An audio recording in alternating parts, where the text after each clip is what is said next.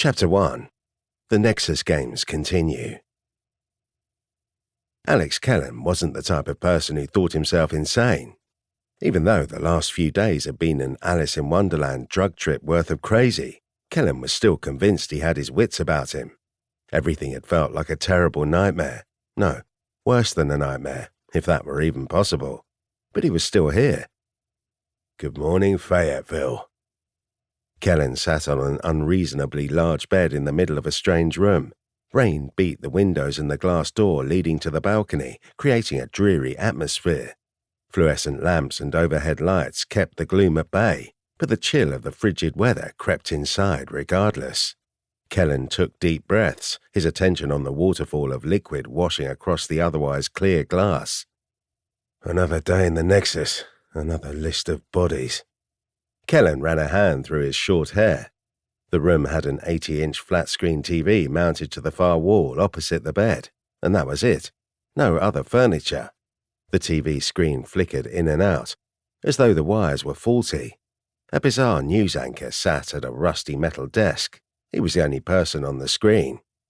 "Don't worry, ladies, gentlemen, and everything in between," the news anchor said with a smile.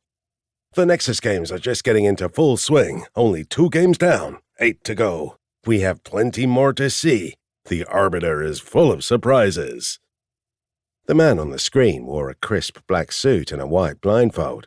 His dark red hair, matted with dried blood, was slicked back in a semi-professional manner. Kellen rubbed at his forehead, applying pressure to his eyebrows. A fog lingered on his thoughts, but he didn't care. He forced himself to get off the bed. "On your feet, soldier," he thought with a chuckle. "People are depending on you." As per his training, he went through a list of known facts. It was sometime just after Christmas. There were worms in his body. He was a participant in the Nexus Games, an interdimensional sadistic event made up of teams fighting to gain keys. His team had maybe 2 out of 5. Kellen wasn't sure. He had lost consciousness during the last game. The news anchor slapped the desk and smiled widely, exposing his perfectly white teeth. The molars in the back were sharpened into frightening points. "Do we need a few instant replays? I think so. Look at this chump here, the one who accidentally stumbled across Dr. Davies." The TV flicked and then showed a scene of a man walking into a mirror-covered hallway. The floor, walls, and ceiling were reflective. The man stared at his own haggard expression for a long moment, pointing at the blood splatters on his face, t-shirt, and jeans. The sweat under his armpits and along the back of his shirt betrayed his anxiety. A monster emerged from the mirrors, a scene straight out of a horror movie. It was a humanoid machine, large enough to eat someone whole. Its human skull was chrome and just as reflective as the hallway, with bits of flesh stretched over its body like it was trying to wear clothing that was 4 sizes too small. The beast, a mechanical giant straight out of a sci-fi version of Jack and the Beanstalk, reached a clawed hand for the sweaty man. The man screamed and crumpled to the reflective floor, his arms up and shaking. The monster, Dr. Davies, slowly pressed its car-sized hand down on the man, the metal of its android body unforgiving. The man squished like a fat tick. The TV switched back to the news anchor. The blindfolded man chuckled. "Yikes. That chump had all the confidence and skill of a popped balloon. Doesn't really make for good television, but it'll make for one hell of a viral video." Kellen shivered. He had fought the mechanical monster during the last game. It had been easy, but only because he'd had the help of Team 42. Which reminded him, I need to tell everyone about Team 42's plans. Kellen stumbled forward, his body a bit weak. He recognized the sensation. Drugs. Something in his system. He took a deep breath and forced his legs to carry him to the TV. The news anchor cackled with laughter as another clip played, but Kellen couldn't bring himself to watch. He slammed his hand along the side of the TV until it flicked off. The patter of rain on the windows was the only sound that remained. Kellen patted himself down, concerned with his well-being. He stared at his white t-shirt and black sweatpants. He rarely wore sweats, and he definitely wouldn't opt for them in a strange environment. Even when he went to the gym, Kellen tended to wear shorts. He also didn't have any socks or boots. "I need my damn equipment." Kellen glanced around and felt the dog tags around his neck. They weren't really his, but his name was on them. They belonged to an Alex Kellen from an alternate dimension. After a short sigh, he ran a hand through his dark hair. Ice filled his veins as he stared at his own reflection in the smooth black screen of the TV. When he glanced down to stare at his left hand and saw the number 101 inked into his skin, that was the mark of his team, prominent for the world to see. Team 101. Sun Shang was the leader. Husker Linus was the straggler. Mavis Cartwright, Sun Sen and Kellen were all members. Where were they? Kellen turned full circle. The room remained barren, a single bed, one TV, nothing else. He was alone with the rain. A cold sense of urgency took hold of him. Kellen reached for his waist and then shoulders, looking for any kind of weapon. He hated the fact that he found nothing. Where was his rifle? His handgun? Kellen walked over to the bed and felt around, hoping to find a K-bar knife or something, but he came up empty-handed. Mistakes were written in blood, and Kellen couldn't afford to slip up during this deadly competition. Kellen rotated his shoulders, dwelling on his current location. Fortunately, he was inside the AVU Palace, an oasis zone that prevented players in the Nexus games from attacking one another. Priorities. Kellen inhaled and made a list in his head of all the things he needed to accomplish in descending order of priority. I need to find the others, Kellen muttered. What had happened to them? Was Mavis still alive? Hopefully they made it, he said aloud as he walked toward the door in his room. Kellen placed his hand on the cold doorknob and hesitated. Wait, he thought. Something else happened. He closed his eyes and thought back. The news anchor had visited him in his dreams. Bitso. The news anchor was Bitso, a mysterious and deranged individual who served the Arbiter, the primordial dragon in charge of running the Nexus games. Bitso had come to see him. With a sigh, Kellen backed away from the door. The rain intensified, battering the glass like it wanted to break into the room. Kellen ignored the storm just beyond the windows and instead walked back to the bed. In his dreams, Kellen had spoken to Bitso. The lunatic news anchor had said the Arbiter wanted to reward him for gathering gold arcana. It was strange. Kellen didn't understand why he was being rewarded, but it seemed that no one else even really knew what gold arcana was, and Kellen was the only one collecting it. Everyone else gathered red arcana, a crystal-like material that emerged from the bodies of the dead. But gold arcana, it came from people who gave their arcana willingly, and the gold arcana had unlocked some sort of hidden magical abilities. God damn it, Kellen murmured. He didn't understand the ramifications of the situation, and it bothered him. Back on Earth, his Earth, not the Nexus version of Earth, he had been a member of a special forces unit known as Delta Force. They always had intel on their targets and the exact parameters for their missions. The Nexus games didn't offer Kellen that luxury. He was constantly playing catch-up. He didn't know the rules, he didn't understand magic, and he wasn't sure if he was making the right decisions. But he also couldn't sit around and do nothing. During the dream with Bitso, Kellen had asked for a reward, something to help him develop magic easier and cheaper. And everyone loves cheap and easy, Kellen said as he searched around the mattress. Bitso had said he would leave him his reward close by. It had to be in the room. The moment Kellen lifted his pillow, he found what he was looking for. It was a glass vial with a metal stopper. The insides were a glittering purple. Words flashed over Kellen's eyes. Normally, that would be irritating, but Kellen had grown used to it. Whenever he stared at magical people or items, his blitzkrieg analysis offered him information that only he could see. The info had always been helpful, and Kellen was thankful that he at least had some ability to know what was going on. His eyes gave him more information on the vial. Magical item, consumable, rare Hydrocorp serum. A strange potion developed by the immortal Megadonis, owner of Hydrocorp. The mage who drinks this gains access to metamagic and has a 20% reduction to the cost of ranking. Kellen picked up the vial. It was smaller than his pinky finger, and the liquid inside probably wouldn't fill a tablespoon. Was that it? That was all that was needed. Kellen thought it bizarre, but he also wasn't about to question it. The Nexus was a mysterious dimension too strange for him to fully comprehend. Who was Megadonis? What was Hydracorp? Why did they make serums? Normally, Kellen would demand the answers to all those questions before he did anything with an odd liquid, but in this circumstance, he knew he wouldn't get another chance like this. He either drank the serum now, or he would likely lose it.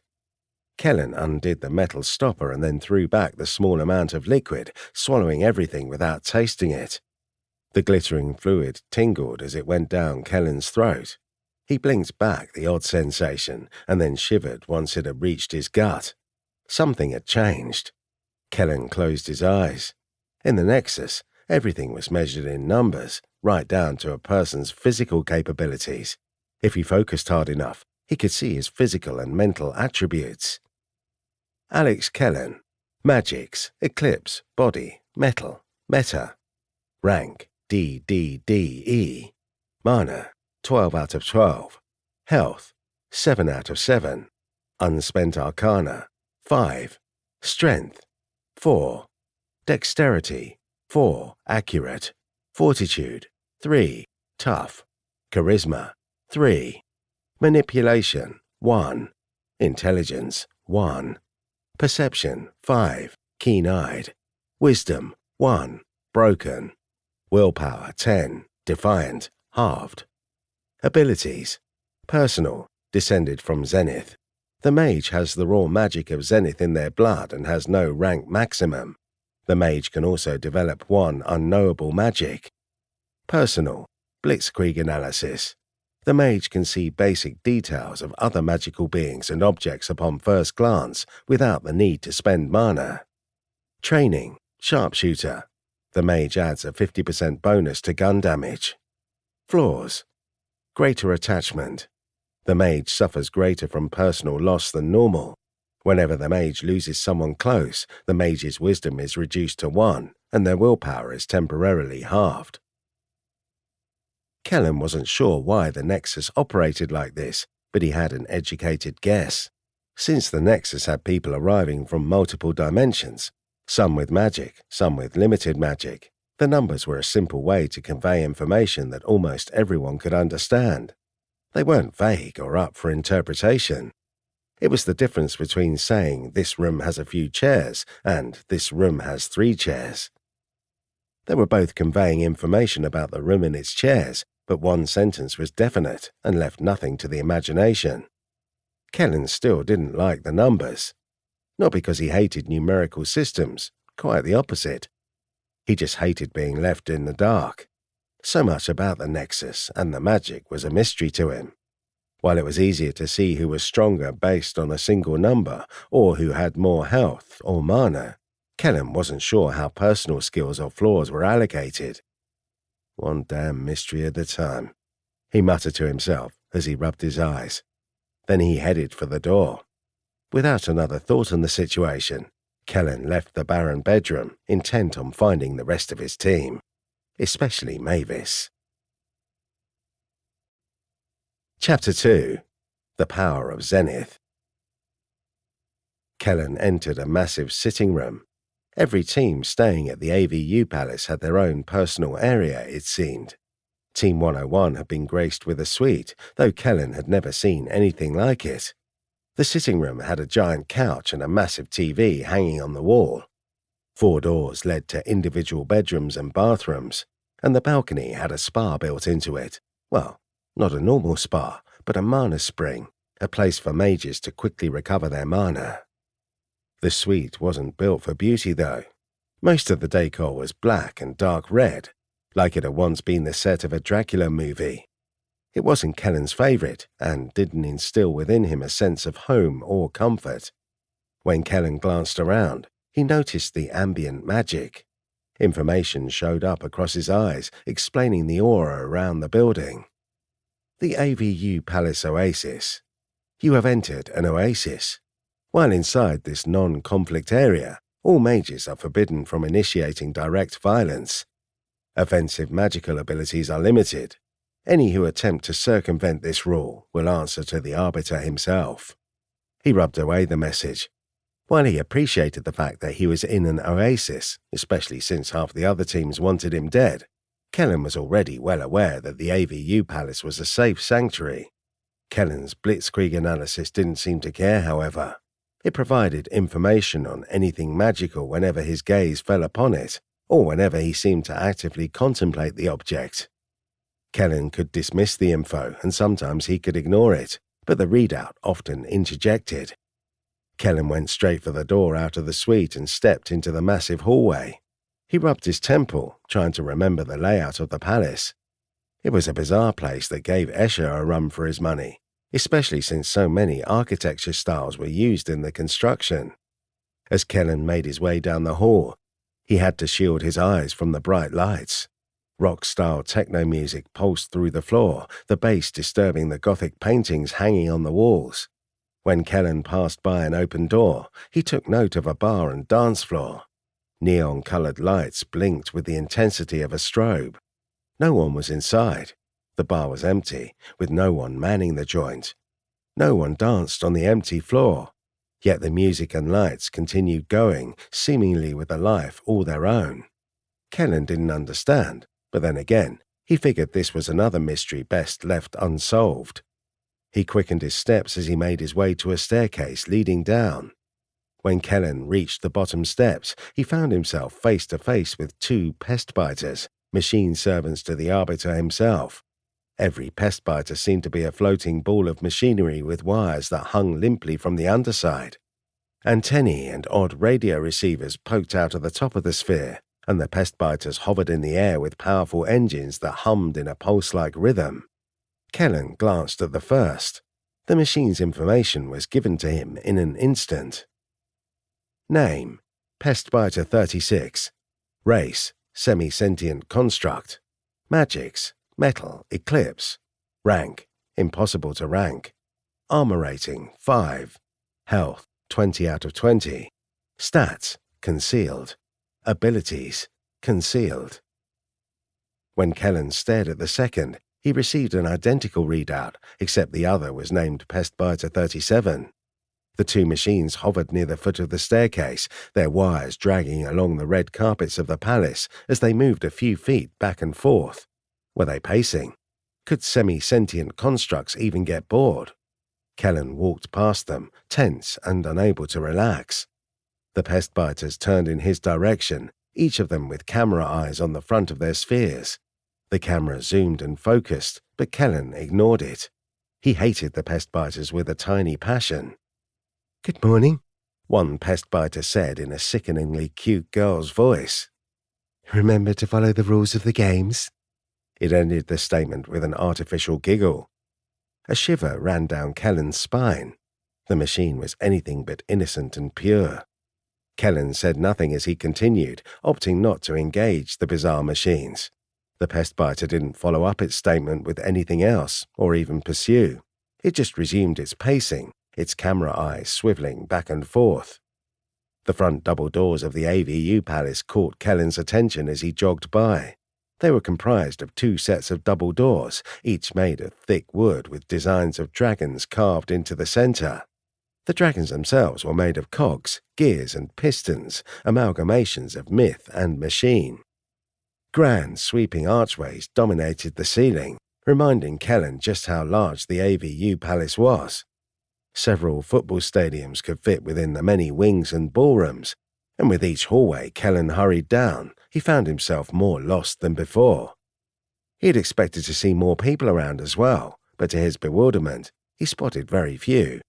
Mages milled about in some of the quiet rooms, and Kellen even spotted a pair in a room with soft jazz music playing from speakers mounted into the walls, but that was it. "Where the hell is everybody?" he murmured to himself. Normally, the AVU Palace was filled with mages. The absence of people put Kellen on high alert. Becoming increasingly anxious, he rushed into the next hallway and slammed open doors as he came to them, looking for anyone on his team. What if they had all died during the last game? No, Kellen thought. That can't be right. If Shang had died, the team would have lost, and I wouldn't be alive. which meant at the bare minimum, Shang was still around, somewhere. Kellen slammed open a large wooden door, the handle crashing into the wall. To his surprise, the room was occupied, but not by partygoers or individuals trying to relax. This was an operating room. The sterile tile floor and white counters reeked of disinfectant. The lights overhead shone brighter than any fluorescent bulb had the right to. The chair in the middle of the room was tilted all the way back, practically becoming a flat surface. A man sat within, but he was covered by operating sheets, including his face. Only a small hole in the sheets showed the man's stomach. He was open and bleeding, his organs clearly on display. Standing on a step stool next to the chair was a little kid. The moment Kellen met the child's gaze, Kellen was given information he already knew. Name: Sun Sen the Puppet Master. Race: human. Magics: mind, body, soul. Rank: concealed. Armor rating: undisclosed.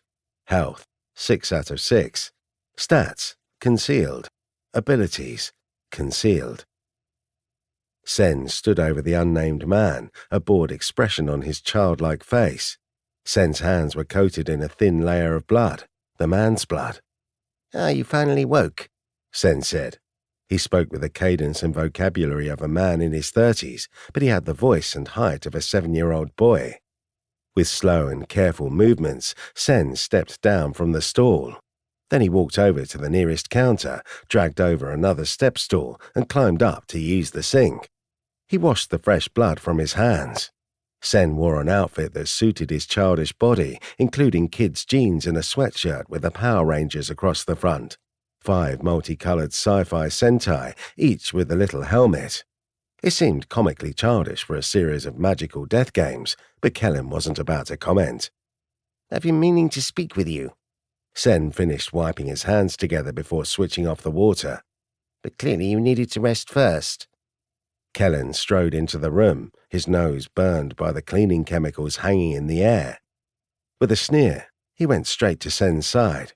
The kid had the honeyed skin and narrowed eyes associated with Asian features, but Kellen had come to learn that Sen wasn't from Earth. He was from some sort of alternate dimension with an Earth-like world. A bizarre dimension, one where people practiced flesh crafting, though Kellen didn't completely understand what that entailed.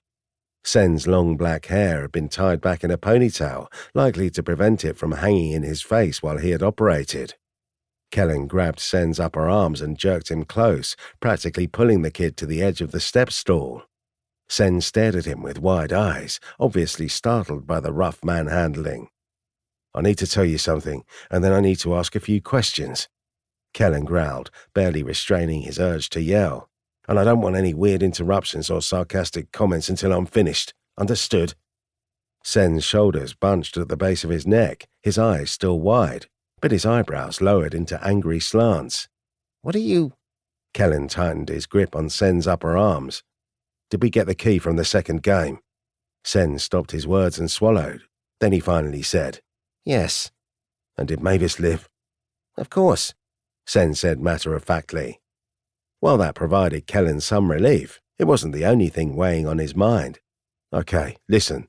I met with Team 42 during the second game. Since I was illusioned, they didn't know it was me." Sen lifted an eyebrow, but otherwise said nothing. "They discussed things in front of me," Kellen stated. "I know their plans. They're intending to win the Nexus game so that they can use the magic of Zenith to kill the primordial dragons and conquer the other dimensions." For a brief moment, Kellen wanted to chuckle. A sarcastic, "I'm obviously insane" type of chuckle. Never in his life had he uttered a more nonsensical and preposterous string of words.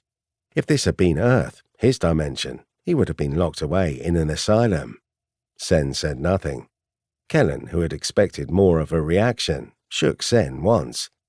"Can they do that? Is that possible? Or are they just crazy?" "Do what?" Sen asked. "Use the magic of Zenith to kill primordial dragons?" "Yes." Sen pursed his lips as he mulled over the question. Zenith, as Kellen understood it, was another alternate dimension where people and mages dwelled. Unlike all other dimensions, however, Zenith was supposedly perfect.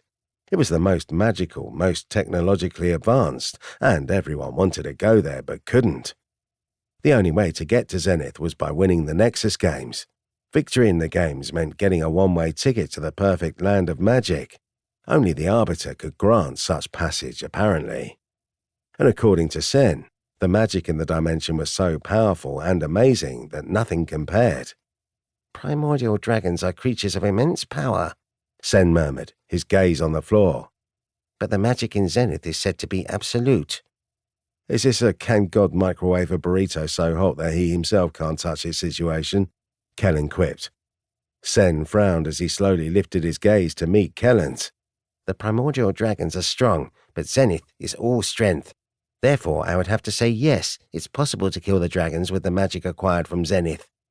"You're not worried by this information?" "If that really is their plan, you should tell the Arbiter." Sen smirked. "Perhaps they'll be removed from the Nexus games." "I tried telling the Arbiter." Kellen gritted his teeth, struggling to recollect everything. "I spoke with Bitso and told him all about Team 42's plans. He said the Arbiter already knew, and that he didn't care." "When did you speak with that madman Bitso?" "While I was sleeping. It was in my dreams." Again, Kellen reflected on the nature of his statement. He had never thought he would be having such a discussion. "This is my life now," Kellen thought, half smiling to himself, his own inner tone sardonic. Sen huffed. "Well, there's your problem. Clearly you should speak to the Arbiter himself and not one of his crazed minions. I'm sure the Arbiter would love to hear about how some of the Nexus Games players are plotting his death." "There's also a Flestis on Team 42, remember? One of those weird alien people." The second game was a blur in Kellen's mind, but the hideous crustacean-like body of the alien Flestis remained clear in his thoughts. "I think I saw Flestis machines during the second game, on the space station. They were harvesting arcana from dead bodies." "You saw this?"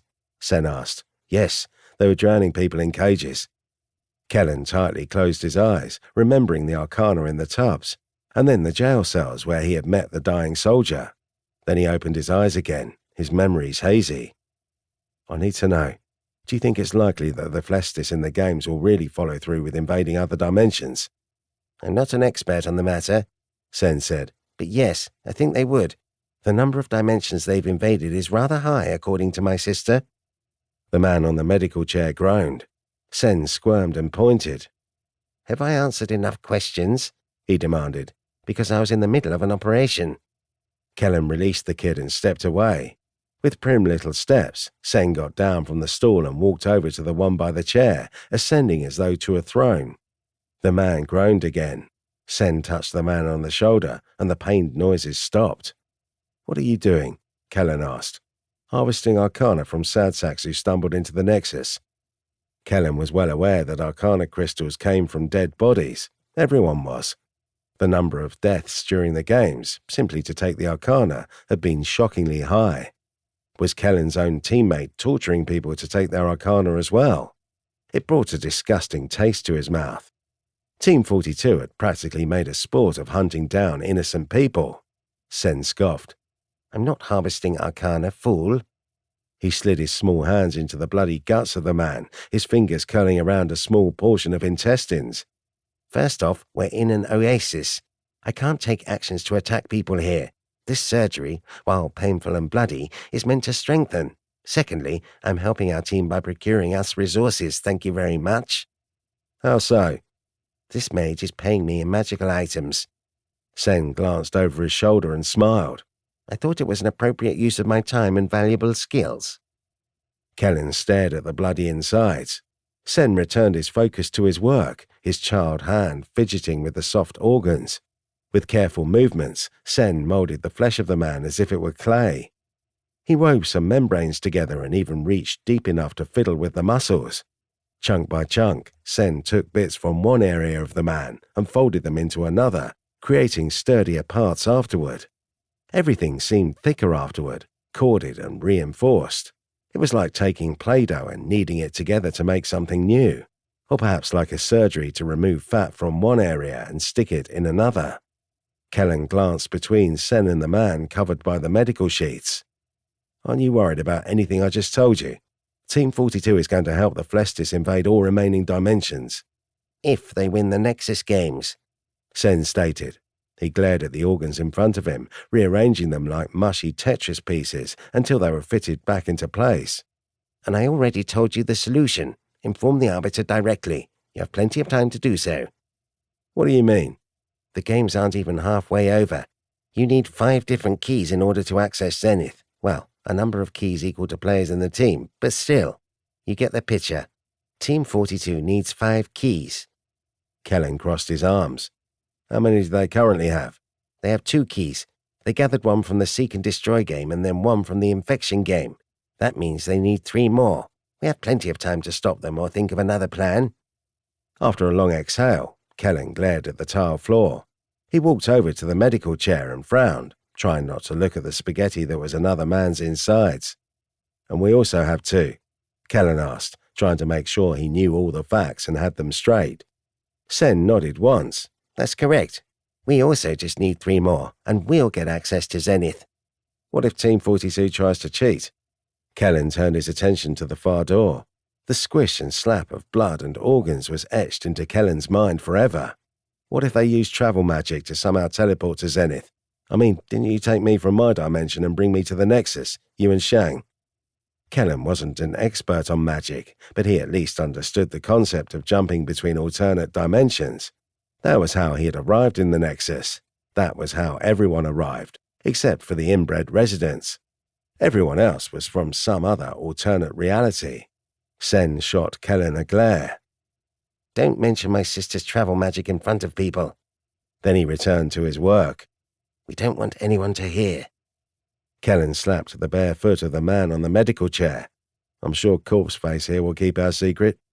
There are others here who can shroud themselves in invisibility or shift their shape. It's best to keep quiet about these matters. Sen stopped his disgusting work. And clearly you still lack understanding of certain magical elements, so let me set something straight. I'm listening, Kellen stated.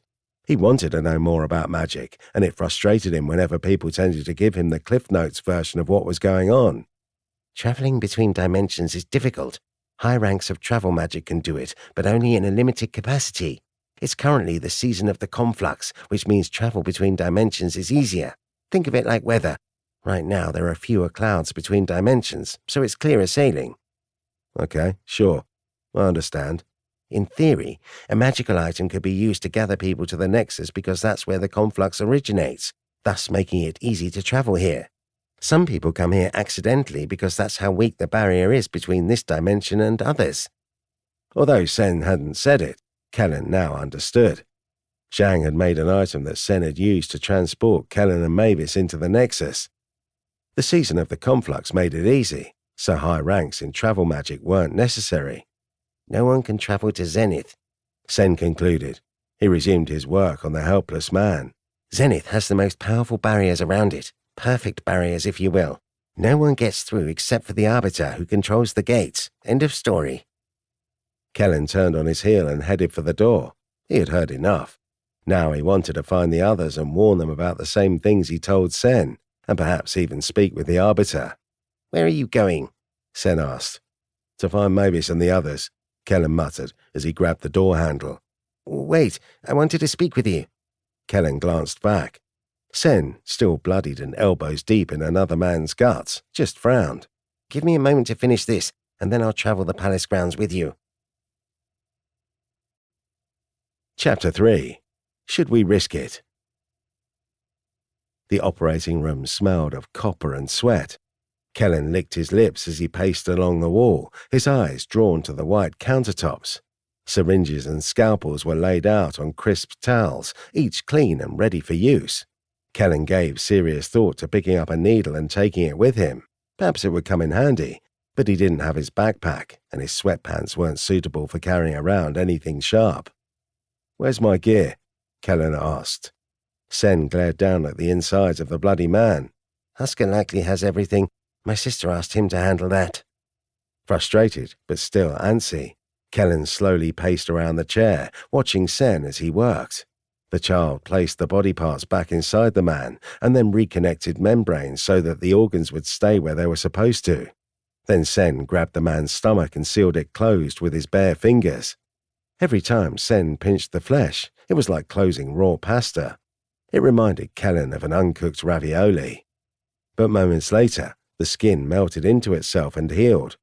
The man's stomach returned to normal. Kellen couldn't detect any evidence the man had just been open and bleeding, other than the blood splashed around on the medical sheets. "What did you do?" Kellen asked. "I just rearranged the man's physical nature," Sen said as he carefully descended the step stool. "You see, the man was rather strong, but he had suffered the effects of a curse that lowered his overall well-being." "You mean his stats? Like his stat for health?" "Correct, but also not correct, because I'm not talking about his health. I meant his physical stats." Once Sen was on the floor, he walked around the chair and stood next to Kellen. "Shall we go?" Together, they made their way to the door. Kellen stopped when he touched the handle. "Aren't you going to wake the guy?" "No, he'll be fine in just a few minutes. He's not a particularly interesting conversationalist, and I've already received payment." Still, Kellen hesitated. He glanced over his shoulder and stared at the sheet draped over the man's body. Nothing moved. "Well?" Sen said, motioning to the door. "Weren't you in a hurry?" He shook his head. "You baffle me sometimes with your nonsensical demands." "Hurry up and wait" was the motto I learned in boot camp, Kellen muttered. "How did you rearrange the man's stats, and why isn't health one of them? I want to know more about everything." Sen grabbed at his Power Ranger sweatshirt and tugged the collar around his neck down a bit. "Health is just a measurement of how much damage you can take before you die. Normally a human has about 7 or 8, sometimes more if they're bigger, and sometimes less if they're a child," Kellen said with a smirk, staring down at Sen. The smaller man frowned deeply. "Moving on." He cleared his throat and then continued. "Obviously, the more health someone has, the more damage they can take before dying. Altering health is different from other stats. Our fine fellow over here wanted to make sure he could live through more of the games, so I moved some of the strength over to fortitude. You see, fortitude is a measurement of your endurance, both at running and taking a beating. The more fortitude, the less damage you take from a punch or a bullet." "Uh-huh." Kellen opened the door and stepped out into the hall. Learning about how much someone could take a beating sounded amusing. He hadn't thought it would be quantified into a number, yet here it was. "Since I'm a master at flesh crafting," Sen smiled to himself as he held his head high. "I offered my services for a price." Kellen walked the massive hallways of the AVU Palace. "Can you do that with anyone? What if I wanted you to move some points of my charisma and put them into health?" With a stutter start, Sen struggled through his words, his anger a barrier to communication. "Are you insane?" he finally managed. "Do you really think putting chunks of your brain in your chest will help absorb damage?" Large windows with iron bars lined the halls. Rain streamed down the glass, distorting the view of the gardens outside. "You said you can rearrange stats," Kellen replied, calm and unbothered by Sen's childlike flailing. "Charisma is the stat. I have a number for it. 3. "Physical stats, physical." Sen huffed and snorted and scoffed, as though he couldn't think of another way of expressing his indignation. "Strength, dexterity, fortitude, they're physical. Charisma, manipulation, those are social. The last few stats, intelligence, perception, and wisdom, are mental. I can't rearrange everything. Well, that's not true. I can. You'll just become a vegetable, which isn't our desired outcome." "What about willpower and health?" Well, those are more reflections of defenses, not really stats. Mind magic can use willpower offensively, but otherwise willpower is a measurement of your will to resist, and health measures resistances to cutting, bruising, and breaking. I just told you that. Weren't you listening? Yeah. Sen had to walk faster than Kellen, his stride much shorter. Kellen could have slowed to accommodate the man-child, but he opted to continue forward at a fast walk. He wanted to speak with the others as soon as possible. He didn't know when the third game would start, but he knew it could be at any moment. The Nexus loved its surprises. "What we need is more arcana for you," Sen said matter-of-factly. "Body magic can increase your physical stats as well as your health, and since your perception is at non-magical human maximum, it would behoove us to up it as well, as soon as possible, really. You're too weak at your current state." Apparently, from what Kellen had learned, people from non-magical dimensions couldn't have higher than a 5 in any stat. 2 was average, 1 was terrible, 0 was either death or paralysis. Kellen did have a 5 in perception. "What happens when I get a 6? He asked.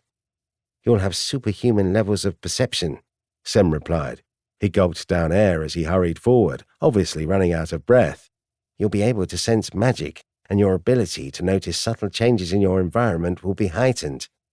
Kellen opened a door to a closet, then a door that led to another hall, then a third door to an empty sitting area. When he arrived at a tall wooden door with techno music thumping out from the other side, constant and rhythmic, he decided to stop and investigate a little further. Wait, Sen said. He stepped close to the door, half blocking the way. I said I needed to speak with you, and I meant it. Kellen lifted an eyebrow. What is it? But Sen ended his sentence prematurely. He turned his eyes to the floor, his jaw clenched. Kellen waited, but he was inches from just shoving the man to the side. I wonder what my patience would look like as a stat, Kellen sardonically thought. Sen took in a deep breath and then forced a smile. I wanted to thank you for helping us acquire the second key. You basically did it on your own, and it was very much appreciated. For a long second afterward, both Kellen and Sen were quiet. Sen then clapped his hands together once. There, I said it.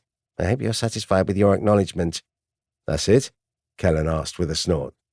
You made it sound like it was a big deal we speak alone. You couldn't have said that back in the other room, in front of the unconscious body. Sen's face grew red as he stammered. Well, it was personal. Where I come from, mages of my status don't just offer praise to their subordinates. Wow, I feel really privileged. Kellen grabbed Sen's shoulder and moved him to the side, trying desperately to keep all his sarcastic commentary to himself. Then he placed his hand on the door handle. Sen practically stumbled. He flailed his arms a bit to regain his balance. With a glare, Sen brushed off his clothing. Listen, I'm trying to be agreeable. We got off on the wrong foot, and well, you did a good job, and you had a point about trusting you, so... So perhaps I've given thought to removing the tyranny worms in your body. The mere mention of the worms made Kellen's skin crawl. Technically, the worms infested his entire being, preventing him from dying. Whenever he was injured, the worms killed themselves and used their bodies to stitch his flesh back together. 1 health every 6 seconds. If that was all they did, Kellen wouldn't mind them, but the queen worm was somehow inside of Sen, giving the man-child a bit of control over Kellen in a way that Kellen found insufferable. Really? Kellen asked with a cold and serious tone. No joking. This wasn't a joking matter. When? Right now? Once I have the tools? Sen glared up at him, his little kid face screwed up into something serious, but it was difficult for Kellen to see anything other than a pouty kindergartner. Soon, very soon, if you continue to help us. Kellen replied with a slow and sarcastic salute. Sen crossed his arms. You're not as funny as you think you are, says the man who needs a high chair to eat at the big boy table. Need I remind you that I started this conversation by thanking you? And it ended with you reminding me that you control people with horror show worms. Kellen knelt, patted the man on the shoulder, and then stood with a smirk. This is probably our best conversation yet. Sen threw back some of his long black hair, his eye half-lidded in a sardonic glare.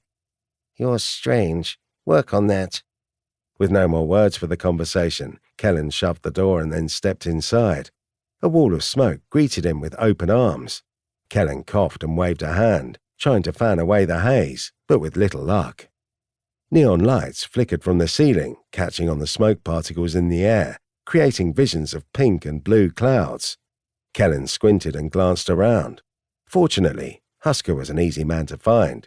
The werewolf creature was nearly 9 feet tall and wore a heavy trench coat. Kellen waded through the smoke. Husker stood next to a pool table, a black cigarette in his canine mouth. Husker's hands were a mix of a human's and a fox's. Black pads covered his palm and 5 fingers, and red fur covered everything else. He held the pool cue awkwardly, his hands too large for the human-sized pool equipment. Didn't seem to bother Husker, though. He leaned down onto the table, his fox ears laid back as he lined up his shot. The smoke-filled room reminded Kellen of a moose lodge, a type of old-school bar meant to cater to families of smokers and drinkers. There were tables, couches, darts, a drinking area, and even several TVs mounted to the walls. The room was the size of an apartment, but the thick wall of smoke obscured everything. Kellen didn't spot other people. Husker was playing pool alone. Where was everyone? Judging by the thickness of the haze, dozens of people had been smoking in the room just minutes prior. "Husker," Kellen said as he approached the pool table. "I'm glad I found you. We need to talk." The giant of a man straightened his posture. After a long drag on his black cigarette, Husker exhaled a line of smoke. "Warrior Kellen, I'm pleased to see you conscious." His gruff voice had the deep rumble of a growl. Then he glanced down to Sen. "You're done with your flesh crafting?" Of course. Sen walked around the table, but he was too short to really see over. The moment Kellen glanced at the smoke in Husker's hand, his blitzkrieg analysis told him everything he needed to know. Magical item, consumable, Hain cigarette. The mage gains +2 perception and mana recovery while the Hain remains in the mage's system. Highly addictive. Although Kellen wanted to comment on Husker's decision to use Hain, he decided against it. Instead, Kellen went straight to his main point. "I met with Team 42 during the last game." Husker's ears stood erect. "Oh?" "They're planning to win the Nexus game so they can kill the primordial dragons and help the Flestis Dominion conquer all other dimensions." "Primordial dragons? Like the Arbiter?" "Exactly." "Oh, shit, man," someone else said between a short series of coughs. "That's crazy, man." Kellen turned on his heel. He reached for his sidearm, but that was just muscle memory. He still wore only a t-shirt and a pair of sweatpants. He didn't have a weapon outside of his magic. Through the haze of smoke, Kellen spotted the mysterious speaker. An older teen reclined on a couch. His feet kicked up on one of the armrests, his head on the other. He too had a stick of Hain on his lips, smoke streaming out his nostrils. The teen rubbed at his bloodshot eyes, though it seemed difficult for him to keep them open. "Who are you?" Kellen demanded. The teenager wore a purple baseball cap with the words Taco King across the front. He also had a white t-shirt and a button-up shirt over it, an odd style choice that wasn't Kellen's favourite. His jeans had holes over the knees. Technically, Kellen didn't need the boy to answer. He already got his information. Name: Robert Jameson the Friendly. Race: human. Magics: soul. Rank: C. Health: 7 out of 7. Strength: 2. Dexterity: 2. Fortitude: 1. Tired. Charisma: 2. Friendly. Manipulation: 1. Intelligence: 2. Perception: 2. Wisdom: 1. Willpower: 2. Abilities: personal, friends in high places. The mage has 2 additional familiar slots and 500% familiar growth. Kellen was unimpressed. The kid didn't have anything over human average, even if he was a C-rank mage. The only high number was the percentage increase to familiar growth, and the man was a soul mage. Kellen wasn't familiar enough with the magics to know what it entailed. All he knew was that Sen also had soul magic. After fixing his cap right, the team replied, "I'm Robbie. Who are you?" "Alex Kellen." "Oh, shit, man. The Alex Kellen." Robbie took a quick drag of his Hain and then exhaled, coughing the entire time. He smacked his chest, his left hand marked with the number of his team. 79. "I've heard of you. I thought you were mute or something." Kellen sighed. "No, I'm the other Alex Kellen." The alternate dimension Alex Kellen on Team 42 was mute, but not him, obviously. And how had Kellen missed the fact that Robbie the Taco Kim worker was in the room? He had a 5 perception. They had just talked about this. The thick smoke bothered Kellen. With a wave of his hand, he tried to clear it away, but there didn't seem to be much ventilation. The low beat of techno music wasn't helping his ability to concentrate either. Robbie wheezed, took another drag on his Hain, and then said, "If the Arbiter is in danger, you should, do something about that. It sounds really important." But he didn't get up or encourage anything. He just continued to relax on his couch, practically mimicking the cushions. "We won't take orders from the likes of you," Sen stated. "What are you, some sort of low-born food worker?" He squinted his eyes. "Or maybe the janitor of a food establishment?" "Whoa, man." Robbie lifted his baseball cap and widened his eyes. "I didn't know babies were allowed to participate in the Nexus games." "I'm 30 years old, you buffoon." "Oh, right on. You look amazing for 30, bro." Husker threw his cane down and stomped on it with his bare foot, the pads of his soles calloused. Then the claws of his toes scraped across the wooden floor. He pulled out a new stick and placed it in his mouth, his fangs holding it in place while he spoke. Robert the Friendly is correct. We should warn the Arbiter and do something about Team 42. Robert the Friendly. Kellen couldn't stop himself from smiling. What a preposterous name. Do you know where Mavis and Shang are? Kellen asked. Then he glanced at the mostly empty, smoke-filled room. Or where everyone else is, for that matter. Husker tilted his hand back and forth. Mavis and Shang are at the exchange, and I believe most teams have entered themselves into the challenge round. Challenge round? What's that? Robbie held his hand up with the enthusiasm of an elementary school student. Oh, it's this game that's like optional and people compete in it. Don't listen to this idiot, Sen said, waving his arms. He's as useful as a chocolate teapot. I'll tell you everything you need to know about challenge rounds. I'm listening, Kellen said. He coughed and waved away more smoke. I don't care who tells me what's going on. I just want to know. Occasionally, the Arbiter will offer a challenge round in between games.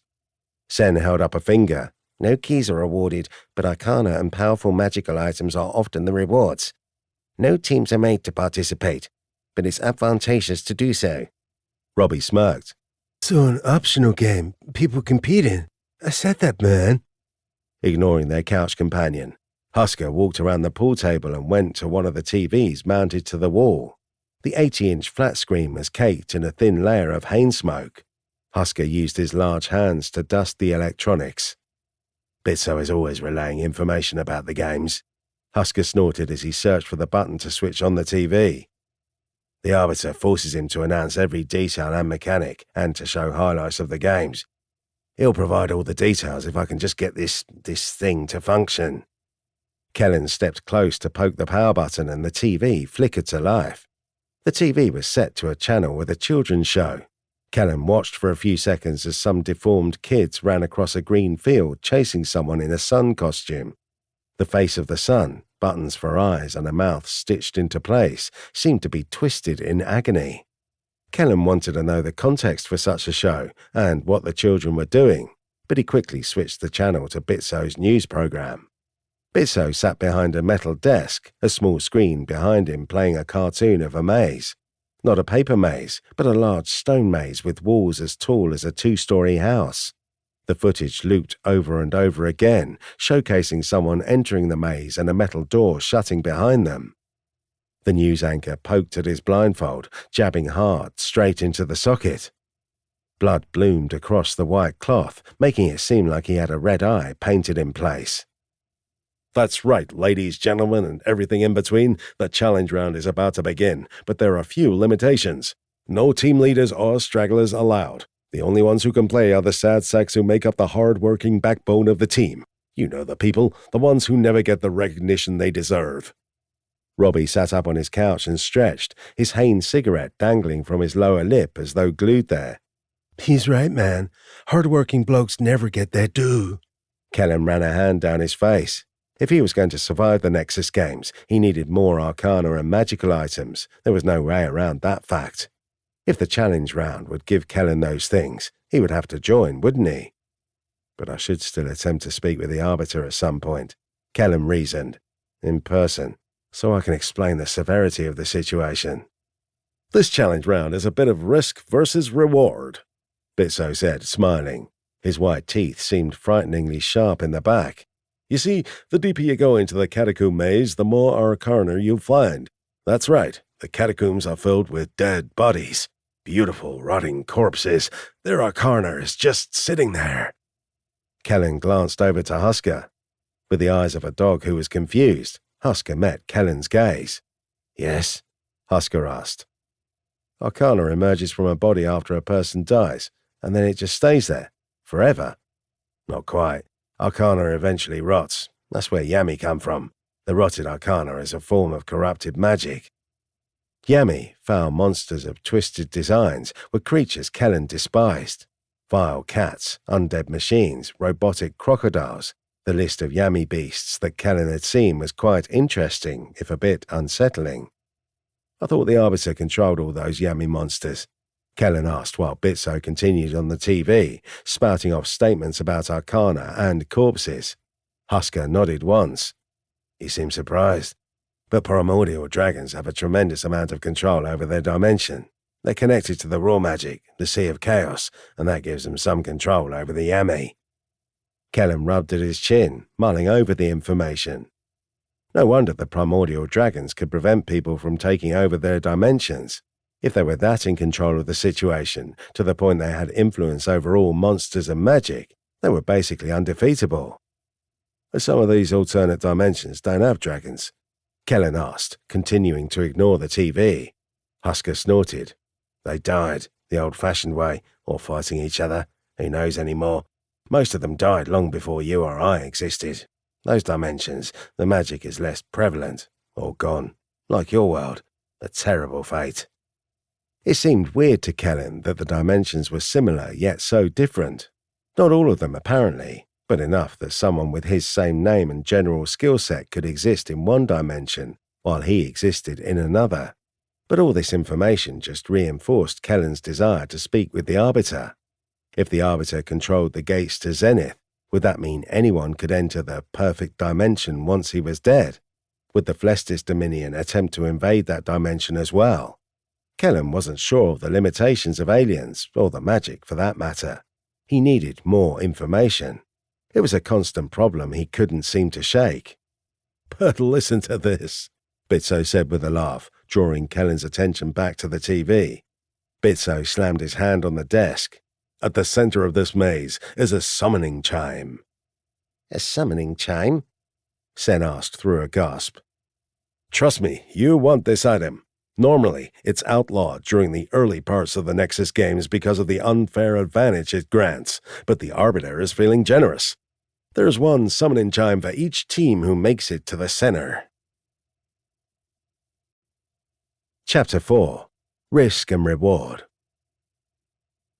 "Sweet, man," Robbie said as he slid off the couch and stood. He threw his stick of cane on the floor and stomped it out. "A summoning chime is definitely worth getting involved for." Husker snorted.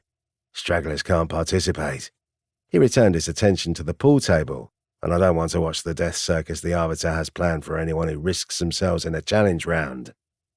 Without glancing at anyone, Sen hurried away from the pool table, muttering something excitedly under his breath.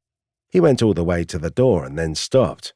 He counted things on his fingers, hesitating before reaching the doorknob. "What's a summoning chime?"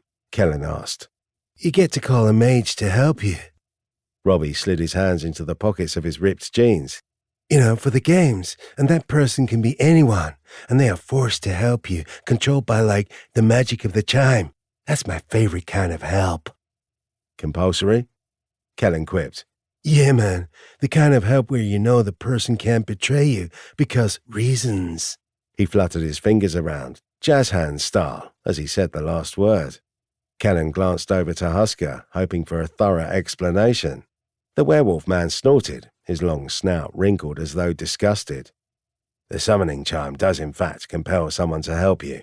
It lasts for a mere 15 minutes, but if you summon the correct person, it could turn the tide of an entire game. The previous Nexus games gave out chimes once, and Shang's mother used hers to win the final game."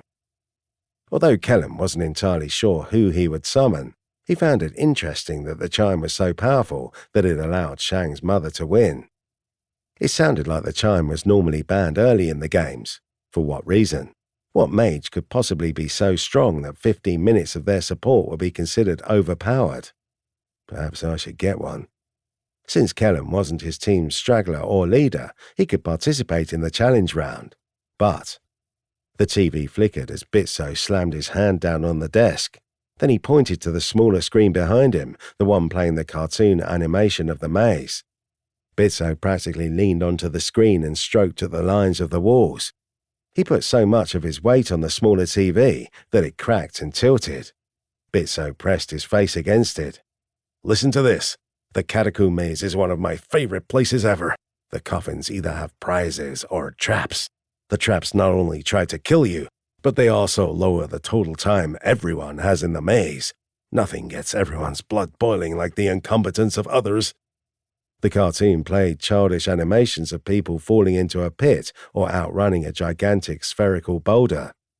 Bitso chuckled the entire time, watching with crazed glee. "Everyone will have 8 hours to dive into the maze and then turn around and make it out," Bitso said through his laughter. "The summoning chimes will be located at the very center of the catacomb, but each time one chime is taken, an hour will be subtracted from everyone's allotted time." "Whoa, man," Robbie said, though there was no shock in his voice whatsoever. Husker clicked his tongue. "Tsk, this is what I'm talking about. The Arbiter has sick games in mind." "This won't be a PvP match," Bitso said with an exaggerated pout. He rubbed the screen again, stroking the little cartoon image of a man in the maze. "No one is allowed to attack any other teams during the challenge round, which is disappointing, I know, but you'll be racing against the clock in this one."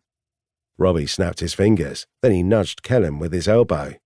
"I bet you that whoever doesn't make it out of the maze dies, dude." "You're probably right," Kellen muttered. He was very familiar with the dangers of the Nexus games at this point. "Whoever is inside the maze when the time ends will be crushed." Bitso grabbed the TV mounted on the wall and then threw it to the ground, smashing the glass and cracking the plastic frame. Bits of electronics flew across the newsroom as the man cackled with delight. The lunatic-level laughter lasted a solid 30 seconds. "I love that man's enthusiasm for his job," Robbie said with a smile. Kellen walked over and switched off the TV. He had heard enough. The challenge round was about gathering arcana from the catacombs, all while making one's way to the center to grab the chime. It didn't sound too difficult, but he knew that once a couple of people had chimes, the possibility of exiting the maze would decrease. "How large is the maze?" Kellen asked, hoping someone in the room would be familiar with it. No one answered. Damn. Kellen gritted his teeth, hating how difficult it was to gather information at times. "I need to find a library, or a Nexus version of the internet. Anything to get the Wikipedia page on all these locations." "What did you say about the death rates of challenge rounds?" Kellen asked. Husker extended black claws from his fingers and scratched at his furry neck. "The challenge rounds always have difficult puzzles, monsters and traps, and there's no chance of winning a key. Never worth it in my opinion. Those challenge rounds are a trap meant to ensnare the greedy." "That's the talk of a loser, man." Robbie turned for the door. "You gotta believe in yourself once in a while. That's how you get great." The low beat of the ambient techno music covered Robbie's steps as he headed out. He tipped his purple fast food baseball cap to Sen as he stepped around and exited, smiling the entire time. Kellen glanced over his shoulder, still bothered by the copious amount of smoke, but intrigued that Taco King had the gumption to take on the difficult challenge round. How was Robbie even still alive? 2 rounds deep into the Nexus games with the stats and demeanor of a dull sandwich. "Quickly, quickly," Sen shouted. "We must find my sister before entry into the challenge round ends. We should participate." Husker huffed, smoke streaming through his fangs. He adjusted his hane with his tongue. "You shouldn't bother with this. It's too early in the competition." "Our warrior managed to gather the second key for us all on his lonesome. I think you underestimate him." Sen dismissively waved his hand. "This will be easy." "You forget that everyone has seen the extent of Shang's illusionary skills." Husker leaned down onto the pool table, his tone casual. "Now that it's common knowledge that her illusions fool lower-ranked divination, other teams are going to start gaining abilities, forming tactics, or acquiring items to combat that." "We don't need to worry about that just yet. Shang can't even participate in the challenge round anyway." Sen huffed, opened the door and then stepped into the hallway. "We need every advantage we can get." He left without another word, flouncing as he went. Once alone with Husker, Kellen walked over to his side of the pool table. "Do you have any of my gear, Werewolf?" Husker shot him a glare. "Werewolf, you know I'm a Rennick." "There's nothing were about me." "It's an affectionate nickname." "I hate it. Call me that again, and I'll assume that you want our relationship to be antagonistic." "Very well. Do you have any of my gear, Rennick?" Husker twitched his pointed ears, then he resumed his solo game at the pool table. "Of course, it's over there, by the circular table." Despite the smoke, Kellen spotted the table to which Husker referred. Sure enough, his backpack sat near one of the legs. Kellen jogged over, picked up his bag and slung it over his shoulders. His rifle sat on a chair nearby. When he picked it up and grabbed the strap, he discovered the weapon had a distinct feeling. Kellen shivered as he hoisted it onto his shoulder. It was as if the rifle had emotions that transmitted themselves to Kellen's being. Magical item. Semi-sentient weapon. Severus. Mark 17 Scar H mode. A mythical weapon that is said to appear once in every dimension. Powerful and versatile, it transforms to match the preferred weapon type of its wielder. It's also cursed. Weapon damage varies depending on the weapon. Scar, 7+ dexterity, targets dexterity, and doubles the bonus from firearms enhancing abilities and magical skills. Has a 10% chance to double Arcana when used to make the finishing strike. Severus. It had once been cursed, but after Kellen had gathered enough gold Arcana, the negative effects had disappeared. Kellen patted the gun, and again he was met with a bizarre feeling, like the rifle had missed him. Which was more than a little disturbing, but at least it wasn't actively out to kill him. Kellen chalked it up as a win. "Husker," Kellen said. The Rennick lifted his head and stared with the intensity of a wolf. "Yes? Do you really think joining the challenge round is a terrible idea?" "Heh, absolutely." Kellen waited for a follow-up, but none came. Husker returned to his game, his attention on the pool balls. "I thought it was a bad idea bringing you here, though," Husker eventually muttered. "Sen doesn't bother listening to my advice, but maybe I'm not always correct." Although that wasn't the answer Kellen had been hoping for, he mulled over the information and decided to leave. Once free of the smoke, he coughed to clear his lungs. The long hallway was empty. Sen had disappeared.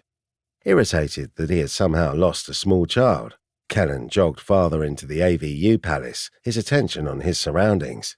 He passed 3 more doors, each open to reveal a small study. When he came to the 4th, Kellen threw it open, shocked to find a meat freezer. Carcasses of cows hung from hooks in the ceiling. The red muscle and white marbling of fat startled Kellen, but only for a moment. A mist of cold air rushed into the hall. Kellen slowly shut the door, shaken. He had almost forgotten how jumbled the Nexus could be. Every dimension apparently collided with this one, combining to make bizarre buildings and places. Shaking the thought from his mind, Kellen jogged down the hall. When he made a turn, he recognized a set of stairs. They led to the Arbiter. The stairs would lead him to the field where the giant hole was. Part of Kellen wanted to run there and tell the Arbiter, but 2 pestbiters hovered near the base of the stairs. Their camera eyes turned to face Kellen, the wire tentacles hanging from their bodies jiggling with anticipation. Kellen stepped back. "You aren't allowed to be here," one of the pestbiters said in a sweet but mechanical voice. "Please return to your quarters." Movement near the ceiling caught Kellen's attention. He glanced up and caught his breath. A single eye protruded from the ceiling. It had an organic cover over the lens of the camera. Kellen's own eyes gave him all the information he needed. Magical item, semi-sentient, Eyes of the Arbiter. An observation tool used by the Arbiter to keep tabs on the citizens of the Nexus. They appear across surfaces with electronic components. Can see through moderate levels of obfuscation. It's rather creepy. Kellen stepped away from the pestbiters. The eyes of the Arbiter watched his every move. They watched everyone's movements, no matter where they were, basically. Which meant Bitzer was correct. The Arbiter already knew about Team 42's plan to win the games. So why hadn't the Arbiter acted? "I'm leaving," Kellen said to the Eye. "Don't worry, I'm not going to break any more rules." The Eye blinked, much like a lizard. A transparent flap of flesh slid over the half-sphere of the Eye, cleaning away all dirt. Kellen turned and left the hall, disturbed, but not as much as he had been when he had first arrived in the Nexus. The eyes of the Arbiter had been everywhere during the games. Apparently, the Arbiter had blinded himself just to gain that ability, to watch over the games like a god. Satisfied that he had at least thought about the correct thing to do, Kellen hurried down a different hallway. He opened the first door, and more smoke wafted over him. Less than before, but more than he liked. Then Kellen spotted someone. Sun Shang. the leader of Team 101. Chapter 5. The Challenge Round. Shang was a woman with enough emotional baggage to wreck the Denver airport. 2 of her ex-lovers were in the games and wanted her dead. Her mother had disappeared after the last games. Her brother was trapped in the body of a child, and she was apparently under the effects of a terrible hex. Any one of those things would have justified alcoholism in a normal individual. Despite that, Shang stood in a room that reminded Kellen of a casino, confidence in her stiff stance. The lights were dim and large screens hung from the ceiling, displaying odds and probabilities. To his surprise, most were in English, but occasionally the words switched to other languages, alphabets he didn't recognize. The blue hue of the screens tainted the smoke in the air, creating a turquoise fog. Shang strode through the haze, her long black hair fluttering behind her, her heels tall enough that they added 6 inches to her already statuesque height. She wore a tight dress, form-fitting to the point that if she had any flaws, they would all be on display. But Shang had no flaws. Her smooth skin, her supple lips, her inky hair, the noticeable curves, all perfect. When her stats came up for display, Kellen ignored the notification and instead kept his gaze on her. Shang's stats were hidden regardless. When she made her way to his side, Kellen smirked. "What is this place?" He motioned to the screens and then the counters and bookie boxes. Robots, or maybe androids, ran the place from behind the counters, each with screens for faces. They dealt in red, glowing crystals, arcana, the magical material used for learning and improving magics. "It's an exchange," Shang said, her voice as beautiful as she was. Kellen knew it was all a lie, however.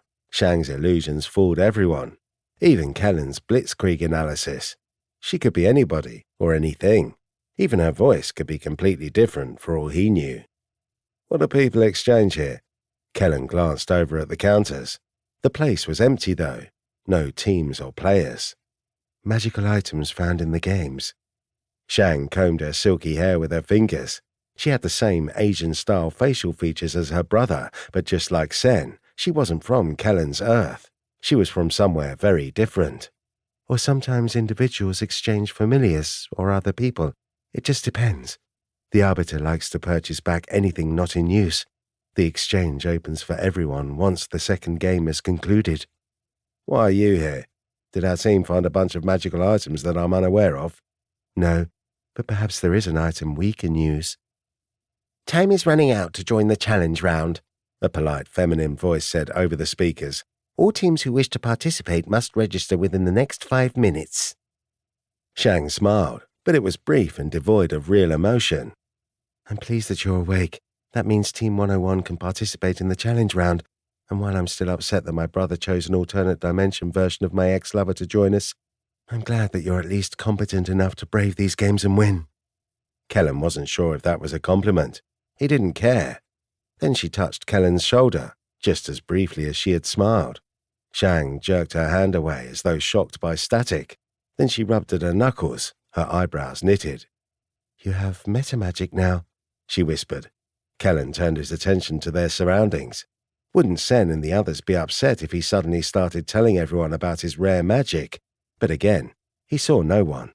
"Yeah, I just acquired it." "How?" "Bitso gave me a potion for doing what he had wanted."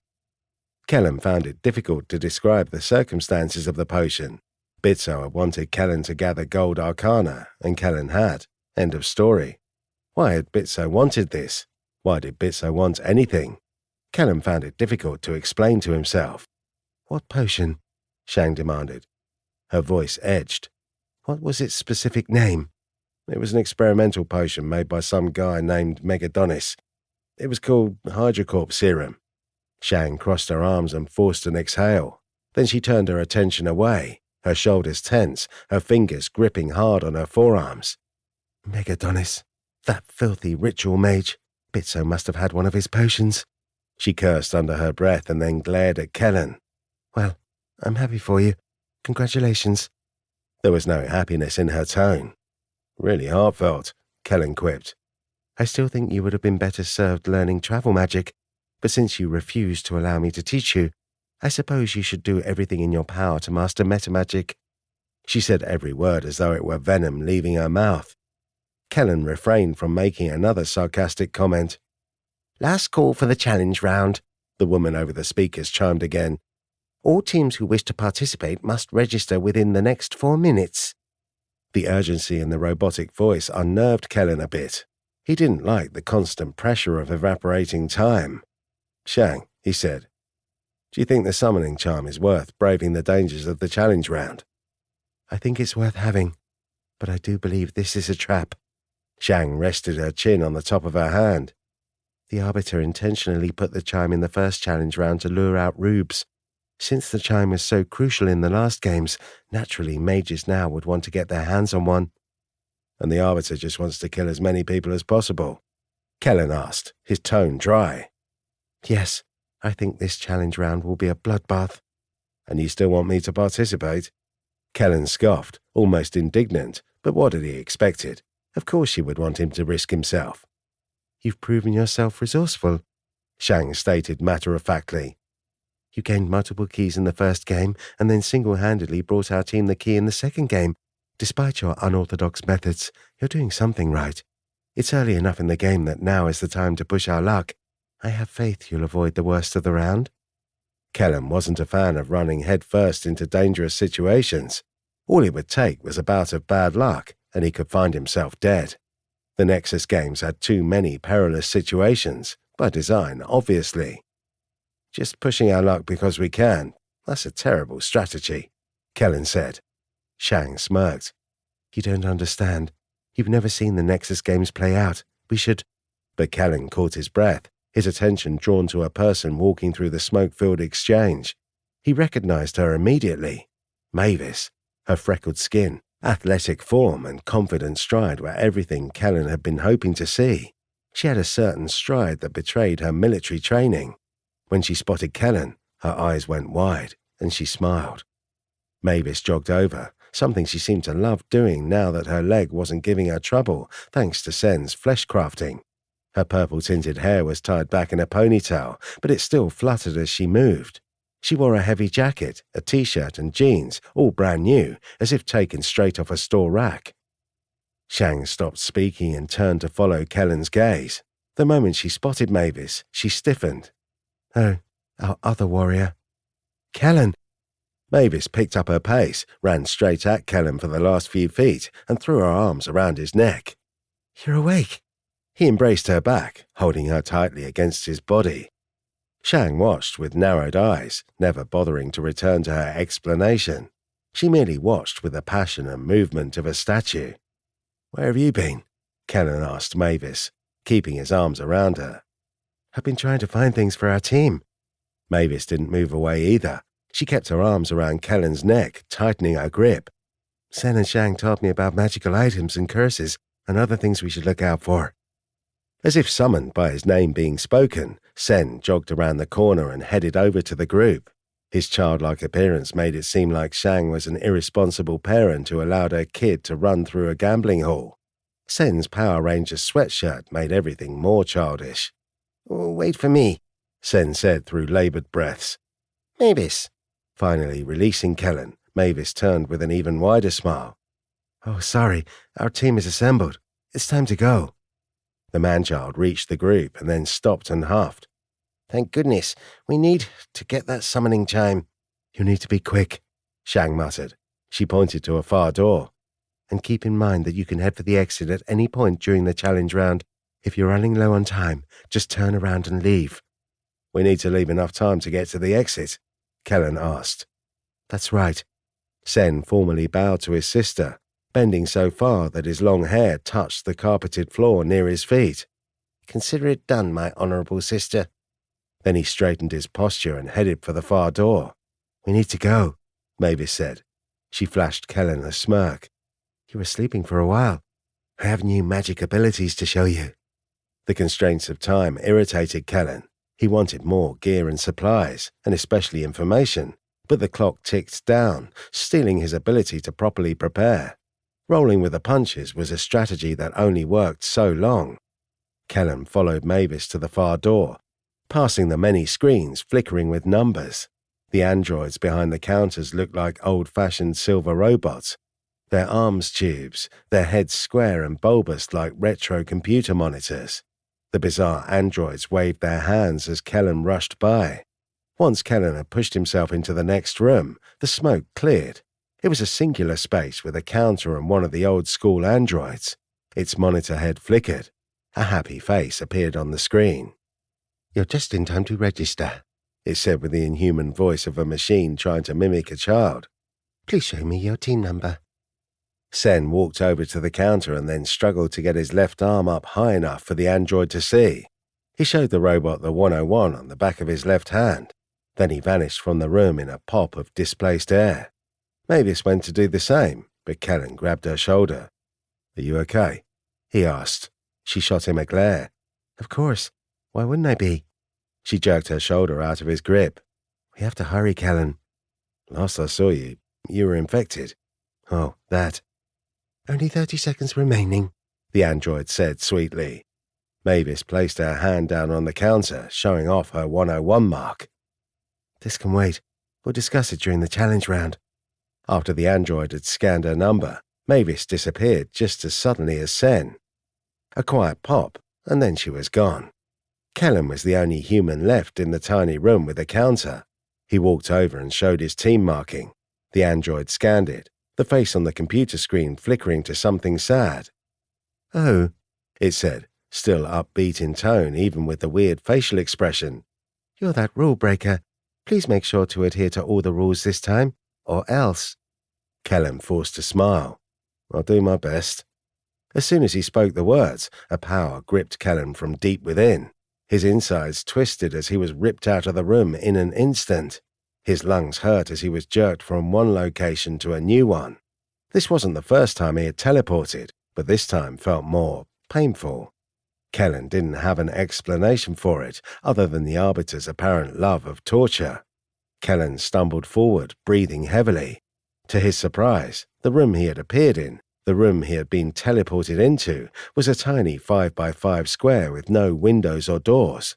There was no carpet, no chairs or furniture, no ledges or bricks. Smooth cement walls, a plain grey ceiling, a featureless floor, and no light.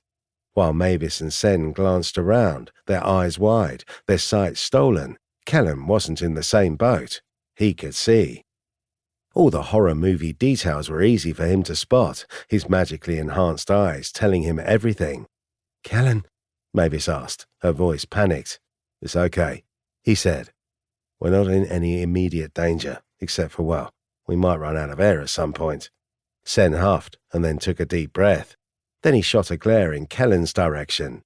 "You can see everything?" Then he waved a childlike hand. "Of course, you're an eclipse mage. You can see in darkness, can't you?" "That's right." Kellen moved until his back was against the wall. He slung his backpack around and sifted through the inside. There wasn't much. He had black cigarettes, Hain, and a rule book for the Nexus games, and that was it. "I can make fire," Mavis said. She ran a hand through her purplish hair. "I keep forgetting I have magical abilities." She shook her head. "Should I create light for us?" "Not fire," Sen said matter-of-factly. "We'll run out of air faster. Fire also needs to breathe. We should let our warrior handle everything." He slowly shifted over to Mavis's location.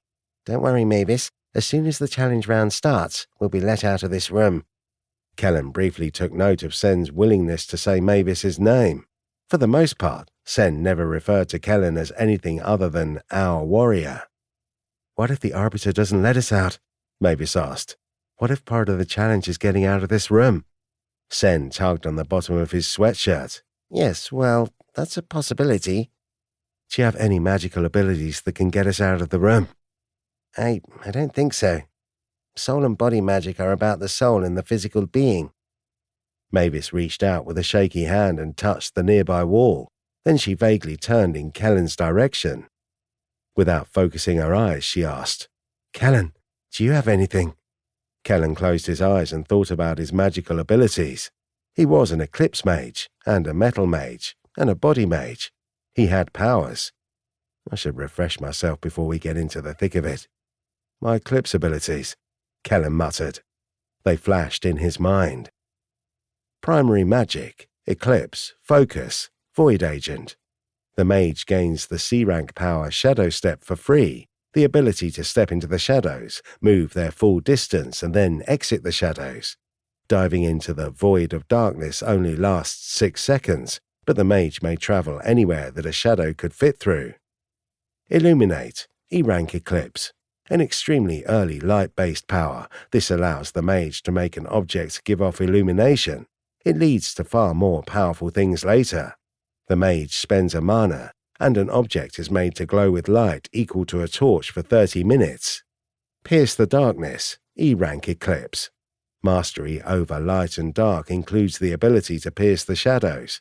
The mage can always see in the dark. Void Knight, Apex, E-rank eclipse. The mage understands that light is tiny and insignificant when compared to the darkness that spans the infinite universe. While shrouded in shadows and void, the mage becomes more powerful.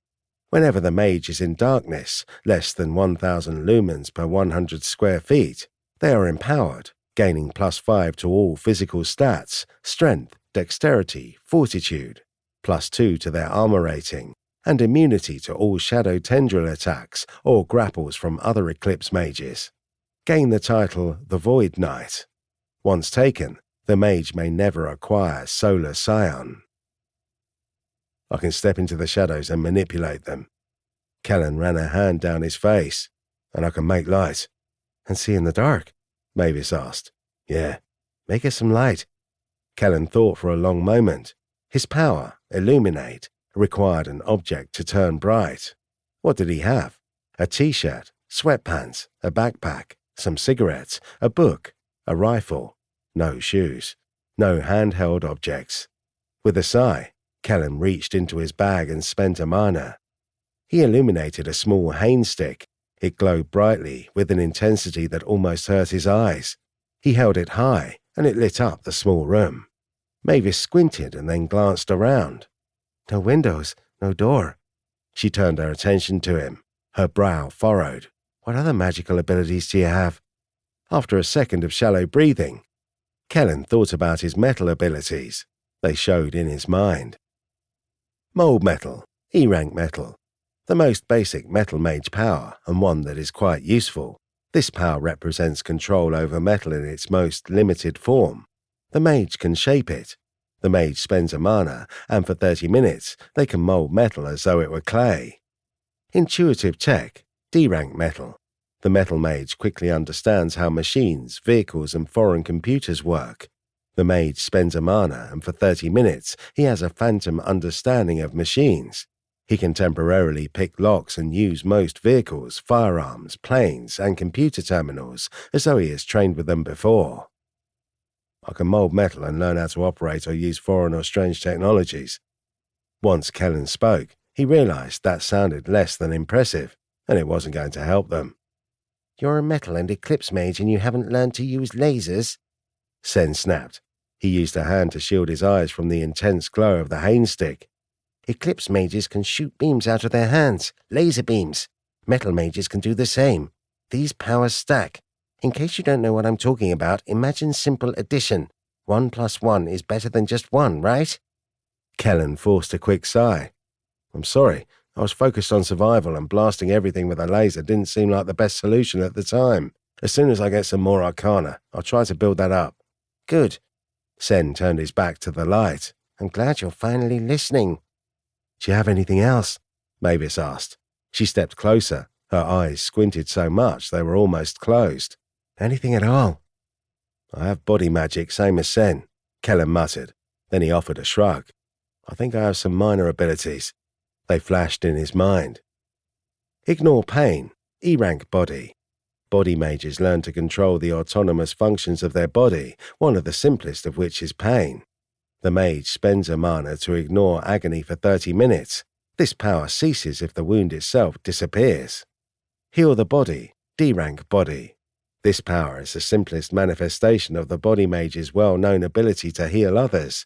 The mage may spend a point of mana to heal another of 3 points of damage. I can ignore pain and heal people, Kellen finally stated. The other two were silent, like they were waiting for more. But that was it. Kellen had nothing else. You can heal people. Sen turned on his heel, his eyebrows knitted in obvious frustration. I told you specifically not to do that. I can heal people. We don't need two mages who can do the same thing. That's a waste. We shouldn't have overlaps. I needed the ability to heal, Kellen stated, so I learned it. End of story. None of that is going to get us out of this room, Mavis said, motioning to the cement. What are we going to... Before she could finish, the far wall shimmered like a desert mirage. A metal door, built with heavy rivets, appeared as though hidden behind a blanket of invisibility that had fallen to the floor. An electronic speaker was mounted to the top of the doorframe.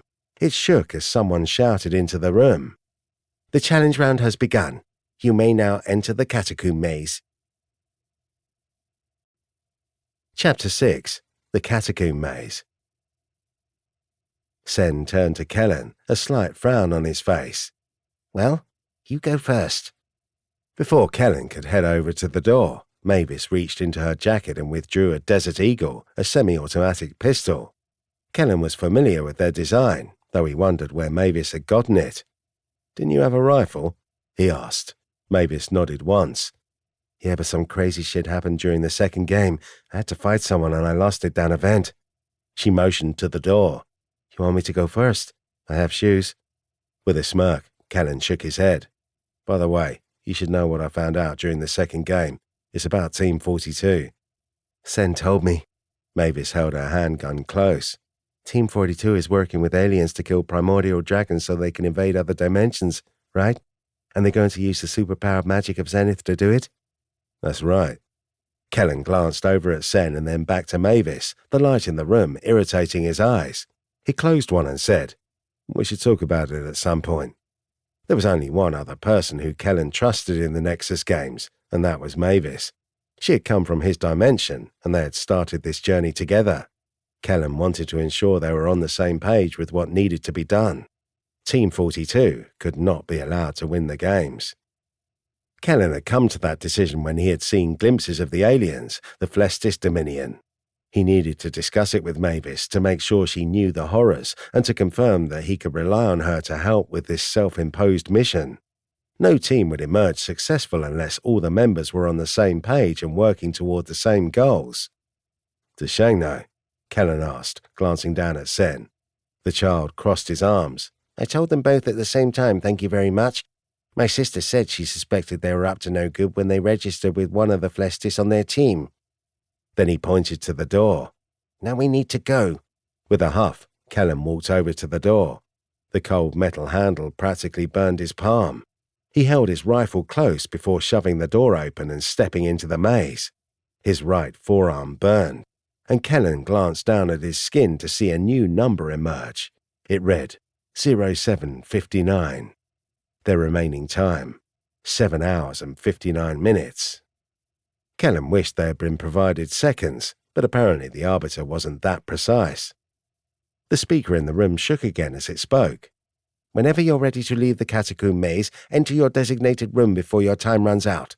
You will be returned to the AVU Palace along with all your prizes. If you fail to return to your room with remaining time on the clock, you will die. Thank you and enjoy." Fantastic. Kellen glanced around at the maze. A long hallway stretched before him, one of stone bricks and decorated with cobwebs and dust. A chill ran down Kellen's spine when he spotted one of the tiny spiders. He didn't have arachnophobia, but the Nexus games had given him a whole new healthy respect for avoiding spiders. "The Kuji aren't in the maze, right?" Kellen asked. Sen, who remained in the safety of the room, shook his head. "Of course not. Stragglers aren't allowed to join, remember? Get your head in the game." He shooed Kellen into the hall with a wave of both his hands. "Check for traps." Kellen returned his attention to the hall. They were underground, obviously. All catacombs were. But he didn't understand how a straight hallway could be considered a maze. With a slow step, where he kept his attention on his surroundings, Kellen walked forward. The metal door behind them was etched with the number 101. Obviously, it was their escape room. They'd have to remember where it was in order to return to the palace. Sen crept out of the room and followed a good 10 feet behind, his hands clenched together in front of his chest. Mavis walked behind him, her weapon up and ready. She too remained vigilant, checking behind them occasionally, even if there was no place for an enemy to come from. They had left an empty room into an empty hall. Kellen's bright hame was their only source of light, and it illuminated their path for a few feet. They continued at a steady pace, the stone bricks uneven and rough, as though the walls and floor had been assembled by amateur architects. 2 minutes of walking, and Kellen hadn't seen a single door or turn. They just walked forward at a steady pace, never encountering anything but the spiders on their webs. Then Kellen's right forearm burned. He gritted his teeth and glanced down. 07:47. Her time went down, Mavis asked, staring at her own arm. Why? Someone triggered a trap, Kellen muttered, thinking back to Bitso's explanation of the game. The time goes down whenever that happens. Seriously? Kellen nodded, and as the sting of the numbers slowly faded, he was struck with another burning sensation on his right arm. When he glanced down a second time, he was shocked to find the numbers had changed. 07:37. Another person triggered a trap, Kellen balked. What are these Delta Bravos doing? Delta Bravos? Sen asked, frowning. You've said that before. It's code for DB, which means douchebag. Mavis glared at the number on her arm. Seems needlessly complicated for insulting someone. This maze seems needlessly complicated for killing people. Kellen sarcastically muttered. I'm just sticking to the Nexus theme. Keep walking, we're running out of time. Sen's shouts echoed throughout the hallway. Kellen took in a deep breath, asking for whatever gods were listening to grant him the patience needed to find his way through a death maze. He moved forward at a quicker pace, trying to find something that indicated it was a door or another pathway. He didn't see anything. The hall seemingly went on forever, in one direction. No turns, no escape. There weren't any enemies, thankfully. No monster yami or traps with buzzsaws or bizarre imps out to kill people. Kellen's arm burned a third time. The numbers had decreased again, more than with just the normal passage of time. 07:25. We lose 10 minutes every time. Kellen shook his head and tried to think of how often it would occur. How many people were in the maze? Mavis touched the stone brick walls, running her fingers through some of the cobwebs. How are they triggering traps? We haven't found anything yet. We can't even add to the incompetence. There must be illusions over the walls, Sen said. He walked over and felt the hall walls, never sullying his hands by rubbing the dust or webs. If we all work together, we're bound to find something. Kellen was familiar with illusions. Shang had created them repeatedly in the last game. That didn't help much, however. All he had learned about illusions was that he couldn't see through them or detect them. Well, he had also learned they weren't tangible. They only seemed tangible, which gave Kellen an idea. How do we see through illusions? Mavis asked, her volume increasing with her obvious frustration. Sen stopped his searching. Mind magic and soul magic have abilities to see through invisibility and deception. You're the soul mage, Kellen stated. Then he waved his hand around the maze. See the way. Yes, well, I'm too low rank. You see, you must be equal rank or higher to see through such abilities. Whoever made the maze, likely the Arbiter himself, is high rank. Perhaps A, S, or M, which is, unfortunately, outside my capability to handle. Then why did you even bring any of that up, you piece of toast? Sen's face reddened, then his ears. He pursed his lips, his eyebrows knitting downward into a glare. How dare you? I'm using our valuable time to instruct you on the rules of the Nexus, so that you can use your 2 functioning brain cells to hopefully live through the rest of the games, and this is how you repay me? Insults? Sen's shouting was legendary. It filled the hallway, bouncing off the walls. But that was exactly what Kellen wanted. Ignoring Sen's tirade, Kellen moved forward. He closed his eyes, listening to the echoes. You're leaving? Disgraceful. Kellen, Mavis added, her own voice echoing down the halls. As Kellen ran down the straight hall, he paid careful attention to the sounds. A few feet forward, he heard it. The sounds echoing in a different direction. Off to his right, Kellen, without opening his eyes, turned to face the faint sounds disappearing down another tunnel. When he opened his eyes, Kellen saw a stone brick wall, just as he had thought he would. You will return or else, Sen shouted, his tone harsher than before. Kellen tensed. When he turned to face Sen, he fought the urge to end this once and for all. With gritted teeth, Kellen said, "I found the illusions." Sen opened his mouth as though ready for another tirade, but Mavis grabbed his Power Ranger's sweatshirt and twisted her fist, practically yanking Sen off his feet. "Stop. No more threats. We're in the middle of an operation. We don't need this." Sen huffed and then sharply turned his head to the side. All right. He dismissively waved his hand and then tugged his way out of Mavis's grip. "But next time, articulate your plans, lest you risk angering me." Kellen balled his free hand into a fist several times, willing himself not to succumb to rage. A feeling of bloodlust and revenge emanated from his rifle of all places. He glanced down at the black metal. He occasionally forgot that the weapon was semi-sentient. Did it want to kill Sen? In a perfect world, Kellen sarcastically thought. Yes. A haunting voice filled Kellen's mind. In a perfect world. He flinched, surprised by the dark voice, wondering if it had actually come from his rifle. Sen sucked in air through his teeth and grabbed at his shoulder. He whined as he hit the ground on his knees, his eyes scrunched closed. Mavis touched his back, her brow furrowed in confusion. "Sen, what's wrong?" He shoved the sleeve of his Power Ranger's sweatshirt up past his elbow. With deep breaths, he touched at his arm, his small fingers sliding down to his wrist. A bulge writhed around, something snake-like under his skin. The Queen Tyranny Worm. Jesus, Mavis said as she leapt away, her eyes wide. Kellen held the glowing cigarette up a bit higher, staring at the wriggling worm moving around Sen's arm. "Maybe next time you use protection," he quipped. "Enough of your pathetic jokes," Sen hissed, his voice strained. He gripped his arm, closing his fingers around the wiggling worm, and the disgusting creature eventually calmed down. "This wouldn't have happened if it weren't for you. Whenever I think about them, the Queen gets agitated. She hates that I haven't used her children."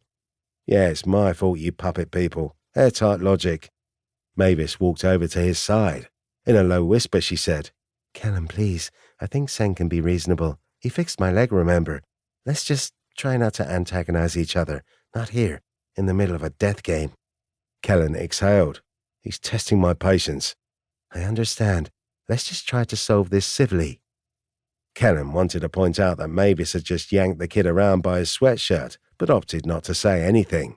Mavis had leapt to his side when it had seemed Sen might have been trying to start something. She just didn't want Kellen to act in the same manner as the child. "Fine, I'll try." Mavis returned to Sen's side. "Are you okay?" With a huff, Sen shoved the sleeve of his sweatshirt down. "I can control it." A hint of hesitation laced Sen's childlike voice. Kellen recognized it, and he wondered if he should be worried. But Mavis was right. Now wasn't the time to deal with the problem. Their time was quickly dwindling away. Mavis glanced at the wall. "Kellen, you said you discovered the illusions." Still disturbed by the rifle and the argument with Sen over the worms, Kellen ran a shaky hand down his face. They had a new way forward. He shouldn't waste it. "That's right." Kellen walked over to the wall, the place where he had heard the echoes. "This is it, but..." He knew if he touched the wall, the illusions would mess with his mind.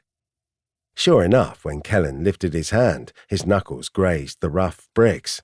It felt real, even though he knew it wasn't. He would act as though he were touching something physical, which would prevent him from just walking through. "How do we get through now that we know it's an illusion?" Kellen asked. Sen swallowed and then managed to get back to his feet. He pushed his sleeve down to his wrist. "Just run through, or have somebody shove you through. The illusions will stop you if you're hesitant and unsure, but if you're confident or merely thrown into one by accident, the illusions will crumble." There was a long moment of silence. Then Kellen's right arm burned yet again. The numbers. 0710. They only had a little over 7 hours remaining, despite the fact that they had only been in the maze for a handful of minutes. "At this rate, we're just going to die in the maze," Kellen thought. "Should we head back?" Mavis asked. Sen waved his arms. "No, people are just being brazen because this is the beginning of the maze. We haven't even gathered any arcana. We need to keep going. Come, shove me into the wall. Let's continue." "This seems risky," Kellen muttered. Was the chime worth it? "We can't return to my sister empty-handed." Sen clenched his jaw and said nothing else. Kellen hesitated. Then he glanced back at the wall. They still had plenty of time. All right, let's go, but quickly. Chapter 7. Coffins. Kellen, with force and confidence, walked forward into the wall. He basically threw himself through it, the illusion incapable of offering any resistance. He stumbled into a new hallway, this one with a four-way intersection a few hundred feet from his location, and holes in the walls, holes filled with coffins. Kellen stopped and glanced around, taking in as much information as possible. 20 coffins from here to the four-way intersection. He glanced at the coffins, his rifle at the ready. They didn't have names, neither on the coffins nor engraved into the bricks of the stone shelves, but there were words, percentages. Kellen stepped close to the first coffin, his eyes narrowed. Burned onto the redwood were the words, Arcana 80%, Trap 19%, Other 1%. For a long moment, Kellen just stared. Was the coffin randomized? Was that percentage the likelihood of the contents? The majority percentage indicated Arcana. If he opened the coffin, would the contents most likely be Arcana? Sen and Mavis stumbled into the hallway a moment later. It seemed as though Mavis had thrown Sen forward and then charged forward herself. The two almost tripped over each other as they entered the coffin-lined hallway. In an attempt to stop himself from falling, Sen grabbed hold of Mavis's upper leg. With the speed of a reflexive action, Mavis smacked Sen off and then stumbled into the nearest wall. "Watch it," she hissed. Sen hit the ground, unable to steady himself in time. Then he rubbed at his face as he got to his feet. I assure you that wasn't a tasteless attempt at human contact.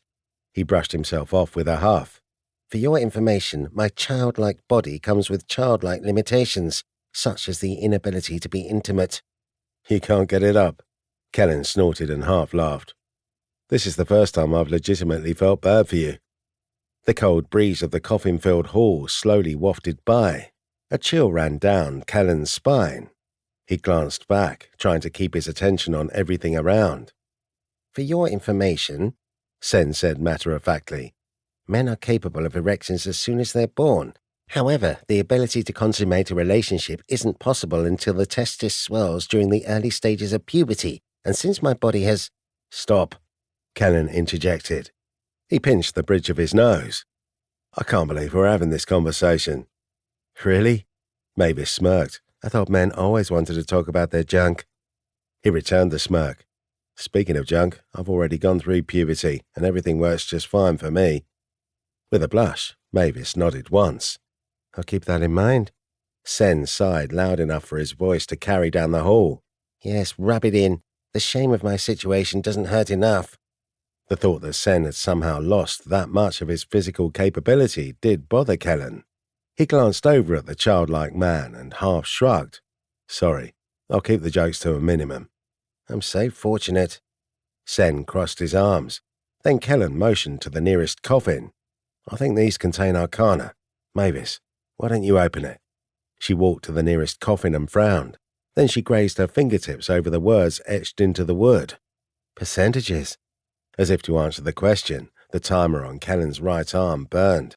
He glanced down and stared at the remaining time. 06:58. God damn it, he thought. All the other teams are triggering traps constantly. When Kellen glanced back at the coffin, he took note of the 19% associated with the trap. How many coffins were the others opening? Kellen turned his attention to the other coffins in the hallway. If he opened all 20, he would most likely trigger 4 traps, which would subtract 40 minutes from the overall time. But if they were going to acquire Arcana, they had to open a few coffins at the very least. Are you sure? Mavis asked. She grabbed the side of the coffin's lid. What if it's a trap? Kellen hefted his rifle. If it's a yammy, I'll handle it. If it's poison darts or something similar, we have 2 healers, right? He motioned to himself, and then Sen. Before Mavis opened the coffin, she stared for a long moment.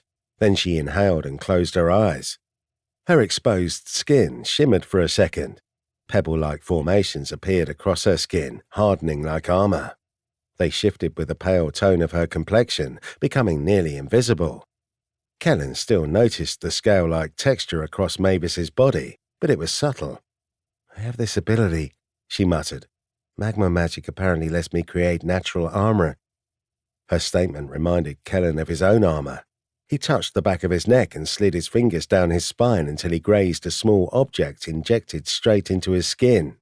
While he was still wearing a t-shirt and sweatpants, the armor he had discovered had been connected straight into his body. The armor had once been cursed, but not anymore. Magical item, armor, shadow of a dying star. Uniform armor worn by the stealth gunners of the Flestis Dominion.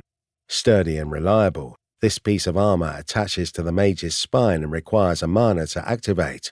Once activated, the armor covers the mage completely and grants +2 living shadow shell armor defense and +2 armor rating. The mage can deactivate the armor at will.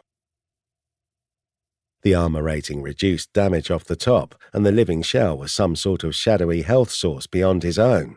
Kellen would have surely died in the last game if he hadn't been wearing his armor. "Ready?" Mavis asked, drawing him back to the present. "Do it, soldier," Kellen said, readjusting his focus to the coffin. Since it cost a mana to use his armor, and since he only had 12 mana in total and had already lost 1, he decided to hold off on using it. There would come a time he needed it later. She shoved and then grunted, and finally, with considerable effort, managed to push the coffin lid off and reveal the contents. The inside glowed with a sinister red, the hue enough to briefly light up the hall. Kellen's glowing cane stick almost didn't compare, but the red glow faded just as quickly as it had appeared. Mavis held her breath for a long moment, then she glanced down at Sen.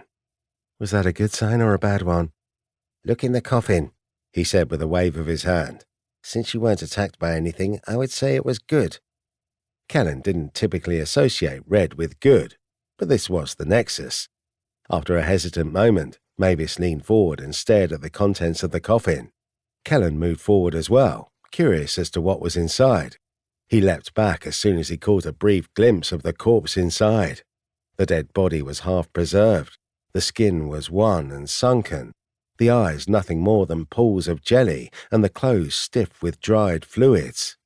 Thin hairs were everywhere, and the scratches on the inside of the wooden prison told Kellen the man had been alive before the coffin had been stuck into the catacomb maze. Kellen didn't get many more details. He turned away too quickly to really know who the man had been. "There's Arcana in here," Mavis muttered. She had to push the corpse to the side, her face twisted in a grimace the entire time, but she managed to gather up a single glowing red crystal. She held it up for a brief second. Arcana. It sparkled with inner power, crimson and mystic, but then it melted into the palm of Mavis's hand. She shook out her arm and then wiped her hands onto her jeans. "That was disgusting." She flapped her hand in front of her nose. "And that corpse reeks." "Most bodies decompose into a set of gases," Sen said, holding up a finger. "Cadaverine and putrescine smell like rot, whereas the gas scatol often smells of feces." "I don't think that knowledge is going to help us in this situation," Kellen muttered. He glanced over at the next coffin. "We're only getting 1 Arcana from these. Some of the magical abilities we can obtain require a lot more. In order for me to rank my magic, I need at least 10. I only have 5 currently. At this rate, we'll trigger several traps before we'll gather enough." "That's because this is the early portion of the maze." Sem pointed to the 4-way intersection. "This is a risk versus reward challenge round. That means the more we risk, the greater the gains. The center of the maze has the ultimate prize, and all the coffins around it will likely have plenty of Arcana." Both Mavis and Sen turned their attention to Kellen. He glanced back at them before turning his attention to the 4-way intersection. They had to go deeper. The time was the biggest factor. He couldn't account for what everyone else was doing. Would they continue to trigger traps until they all died? No. The other competitors had already lived through 2 games themselves. That meant they were clever enough to make it through some of the Arbiter's tricks. They were probably just taking risks because their time was so high. Once the time was lower, would they stop risking themselves? Or perhaps the other competitors would leave the maze before the time became an issue. "Let's go deeper," Kellen said. "Forget these coffins. 1 Arcana isn't enough incentive to trigger traps and decrease our time. Let's head straight for the center, and on the way out, We'll check these death boxes." "Sounds like a plan," Mavis said. She readied her handgun and motioned for Kellen to take point. "I'll cover the rear." He nodded in acknowledgement. As a group, they ran to the four-way intersection. The whole catacomb was just as Kellen had imagined it would be. The dark halls, stone archways, and many coffins were the things of nightmares. Instead of running down a random hallway, Kellen stopped in the middle of the intersection and glanced around. "What are you waiting for?" Sen asked. "We don't have a map. Any pathway is as good as the next." "Shh." Kellen rummaged around in his backpack. He pulled out a stick of cane and then threw it down. He stomped on the black cigarette and smeared the contents on the stone floor. "What are you doing?" Mavis asked. Kellen motioned to the hall they had come from. "I've marked it. Now we know how to get back." Her eyes went wide for a moment. "Oh, that's a good idea. Now can we go?" Sen asked. Kellen held a hand up, silencing his teammate. He glanced down each hallway, trying to decide which path to take. Some paths had spider webs, and others did not. Had someone been through here already? Then Kellen turned his attention to the coffins in the holes in the wall. Some of them had been opened on the route with no spider webs. People had been down that way. But should we follow them? Kellen narrowed his eyes. Or should we take our own way? This wasn't a PvP game, which meant the players weren't allowed to fight each other. If Kellen ran into others, they wouldn't be struggling for their lives, but that didn't mean strange things couldn't happen. Kellen had had his key taken from him in the first game. We should avoid everyone else if we can. Kellen pointed down a hall that hadn't been travelled. This way. He jogged forward, keeping his attention focused on the way ahead. Sen and Mavis followed without saying a word, agreeing through their actions. The stomp of Mavis's shoes was the loudest sound they made as they hurried into the dark and gloomy hall. The spiderwebs grew more numerous as they went. Kellen had to wave his arm to clear them away, the gentle tickle of their presence more of an irritation than anything else. When Kellen stopped to glance at the coffins, he was surprised by the numbers. One coffin read, Arcana 60%, Trap 39%, Other 1%. The percentage for the traps went up. Mavis stared at the coffin as well. "What is Other?" She pointed to the last category.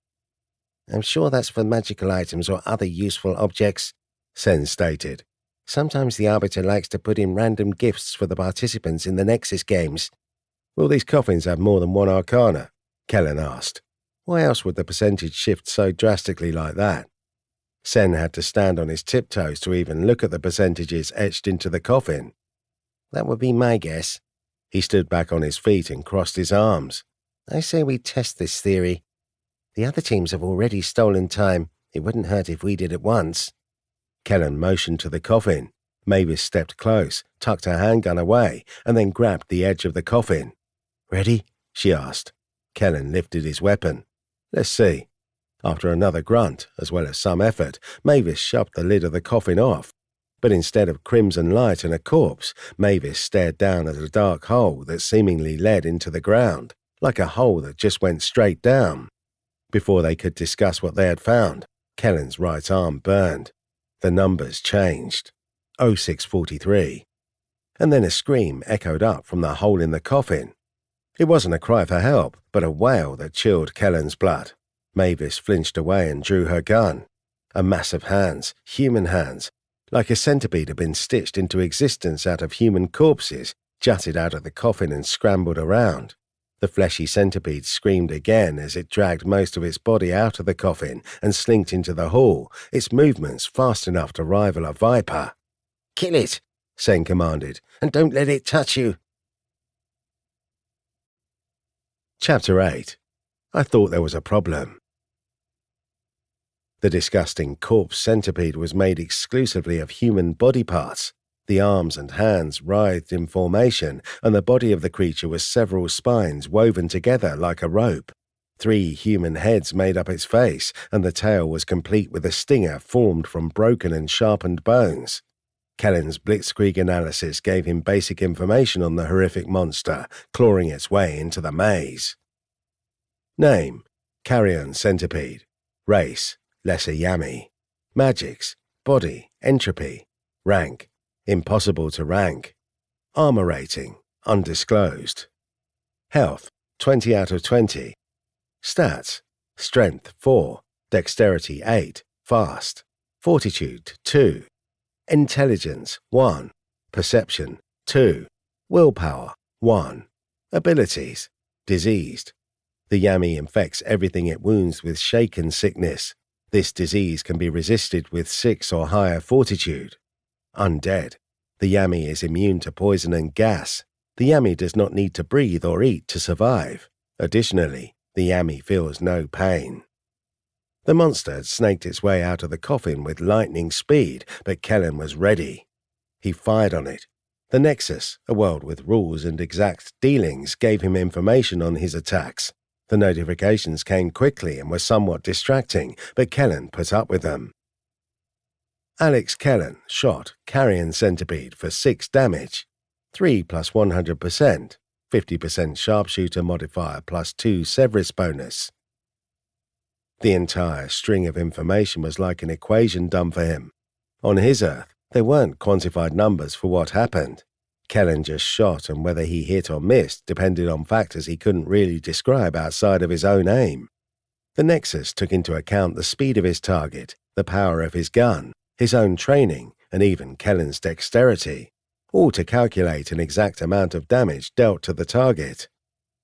Kellen understood that if he shot at specific points on the body, different numbers would be added to the equation.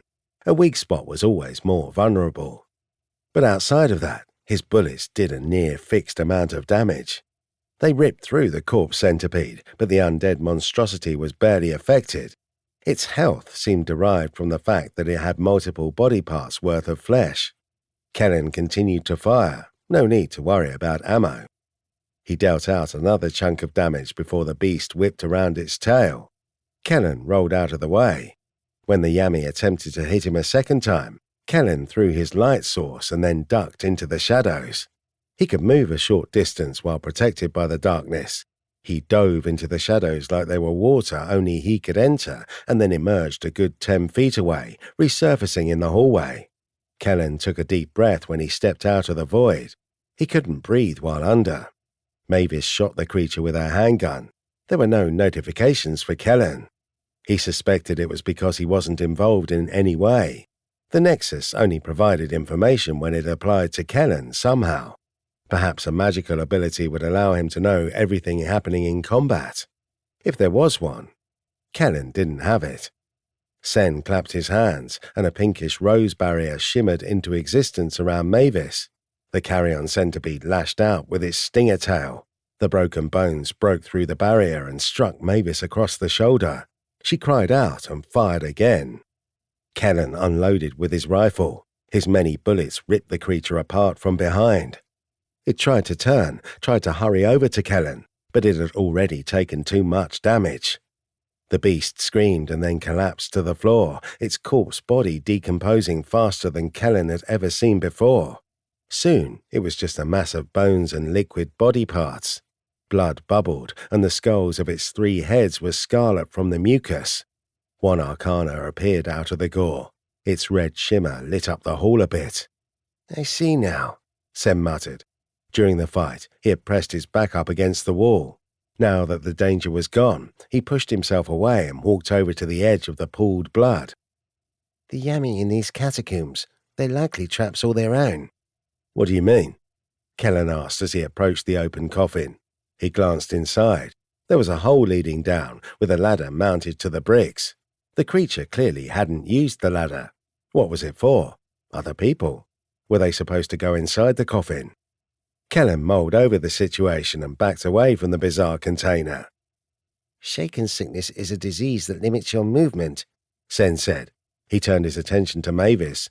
"It usually causes shivers and gradually lowers your dexterity, which would prevent people from easily escaping once the time was low." Mavis tucked her Desert Eagle into the waistband of her pants. She exhaled, her hands shaky, just as Sen had said. When she turned to Kellen, she frowned. "You said you can heal people." He nodded and then walked over. When Kellen touched her, he used his Heal the Body ability. Kellen spent 1 mana and healed Mavis of 3 damage. The power felt warm and inviting, and the scratch on Mavis's shoulder stitched itself up. The blood on her t-shirt didn't disappear though, and Mavis's shaking didn't stop either. She stared down at her unsteady hands. "Wait, I'm going to get shakier as we go along." Sen stepped close to her side. "That's correct. I suspect most of the creatures will have that unfortunate disease." After a long moment of just staring, Mavis slowly wrapped her arms tightly around her own body. Her fingers gripped her upper arms as she glared at the floor. "And healing won't make it go away," she whispered. "His healing won't," Sen stated.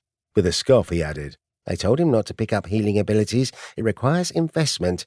Healing damage is fine, perhaps even useful in the right situations, but the ability to heal poison, disease, genetic defects, and permanent magical injuries requires a lot of body magic, which requires a lot of arcana.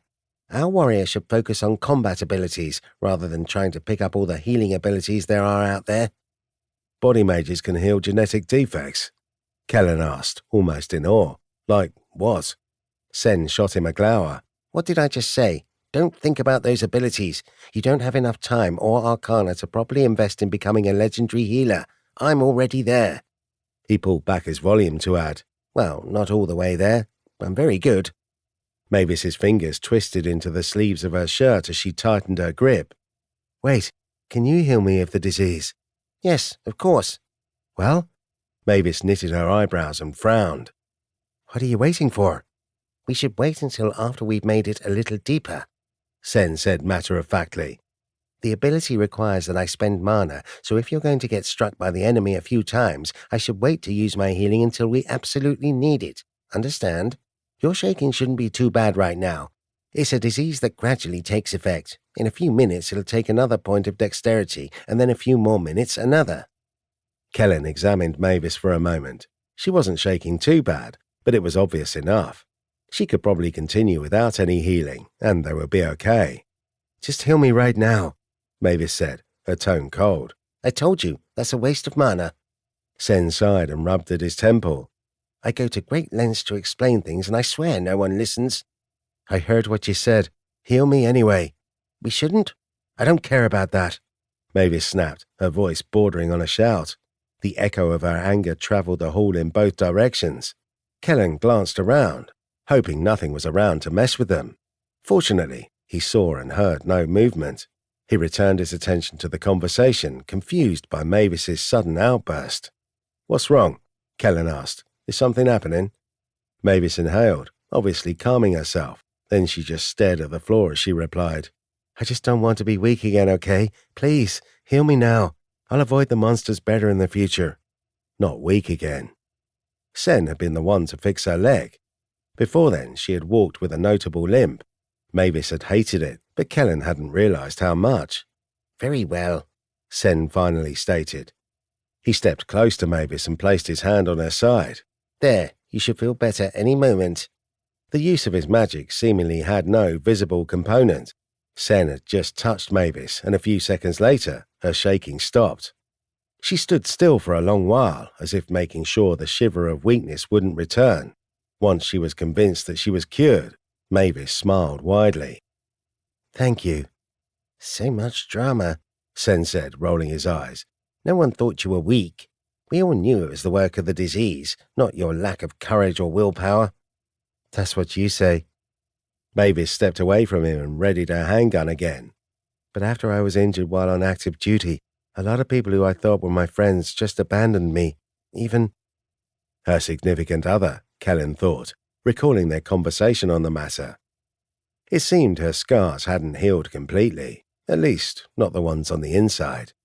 In order to change the subject, Kellen motioned to the coffin.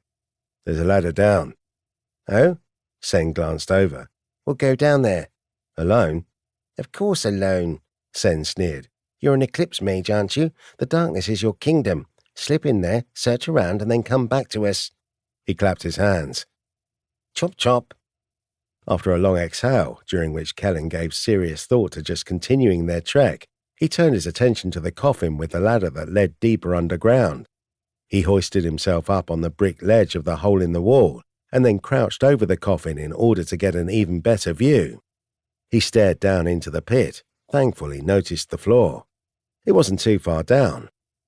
After a deep breath, Kellen dove into the darkness and quickly travelled as a shadow along the wall and then to the floor.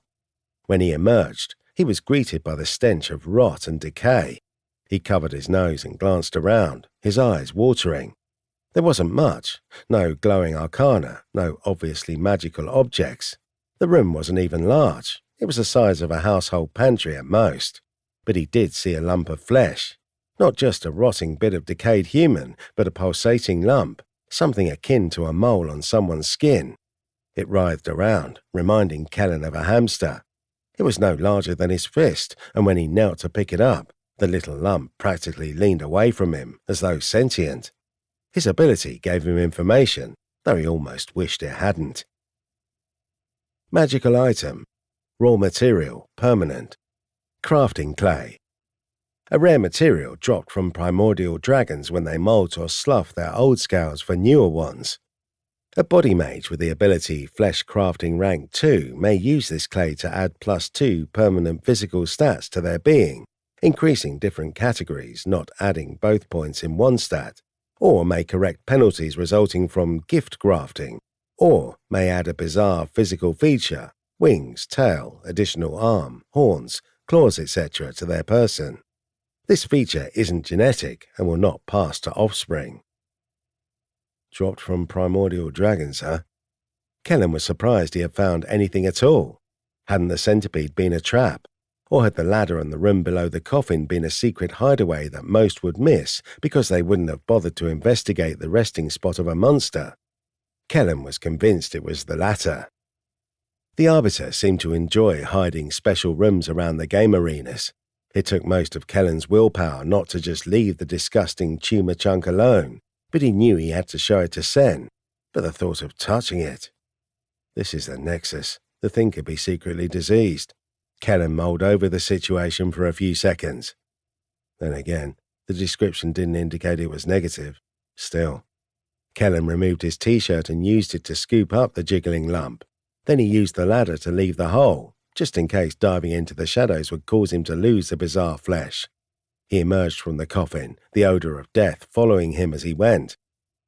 You somehow lost your shirt down there? Sen frowned. Unbelievable. Kellen handed over his impromptu sack of flesh by just dropping it on the ground. I found something, probably for you. This looks like a thing you get excited over. With an eyebrow raised, Sen knelt and unwrapped the flesh. Then he gasped, both hands on his cheeks. By the might of Hakal. Do you know what this is? Sen reached for the flesh with hands shakier than Mavis's had ever been. It's so beautiful. Mavis stared at the disgusting tumour, her eyes narrowed. Why did you bring this up the ladder? She turned to Kellen. Was this supposed to be a joke? Without the Blitzkrieg analysis ability, Kellen suspected that Mavis couldn't tell the flesh was actually magical. He considered that a moment before answering. Are you seeing Sen's reaction? Kellen motioned to the kid, who was now petting the blob. I figured he'd be excited. That man goes on about being a fleshcrafter more than a room of attorneys go on about practicing law. This is crafting clay, Sen declared as he held the flesh above his head. He might as well have been holding Simba. He smiled widely and then hugged it close to his chest, the gooey flesh sticking to the Power Rangers on his sweatshirt. This isn't as good as Langaran clay, but it's just one step below. With this, I can repair some of my body. He practically rubbed the tumour against his cheek, as though caressing it. Kellen couldn't stop himself from frowning. I'm so happy for you. He didn't know what else to say, but we should probably keep moving. He pulled his shirt back on and brushed off the front. He glanced at his arm. 0632. We've already lost an hour and a half. I agree we should go, Mavis said. Sen, clutching the lump of jiggling pale flesh as though it were his own baby, hurried over to grab the lit cane stick off the floor. He held it in one hand and the flesh in the other. Fine, let's hurry along. The sooner we can get out of here, the better. Chapter 9. Crypt Widows. Kellen ran down the length of a hall until they came to another four-way intersection. Shouts and screams echoed around them, travelling down the narrow corridors from every direction. They were the other teams, Kellen was certain. Phrases like "stop" and "this can't be real" reached him like faint whispers. This time, every pathway was cleared of cobwebs. The other teams had been through here, even some of the coffin lids were shoved to the side, exposing empty insides. I need more of a strategy here, Kellen thought. He closed his eyes and went back to his basic training. His field manual had stressed the importance of methodical testing to gain intelligence on the enemy. He needed a plan, one that he could stick to until they found their way out, or in case they were separated.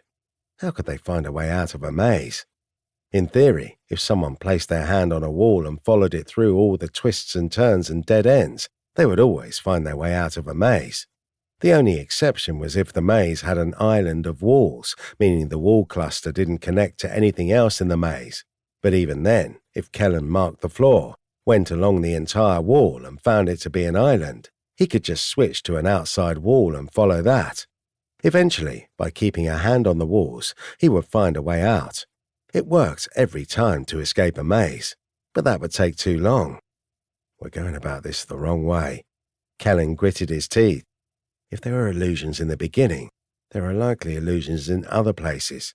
But how will we find them if we don't have any abilities that see through their tricks? Which way? Mavis asked, her handgun at the ready. Her eyebrows knitted as she glanced down the other 3 directions. We shouldn't just stand here. Struck with an idea, Kellen jogged forward and grabbed the lid off a coffin. He threw it to the ground and fired at it with quick bursts from his rifle, making sure to angle his shots so that the bullets ricocheted down an empty hall away from the teams. The redwood lid shattered into hundreds of pieces, the splinters twirling through the air. His gunshots added to the noise of the maze, mixing with the shouts from other teams. Once the cacophony had ended, Sen stepped forward, hugging the lump of flesh close. What are you doing? The coffins won't have arcana. There's no reason to destroy them. Kellen knelt and gathered up bits of wood. Then he passed out pieces to Mavis and Sen. The occasional splinters irritated him, but to his fascination, the slivers of wood were pushed out of his fingers by the tyranny worms. He spotted their wriggling yellow bodies as the wood slipped out of his body, as though even they were irritated by the splinters. Sen and Mavis examined their bits of wood. Why? Was all Mavis asked. Throw them at the walls as we go along, Kellen said. If there's an illusion, the wood will pass through. If the wood bounces off the bricks, obviously it's real.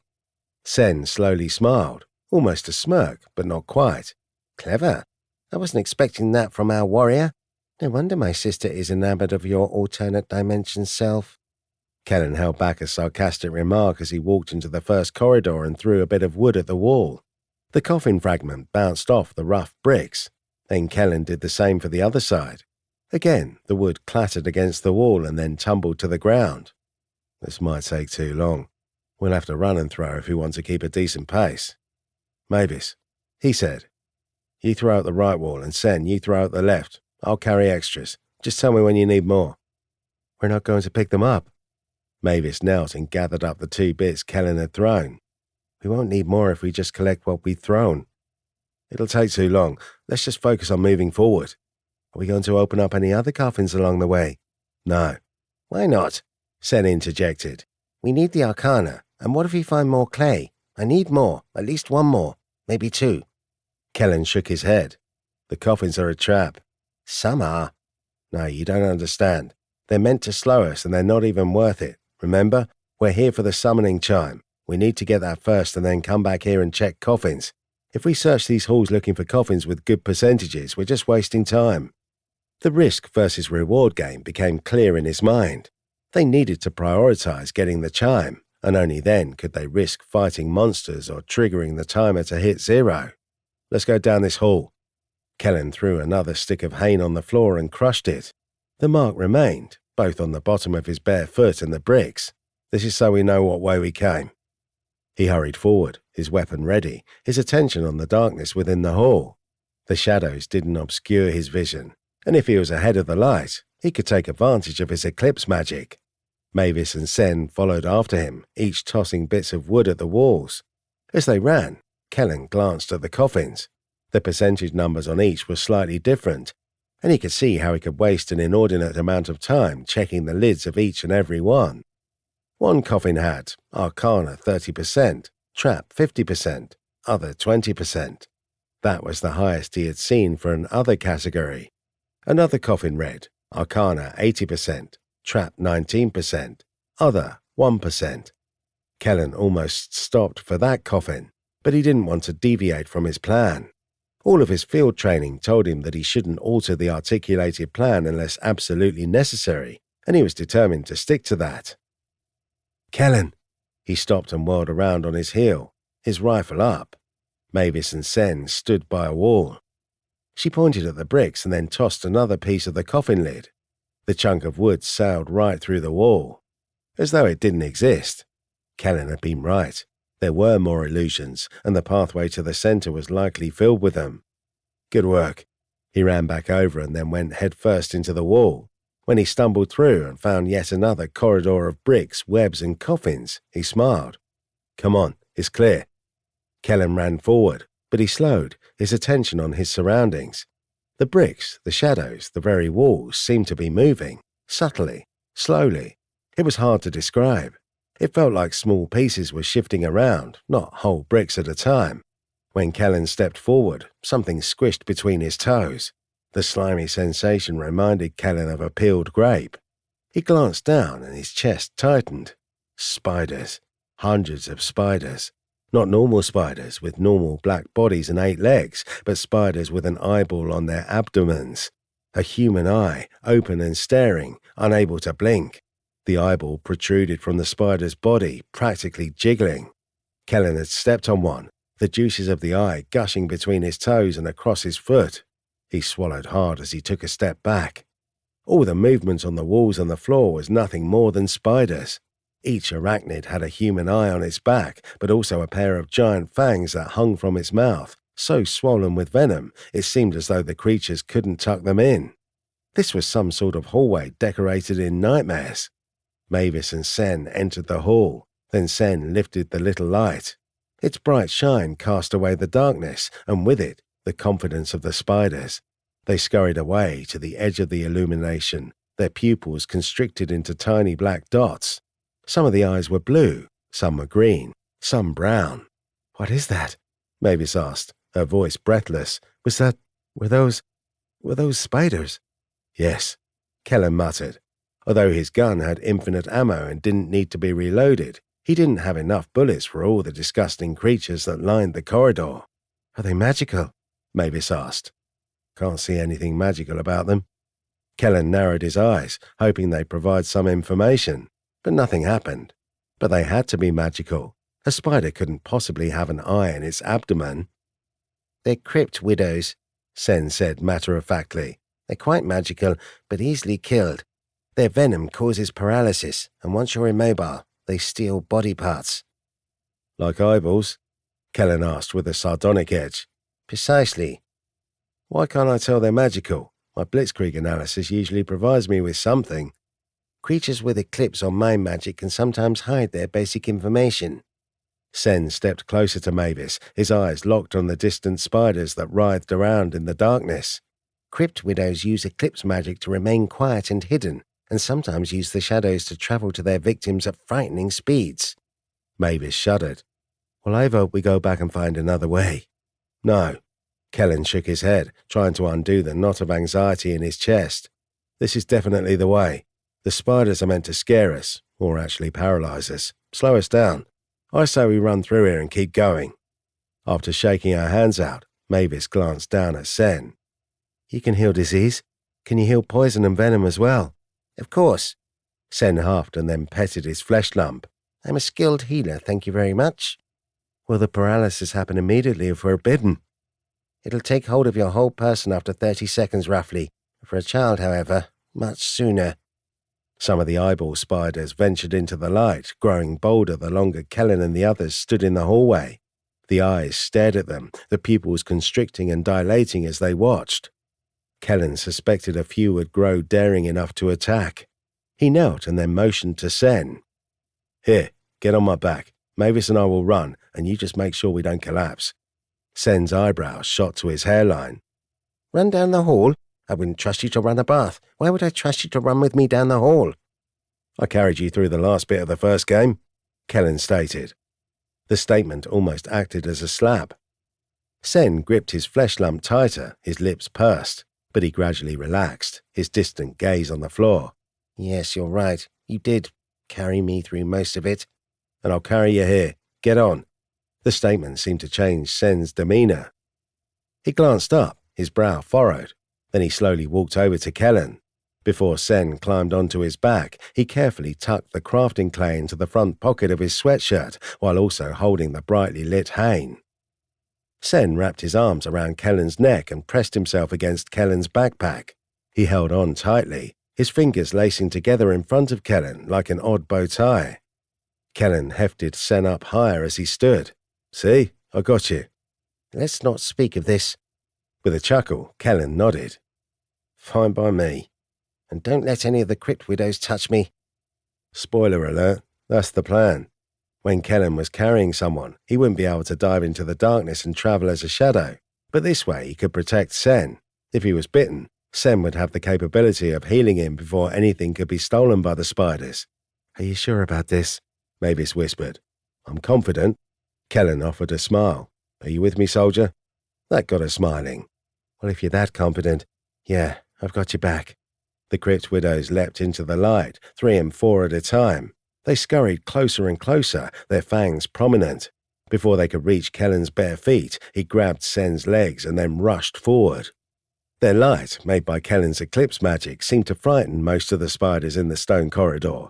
But there were hundreds of spiders, and some of them had more courage than others. Kellen stepped on several as he ran, the squish of their fleshy bodies, especially the eyeballs which popped like bags of water, sent shivers up and down his spine. But one leapt from the ceiling and landed on his face. Kellen acted out of instinct and smacked it away, but not before the disgusting monster could sink its fangs into his cheek. Kellen grunted, his jaw clenched. The sting of the venom was immediate. The stuff burned through his face, straight to his sinuses, and then to his ear. Sen touched his fingers to the front of Kellen's neck. Warmth spread outward from his touch. Sun Sen used Purge to heal Alex Kellen of all poisons and venoms of B rank and lower. The relaxing sensation allowed Kellen to breathe easy. He smiled to himself as he picked up the pace, the splat of spider bodies under his feet almost a delightful reminder that he was taking his revenge. Mavis kept close, and when a spider leapt for her arm, she stumbled. But when the tiny beast tried to bite her, its fangs couldn't seem to pierce through her magically pebbled skin. Mavis swatted the spider away before it could find a soft spot. Then Kellen saw the end of the corridor, a flat wall, a dead end. The crypt widows clustered over everything, their swarming bodies making it difficult to see. But they weren't on the far wall at the end of the corridor. Why?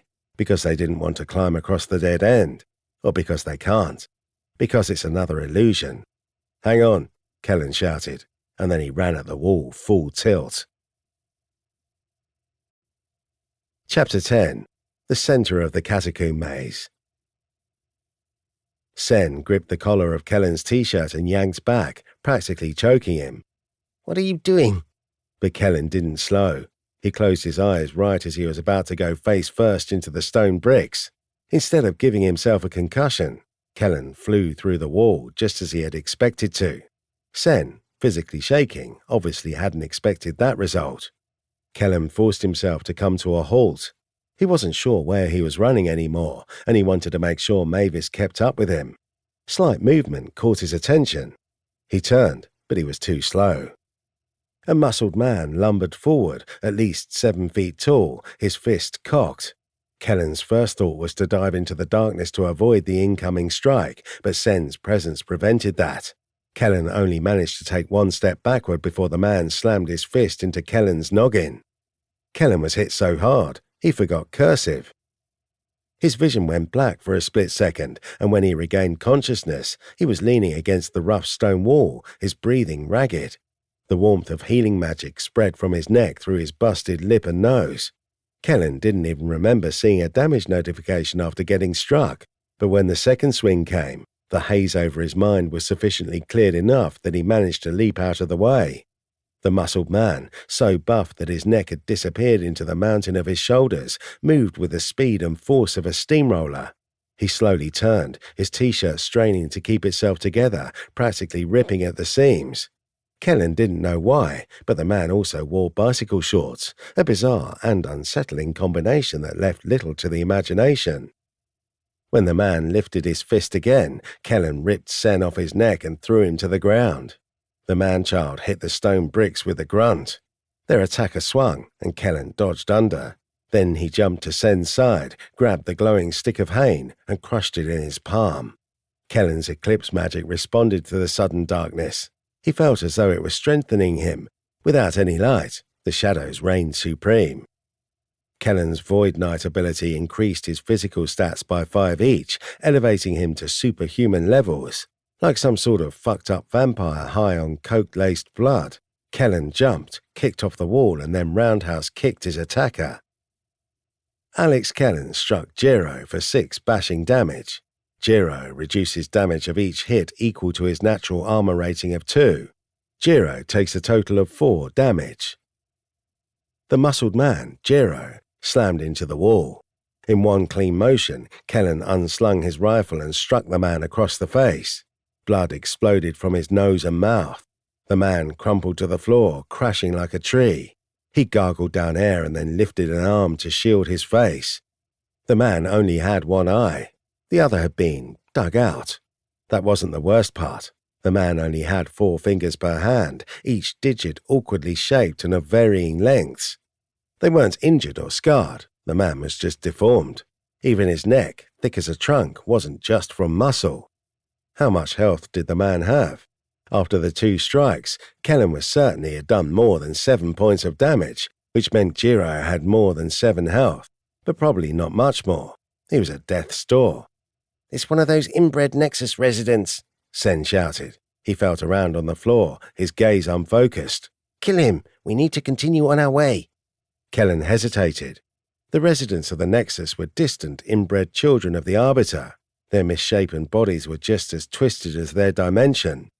Kellen had met a couple of residents during the first few games, and each had seemed frightened, at a disadvantage, just looking to avoid death at the hands of the Nexus Games participants.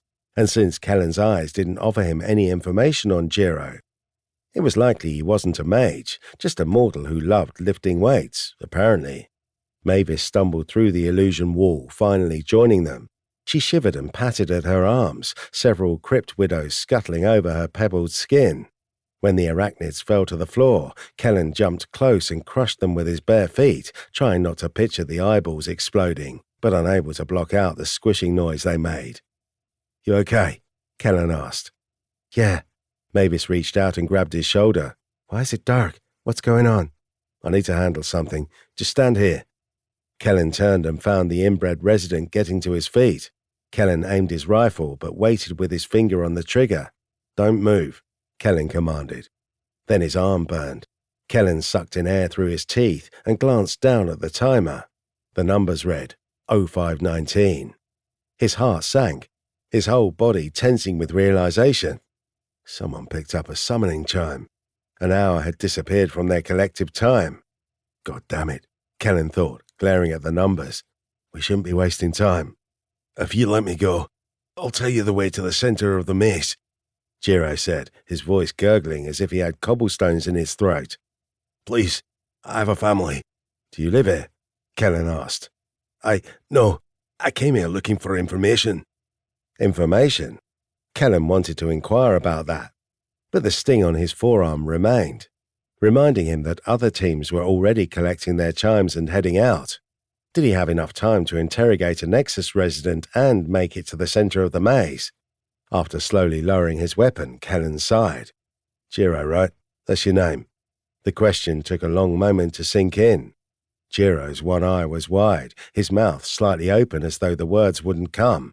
Had he heard? Why was he so stunned? "Who cares what his name is?" Sen asked. "Let's just get the information and hurry on." "My name is Jiro," the Nexus resident said. The darkness was too thick for anyone but Kellen to see. He wanted to point to the illusion wall and tell Jiro to get out, but that was pointless. Instead, Kellen just said, "Look, if there are other residents in this maze, gather them all up and leave. Once the time on this challenge round is over, The Arbiter intends to kill everyone here." The statement didn't meet with an immediate reaction. Jiro stared with his one eye, his empty socket swollen, puffy and red. "At least have him tell us the way," Sen shouted. "He offered. What's wrong with you? You spurn all our advantages." Jiro stood to his full height. His impressive 7 feet brought his head close to the stone ceiling. He used his 4-fingered hand to smooth his shirt. I've seen you on the TV. You spoke before the Arbiter. You're Alex Kellen, the Void Knight." Kellen smiled to himself. At least it's not Alex Kellen, the Rule Breaker, anymore. "That's me." With a sigh, Jiro said, "Merry Christmas." Wait, what? It only took Kellen a second to remember all the things he had said to the Arbiter. He had said Merry Christmas on TV, and then Bitso had explained it was a phrase that meant, "Thank goodness I'm alive." "Right," Kellen stated. "Merry Christmas." The man didn't move. He swayed on his feet, likely dizzy from the many strikes to the head. Then he waved a large hand and pointed. Kellen glanced around. They stood in a long hallway. Down one end was another 4-way intersection. Down the other end was a T intersection. The illusion wall that led to the spiders blended perfectly with everything around them. Kellen marked the floor with a smear of blood from the spiders on the bottom of his feet. Jiro continued to point, but his arm shook. Knowing that everyone else needed to see, Kellen reached into his backpack and withdrew another stick of Hain. The black cigarette was thin, and when he spent another mana to activate his eclipse power, the Hain glowed brightly, illuminating the area. Everyone squinted against the light. Kellen lost his improved strength, dexterity and fortitude. He felt weaker, like he hadn't slept in weeks, and regretted brightening the area for everyone else. Jiro waved his arm forward, more confident. "I'll take you to the center of the maze. This way." "I just told you everyone is going to die." Kellen glanced down at the timer on his arm.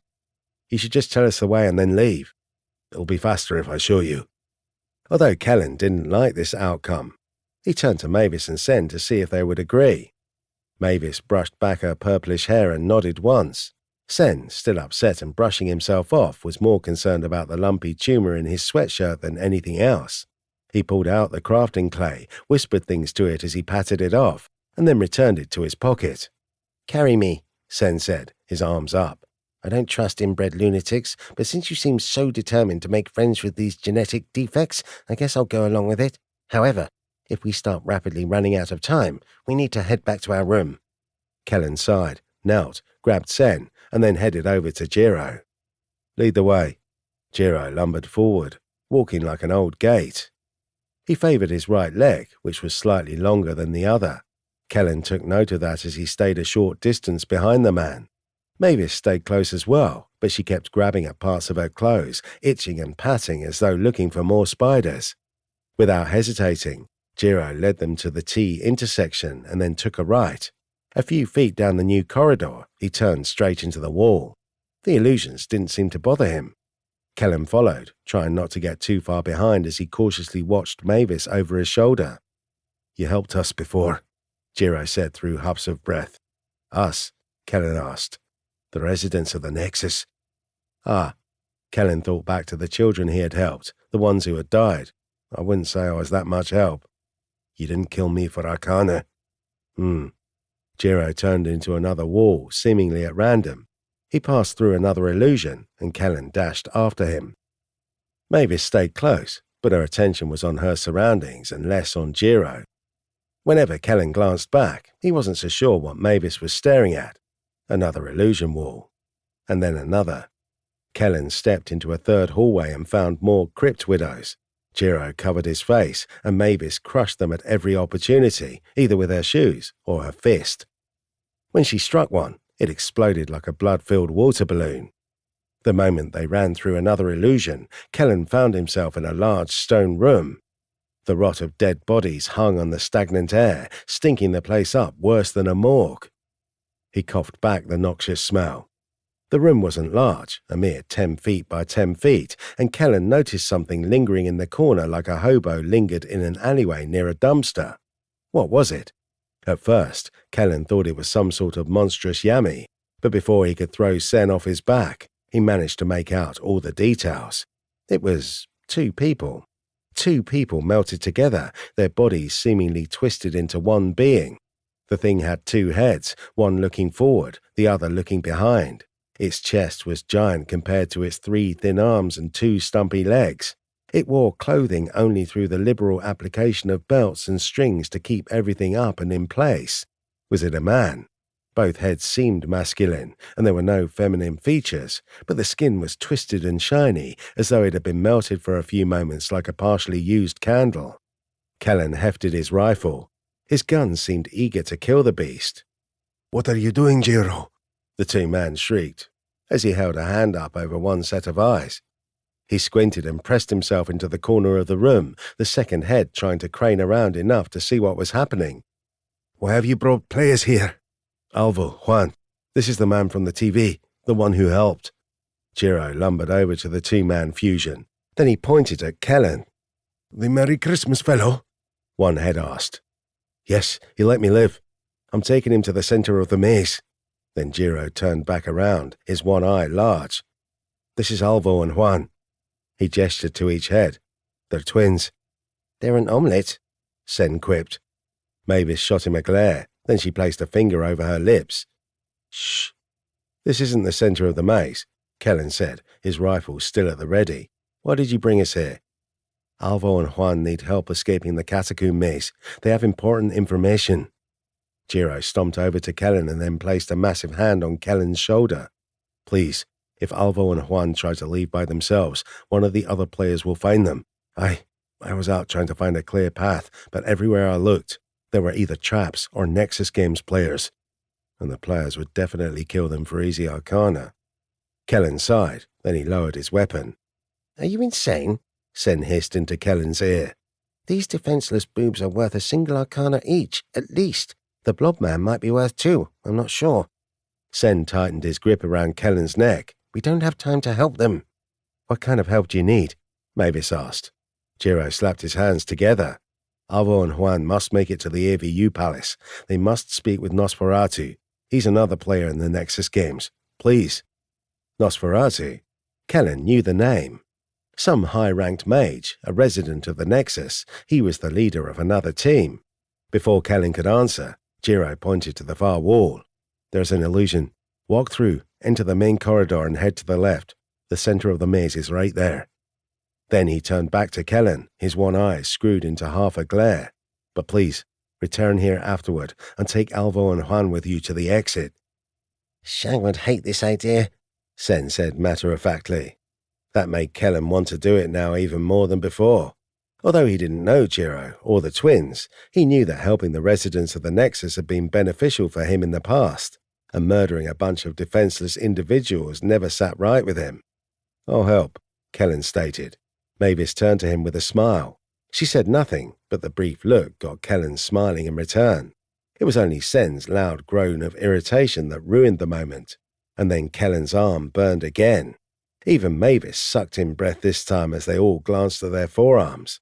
0401. The challenge round was halfway over, and they hadn't yet found a summoning chime, yet 2 other teams had. God damn it. Kellen gritted his teeth and ran for the illusionary wall. "I'll be back. Get ready to run." The residents said nothing. Kellen ran by them, dove through the stone wall, and then tumbled out into a large corridor, one larger than all the others. The ceiling was at least 20 feet up, and the walls were lined with holes containing coffins, but the stench of rot was far worse in the corridor than anywhere else. Kellen held up a hand to his nose as he glanced at the coffins.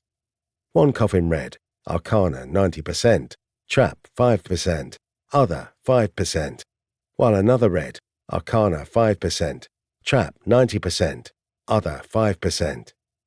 This is the corridor with all the highest reward, no doubt, Kellen thought, his heart beating harder than he liked, but his musings came to an end when he stared down the hall. He caught his breath, the mystery of the foul odor finally solved. A mountain of bodies blocked their path, not recently dead bodies. Flesh fell off the bodies in gooey chunks. The skulls were sunken in, the hair was mostly missing, each body stiff with rigor mortis.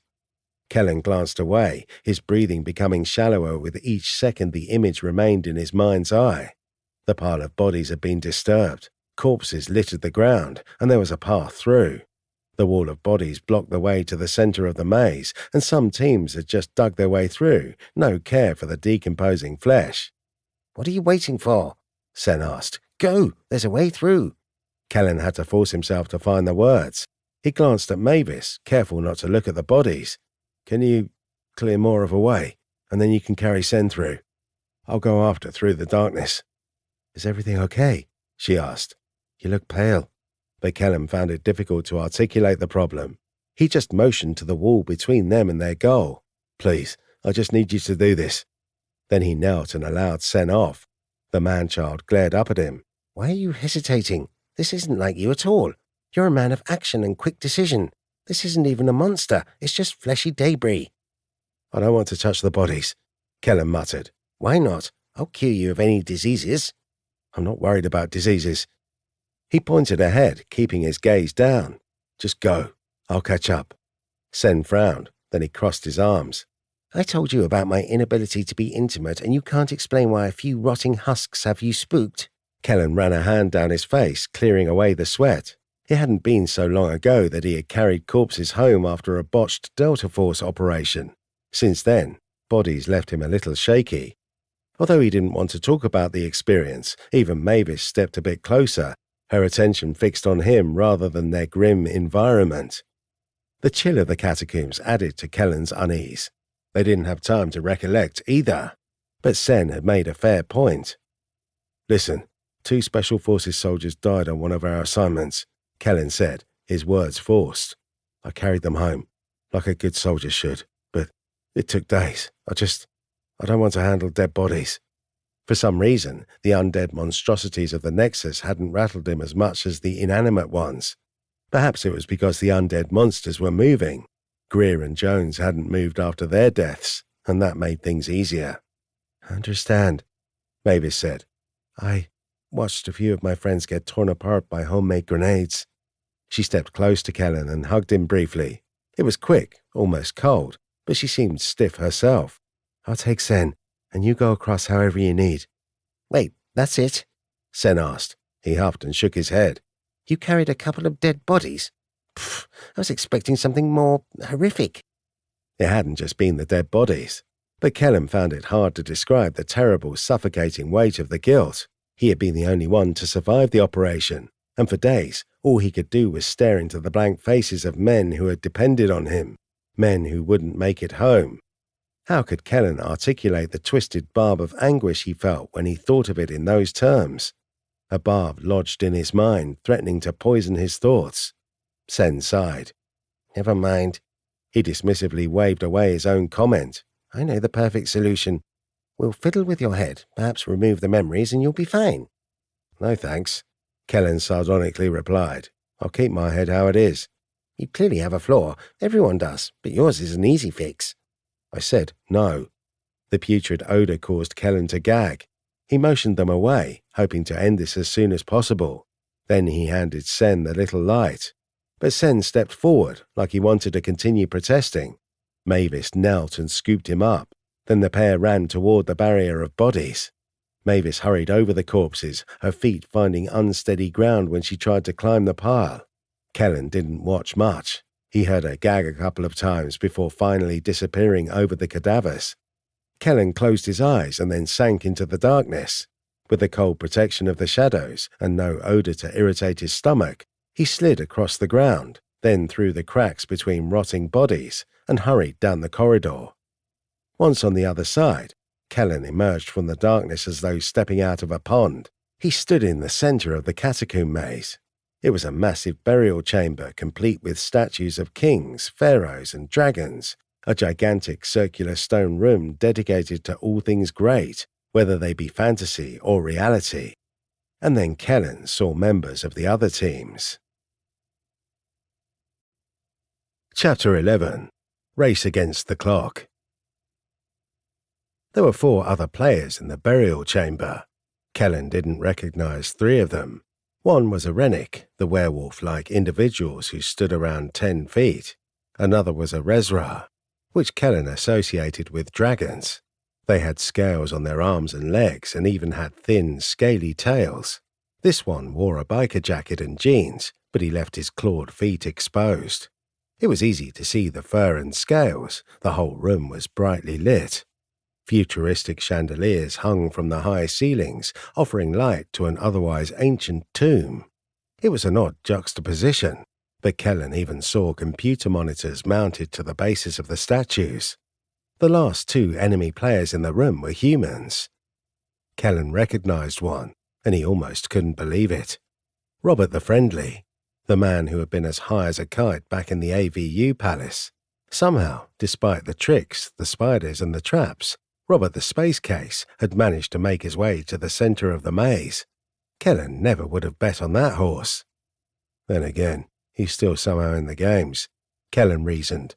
Maybe he has an extremely competent team. Mavis and Sen stood off to the side, eyeing one of the many dragon statues. The decoration was as tall as the ceiling was high, a good 20 feet, and the beast was half made of machines. The attention to detail impressed Kellen, if only because he could see the circuit board wiring in some places on the statue itself. His first thought was to join them, but Robbie spotted him first. The man sauntered over, his Taco King baseball cap hard to forget. Its purple clashed with the rough grey stone and gloom of the catacombs. "Hey, bro," Robbie called out. He jutted his chin up in a reverse nod. "I see you made it. Right on." Kellen remained tense. He didn't particularly trust the man. "I'm surprised to see you here." "Oh, why's that?" Robbie reached into his pocket and withdrew a silver tin case. He opened it, popped out a stick of Hain, and then lit it with a tiny lighter he had plucked out of the opposite pocket. After a deep inhale on the black cigarette, Robbie exhaled smoke and said, "Want one?" "No, thank you." "They really help me focus." "I somehow doubt that." Robbie shrugged. "Suit yourself, man." He tucked the rest of the smokes away. "How'd you get here? You seem a little weak." "What does that mean?" Kellen growled. "You're only D rank, right? I mean, that's pretty low. There's like 7 ranks in total, and D is the second from the bottom. I'm at least C rank, you get me? I'm the weakest one here. Well, I was. I guess you're here now." Kellen didn't know what to make of the conversation. Where was it going? He knew of the ranks E, D, C, B, A, and then the last two were special. Specialist rank and master rank, S and M. Apparently, magical abilities increased in power with the ranks, so Kellen understood that the higher the rank, the better the mage's ability and mana. But what good did it do anyone to discuss it? And in the middle of a challenge. "Do you have a point?" Kellen asked, curt. Robbie exhaled another line of smoke. "Point? Nah, just talking." He allowed his Hain to rest on his lip as he spoke. "You have any familiars? That's how I got here. They helped me. Want to see mine?" Familiars? Kellen had almost forgotten about his familiar. He glanced down at his shadow. The lights from above made it harsh and circular around his feet. Blaze? Despite the lighting, his shadow stretched out, becoming a hole, and out popped an arm-sized lizard. Well, not a normal lizard.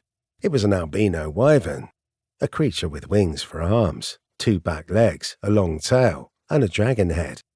Blaze, as small as he was, leapt from the shadow and then scampered to Kellen's feet, his red eyes wide. "Oh," Robbie said, placing a hand over his heart.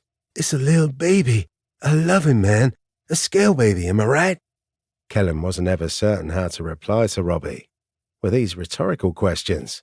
Or was Robbie just so high and so California that he couldn't handle a conversation without 30 mans, bros and likes? Blaze, once settled, rested on Kellen's bare feet.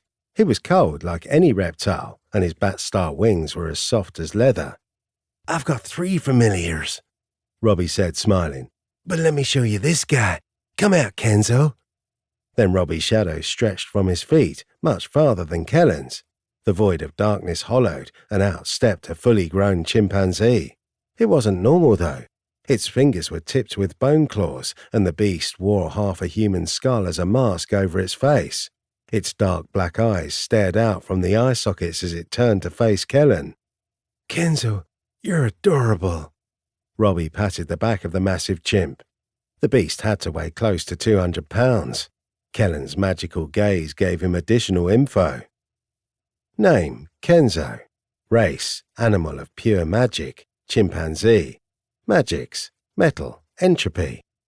Armor rating, undisclosed. Health, 12 out of 12.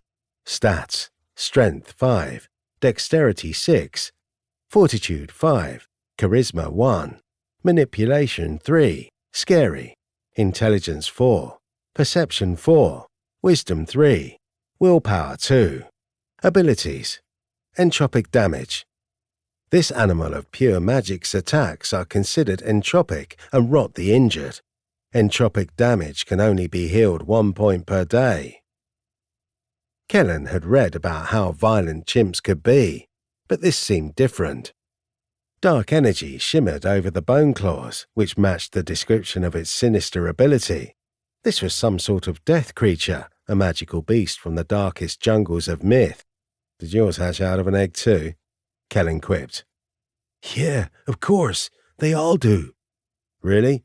Robbie slapped his knee and then pointed. Oh man, let me show you my other one. You'll laugh. I was shocked when this little guy came out of an egg. He glanced back down at the ground and whistled. Come out, Clink. Robbie's shadow opened a second time, but instead of an animal floating out, a single key with a keychain rose into the room. The key itself was the length of Kellen's finger. It didn't have a face, no eyes, no mouth, nothing. It was just a silver key, as if to a car, and a gold keychain, simple yet beautiful. The key twirled in the air, seemingly dancing. Kellen was surprised when he got information. Name, Clink. Race, animal of pure magic, mythic key. Magics, eclipse, mind, metal. Armor rating, 3. Metal. Health, 4 out of 4. Stats, strength 1, tiny. Dexterity 5. Fortitude 1, tiny. Charisma 4, likable. Manipulation 2. Intelligence 3. Perception 4, mystic. Wisdom 1. Willpower 2. Abilities. Lockpick. This animal of pure magic may open or lock any non-magically locked door, and any magically locked door of A rank or lower. Guide for the lost. This animal of pure magic can sense nearby nodes, hubs of magic, or dragons. Range is 1 mile per perception. Clink is a lifesaver, Robbie said as he petted the floating key. He used only a single finger. Isn't he cute? A sentient key hatched out of an egg? Kellen asked, just to make sure he hadn't heard incorrectly. Yeah, man. Back where I come from, we didn't have magic and stuff, so this was all new to me. Never expected the key to be all covered in yolk or whatever that slime is. The chimpanzee glowered at Kellen the entire time, its dark eyes narrowed. Kellen didn't appreciate the look and took a step back, wondering if this would somehow turn violent. The game was a non-PvP event, which meant players couldn't attack each other, but did that extend to their familiars? Kellen hoped so. He was pretty certain his baby wyvern would be ripped to shreds if he had to send it after a fully grown chimpanzee. Your familiar is about to get bigger, Robbie stated. They grow as you grow. All the arcana you gather, it helps them too. They get real dangerous. Uh-huh. Robbie slapped his hands together a couple of times and then motioned to the wall of bodies, the only exit from the burial chamber. He flashed a smile at Kellen. His teeth yellowed, and smoke leaked out from between them. Well, I gotta get going. I got my chime, so sorry about this, bro. You seem nice, but this is a game, you know. I gotta kill you at some point. Now is as good a time as any. The way he had said it, Kellen almost laughed. Did Robbie think he was going to do something? Kellen, Mavis called out. Her voice echoed in the burial chamber, and the other members of different teams glanced in her direction. She lowered her voice as she called out again. Come over here. We found something. Kellen gave Robbie a forced wave before turning and jogging away. Blaze scurried after him, the little wyvern keeping pace and staring up at him with all the affection of a puppy. See you later, Robbie called out, but Kellen didn't answer. When Kellen neared his team, he found Mavis and Sen staring at a computer screen mounted to the base of the dragon statue. The massive decoration was actually filled with electronics, and Kellen briefly grazed his fingers over the cold grey stone when he examined the clawed foot of the carving. "What is this?" Kellen asked, glancing at the screen. It glowed dark green, similar to old-school computer monitors from the 60s. There were only words on the screen, blocky and typing themselves. Several languages appeared, each being typed out in a slow manner. English showed up as the 7th language on the screen. "We think it's a puzzle," Mavis muttered as she stared at the words.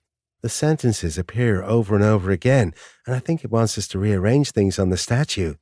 She pointed to 5 holes located between the dragon's feet, and then to 3 metal rods sticking out of the side of the dragon's leg. Just as Kellen was about to ask questions, his arm burned again. O257. "Got it," someone shouted. Kellen, Mavis and Sen turned. The Rennick roared as he flashed his teeth. He held something in his massive werewolf-like hands. "The chime is mine," he said with a growl and laugh.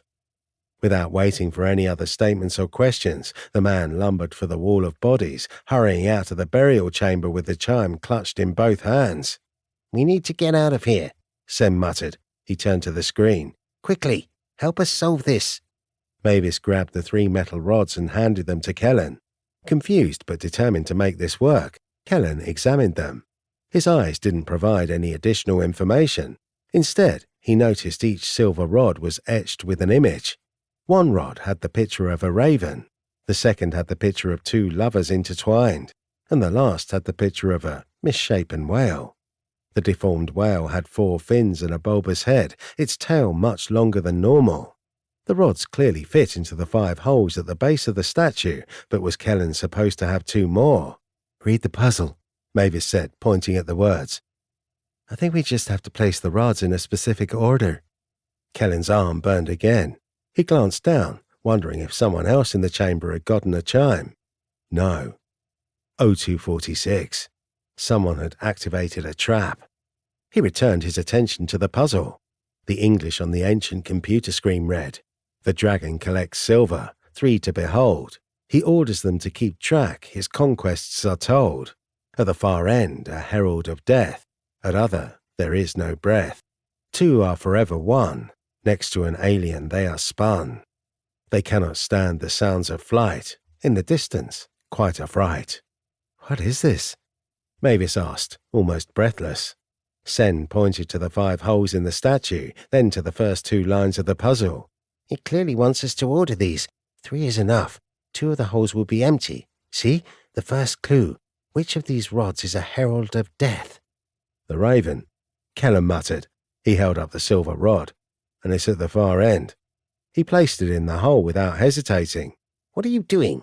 Sen barked. "We didn't agree on that." "There's nothing to figure out. The puzzle clearly says it's at the far end." The 5 holes were in a perfect line. "But if you're concerned, I'll just take it out." But when Kellen tried to remove the rod, it was stuck in the hole. He tugged on it, but the rod was fixed in place, unmovable. Each rod they inserted wouldn't come out, which meant they only had one chance of solving the riddle. "You can't remove it," Mavis whispered. Kellen slowly shook his head. "It's fine. I'm certain that's correct. We just have 2 others." He glanced down at the lovers and the odd whale. "If Robbie the Taco King got a chime, we can do this." His arm, it burned again. O235. Who is triggering all these traps? Kellen thought, glaring at the black numbers stained into his flesh. What's happening? "Well, if the last one is the raven, then the first hole will remain empty," Sen stated. "At the other end is no breath, which probably means nothing." "I agree," Mavis muttered. "So first is empty, last is the raven. What are the 3 between?" "Is the second spot the couple?" Kellen asked. He moved the silver rod over the hole. Sen waved his arms in frantic panic. "No, not that one." "Why not? The next clue is about the lovers, obviously. 2 forever one." "They're next to an alien," Mavis said, her brow furrowed. "The alien is the Sen grabbed at his long black hair, his teeth gritted, his patience clearly gone. Kellen just frowned. "What the fuck is an Sen pointed at the whale rod with the frustrated energy of a child. His face was even slightly red. "It's an on the rod. It's clear as day. Now will you pay attention? The lovers are next to the but they're also close to the raven, but distant, which means the solution is empty lovers, empty raven. Simple. How can you be so sure?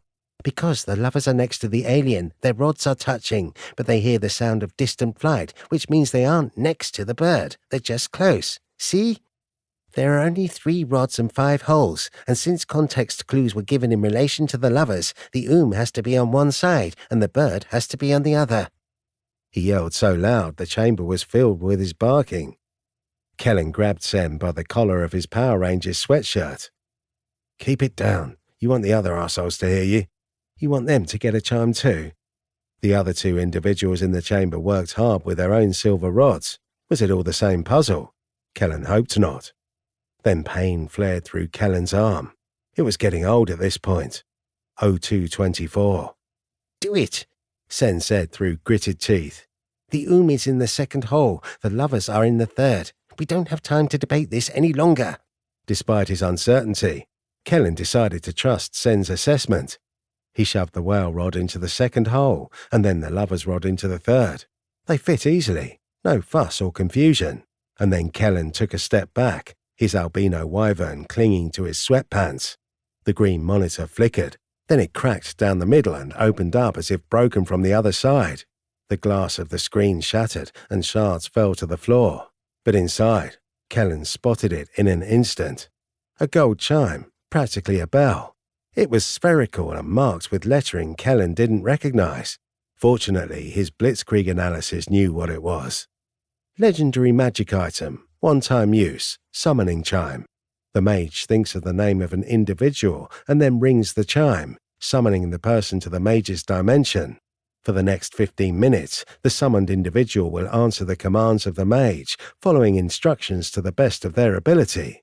If the mage attacks the summoned or commands the summoned to harm themselves, the power of the chime fades. The following sentient races may not be summoned: primordial dragons, Starkin.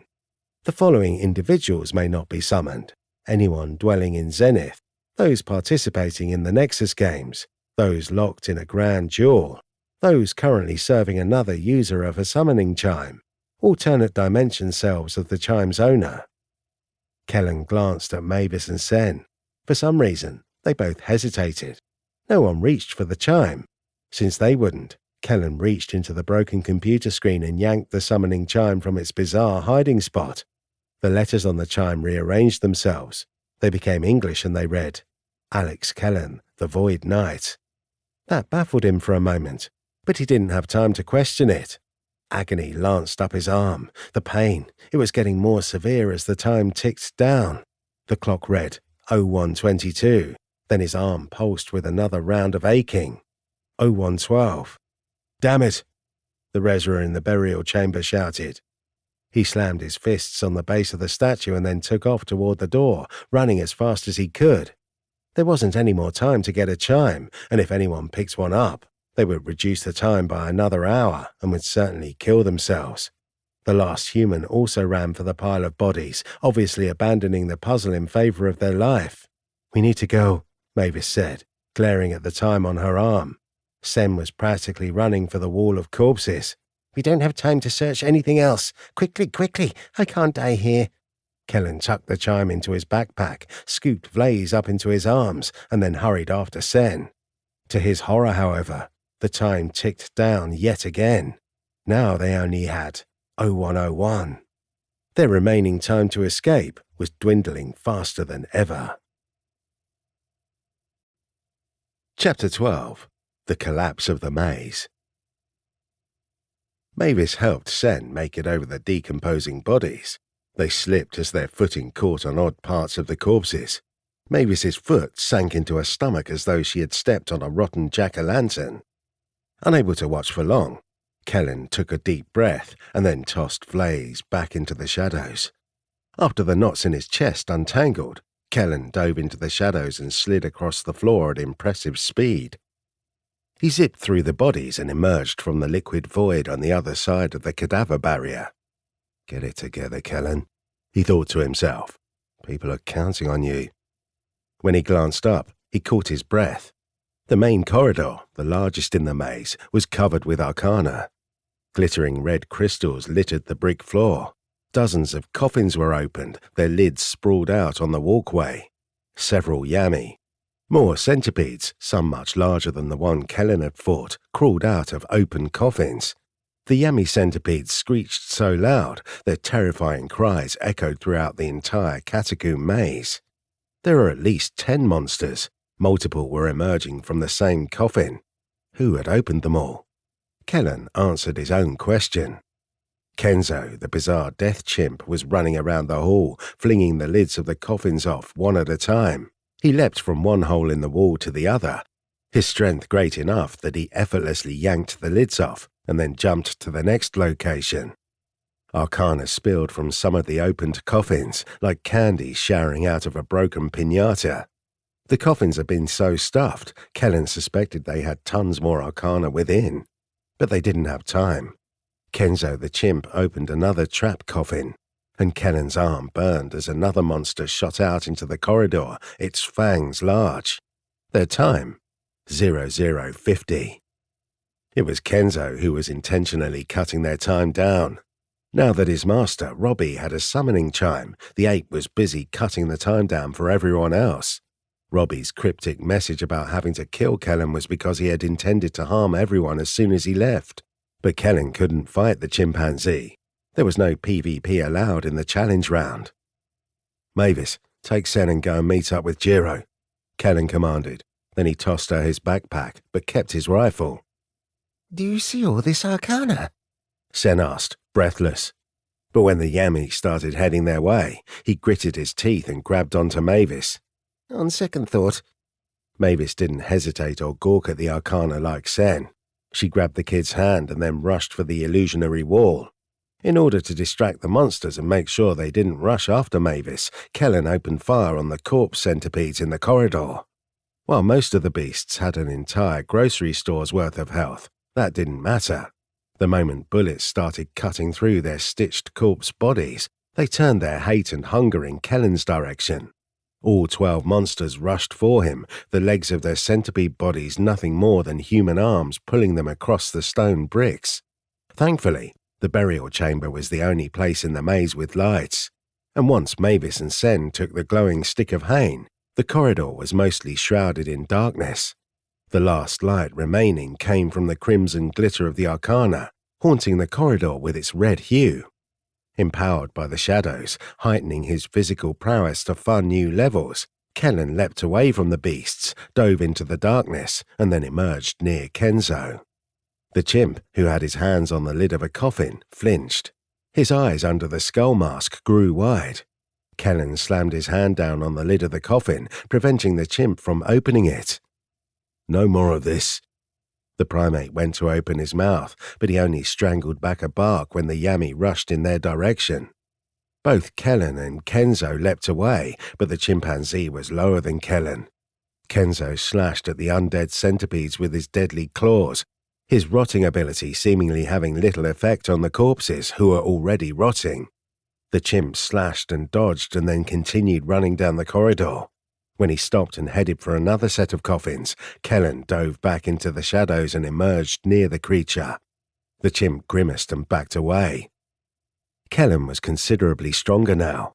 The beast wouldn't be able to open the lids of the coffins without a fight, and since that wasn't allowed, the monsters rushed toward them, all still angry about the cuts and bullet wounds. Satisfied that he had kept them distracted and angry at the chimp, Kellen shifted through the darkness and stepped out into the corridor near the arcana. He scooped up multiple pieces, the crimson glow of the crystals warm and inviting. Alex Kellen absorbed 10 arcana. But he knew he couldn't root around for more. Time was ticking. As long as the ape was preoccupied, he wouldn't trigger any more traps. Kellen headed for the illusion wall and dashed through it. He entered the square room, expecting to find his teammates as well as Jiro, Alvo, and Juan. But instead, he found no one. His heart rattled around in his chest, and Kellen ran a hand down his face, clearing his thoughts. He rushed to the other end of the room, back into the hallways with the crypt widows, and kept hurrying down the path he had taken before. "They're just heading to the exit," He reasoned with himself. I'll find them along this path. Then Kellen made the mistake of glancing at his arm. 0046. It had taken them several minutes of running to actually make it through some portions of the maze. Did they have enough time? Kellen picked up his pace. Thankfully, he heard footfalls ahead of him. Kellen controlled his breathing, trying to hide his presence as much as possible as he ran through the darkness of a catacomb with no light. The glow of the illuminated Hain was a welcome sight. Although the light drained Kellen of some of his strength, it was enough to know that he had reconnected with his group. Alvo and Juan travelled with them, but not Jiro. When Kellen reached the group, he realised they were travelling slower because of the merged twins. Their fused body was awkward. They limped and waddled, almost without balance. Rushing wasn't helping matters either. Both heads panted as they went, clearly strained from the effort. At this rate, they'll collapse halfway to the exit. Mavis was busy carrying Sen. Kellen ran to Alvo and Juan, offered his shoulder, and basically carried half the men's weight on his own. The Nexus resident tried to protest, their stuttered words killed by their inability to breathe properly. Just run, Kellen stated. His arm stung. He didn't even look this time. Kellen knew. They had about 30 minutes to escape. He didn't need to be reminded by the black-stained numbers on his skin. And that was when the maze started to crack. The walls, the floor, the ceiling, tiny chips formed in the bricks. Each small crack spider-webbed out, creating jagged lines across all the stonework. Bits of debris and dust rained on them at a steady rate. And more than once, Kellen almost tripped over a brick that jutted upward from the pressures all around it. Keep your eyes on the floor, Kellen shouted. I marked the locations where we need to turn. Mavis nodded. Sen just continued to clutch her tightly. Alvo and Juan pointed a few times, seemingly to walls, and Kellen suspected they were trying to direct them to a different location. Was there an exit to the catacomb maze that didn't involve the rooms the Arbiter had made? Most certainly. Jiro, Alvo, and Juan had to have gotten into the maze somehow, but they couldn't go that way. We have it, Kellen said. The twins didn't like that answer, though. They grunted and pointed again, but Kellen ran by each location they tried to steer him. Kellen had no interest in deviating from the path. They had to escape, and he wasn't going to risk getting lost. His arm burned again. 20 minutes. His lungs ached, desperate to get enough oxygen. Kellen hadn't thought about it, but he suspected the maze was filled with thin air, not to mention poor ventilation and odd bodily gases. When his head grew light, he knew they shouldn't have been exerting themselves so much, but there was no choice. Mavis turned and ran into an illusion wall. Kellen just followed. His mind dwelled on their surroundings, trying to stay vigilant, just in case a monster emerged from a nearby coffin. The cracks grew larger, and the maze shook. At one point, Mavis slowed and searched the ground, her eyes squinted. The harsh shadows and bizarre lighting made it near impossible to see a smear on the bricks when they were actively crumbling apart. Kellen grabbed the bright Hain, crushed it in his hand, and then allowed the darkness to settle over them. Not only did he get the physical boost from the shadows, but his ability to see in the dark made everything easier. The others were blind, but Kellen didn't care. Hold on to my shirt, he said. Mavis grabbed his sleeve. Without another word, Kellen spotted his own marking and dashed forward. He almost toppled over Mavis, and he had to force himself to slow his pace. With 9 strength and 9 dexterity, he felt like Superman, capable of zipping through the crumbling corridors. But none of the others could keep up with that, so Kellen did his best to shoulder most of Alvo and Juan's weight, and also keep Mavis close enough that she could follow without problem. When they made it back to the never-ending first hallway, Kellen wanted to reassure them. Almost there, he muttered. Then a searing pain lanced through his arm. Less than 10 minutes. Kellen couldn't bring himself to look at the numbers. He just flew forward, running as fast as the others would allow. Their heavy breathing mixed with the destruction of the maze, creating a cacophony of panic. The dust clung to his lungs, and Kellen coughed the entire way, his throat hurting as much as his lungs. Then he stepped on a jagged rock on the floor. The arch of his foot hurt so badly, he almost went face first into the wall. Mavis wheezed and grabbed at her throat. The thin air and debris raining from the ceiling was becoming too much. Kellen spent a mana and activated his Ignore Pain ability. The fire in his chest and throat, as well as the lightning strike of agony in his foot, were all a thing of the past. He hefted most of the twins onto his shoulder, grabbed Mavis and Sen, and with his increased abilities, ran the rest of the length of the hall. The instant he saw the mark he had left on the ground, he turned and hurled himself through the wall. If it hadn't been an illusion, he probably would have broken his neck. Fortunately, it was an illusion, and they all stumbled back into room 101. "Time's up." A voice from an old set of speakers rang out, the tone filled with static. A boom and crash echoed beyond the door of the room. Metal doors slammed shut, protecting everyone inside the room from any more dust, debris, and foul odors. "What an intense challenge round." Whoever had spoken was way too happy for Kellen's taste. He set the others down and gulped in air, trying to regain his composure. "It's time to bring all our players back, and 4 people managed to get summoning chimes? Impressive. We'll have to teleport them straight here for an interview. Everyone loves to see a chump get his 15 seconds of fame, am I right?" "Will I go as well?" Alvo asked, breathless. His twin brother Juan mouthed the question as well. "You didn't take us to the exit. I don't know if the Arbiter will remove us from here. We're not part of Team 101. And before anyone could comment, a feeling of pressure grabbed at Kellen's insides and tugged him forward. He was teleported out of the room and back to the AVU palace. Chapter 13. The Interview. Kellen thought he'd be transported back to his team's room in the AVU palace, or at the very least, the registration room next to the exchange, since that was where he had disappeared from. But that wasn't the case. Kellen teleported onto a football field, one under the dome of a massive stadium. And not just any football field, but one that had been repurposed for late-night television.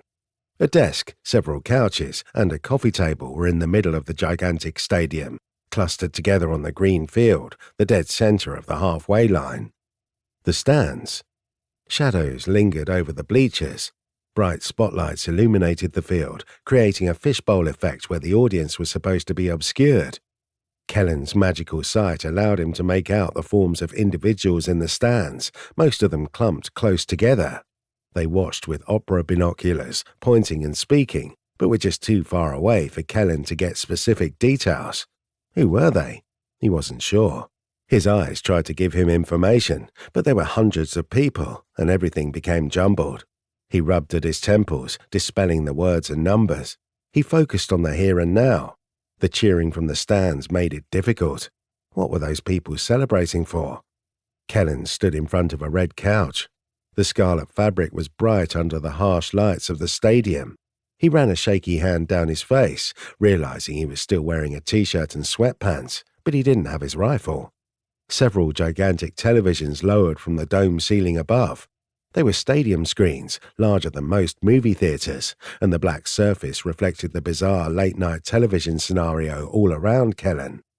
4 other people were with him on the field. Kellen recognized the man behind the talk show desk. It was the bizarre news anchor, Bitso. The man wore a crisp black suit, complete with a black vest, shirt and tie. He wore white gloves, though gloves stained with blood. That particular item of apparel matched his blindfold, which was also a beautiful shade of white, smeared with red. This information, Kellen focused on the words.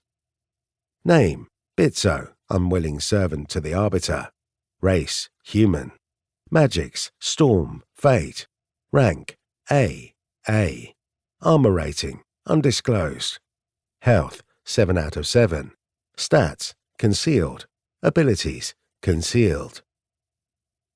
Bitso sat at the desk, one elbow up, his chin propped in his hand. He had an amused expression, but the way he leaned on the desk made Kellen think the man was bored. "Sit down," Bitso said into a microphone mounted to the metal frame of his desk. His voice boomed out over the stadium, as though this were a grand performance. "The interviews are about to begin." Bitso motioned to the couch, his smile perfect, his teeth so ivory they were almost reflective. The moment was surreal. Kellen took a seat on the couch and then stared down at the emerald grass beneath his feet. The coffee table had 4 cups on it, but each was filled with a different liquid. One was coffee, one was tea, another looked like syrup, and the last was a strange shade of dark green that Kellen couldn't identify. Electric excitement pulsed through the crowd. Their cheers grew into applause, and some people chanted names, though Kellen had a difficult time understanding who they were all calling for. The rumble of their enthusiasm shook the whole damn stadium, and Kellen gripped the armrest with his left hand, trying to remain calm and collected. There was also a giant pit next to the late-night show area, a pit so wide someone could easily drive multiple semi-trucks into it at once, and the pit was so deep it was impossible to see the bottom. A constant stream of hot air gushed up out of the pit, the distant sounds of pistons wafting up into the cheers. The stadium TVs played footage from inside the catacomb maze. The dark corridors, the coffins, even the crypt widows were on full display, but Kellen couldn't watch, his attention still on his strange surroundings. Besides Bitso, there were 3 others. Robbie the Friendly. The man adjusted his purple Taco King hat and took a seat on another couch. A stick of cane hung from his lips, and he exhaled smoke into the bright lights of the stadium.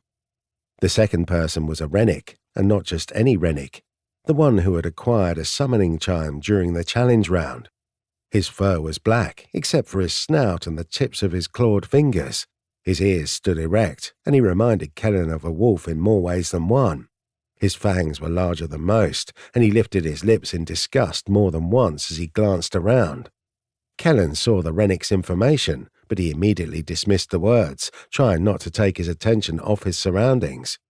The Rennick wore an outfit that Indiana Jones would have died for: leather jacket, tan pants, a whip hanging from his belt.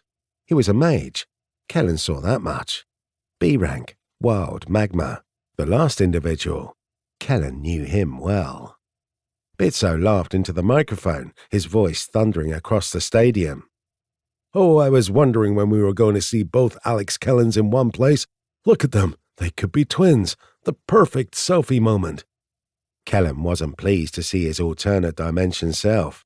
The man was tall, imposing, just like Kellen, but his chin was covered in stubble, his face lined with scars, and his expression more haunted than any man's should have been. One eye was dark brown and the other was mechanical. The pupil of the machine eye glowed gold, and when alternate Kellen glanced over, the light of the eye caused Kellen to flinch. At least alternate Kellen had proper clothing. He wore tactical cargo pants, an armored vest, a thick black shirt and armored gloves. He stood with a stiff readiness that betrayed military training. Of course, alternate Kellen appeared a bit older. Apparently the dimension he had come from was one filled with magic, mayhem, and an alien invasion. Alternate Kellen was over 40 years old and had been a mage for a long time. Kellen didn't like being so far behind. It felt like looking at his father, rather than a different version of him. "Would you look at that, ladies and gentle things?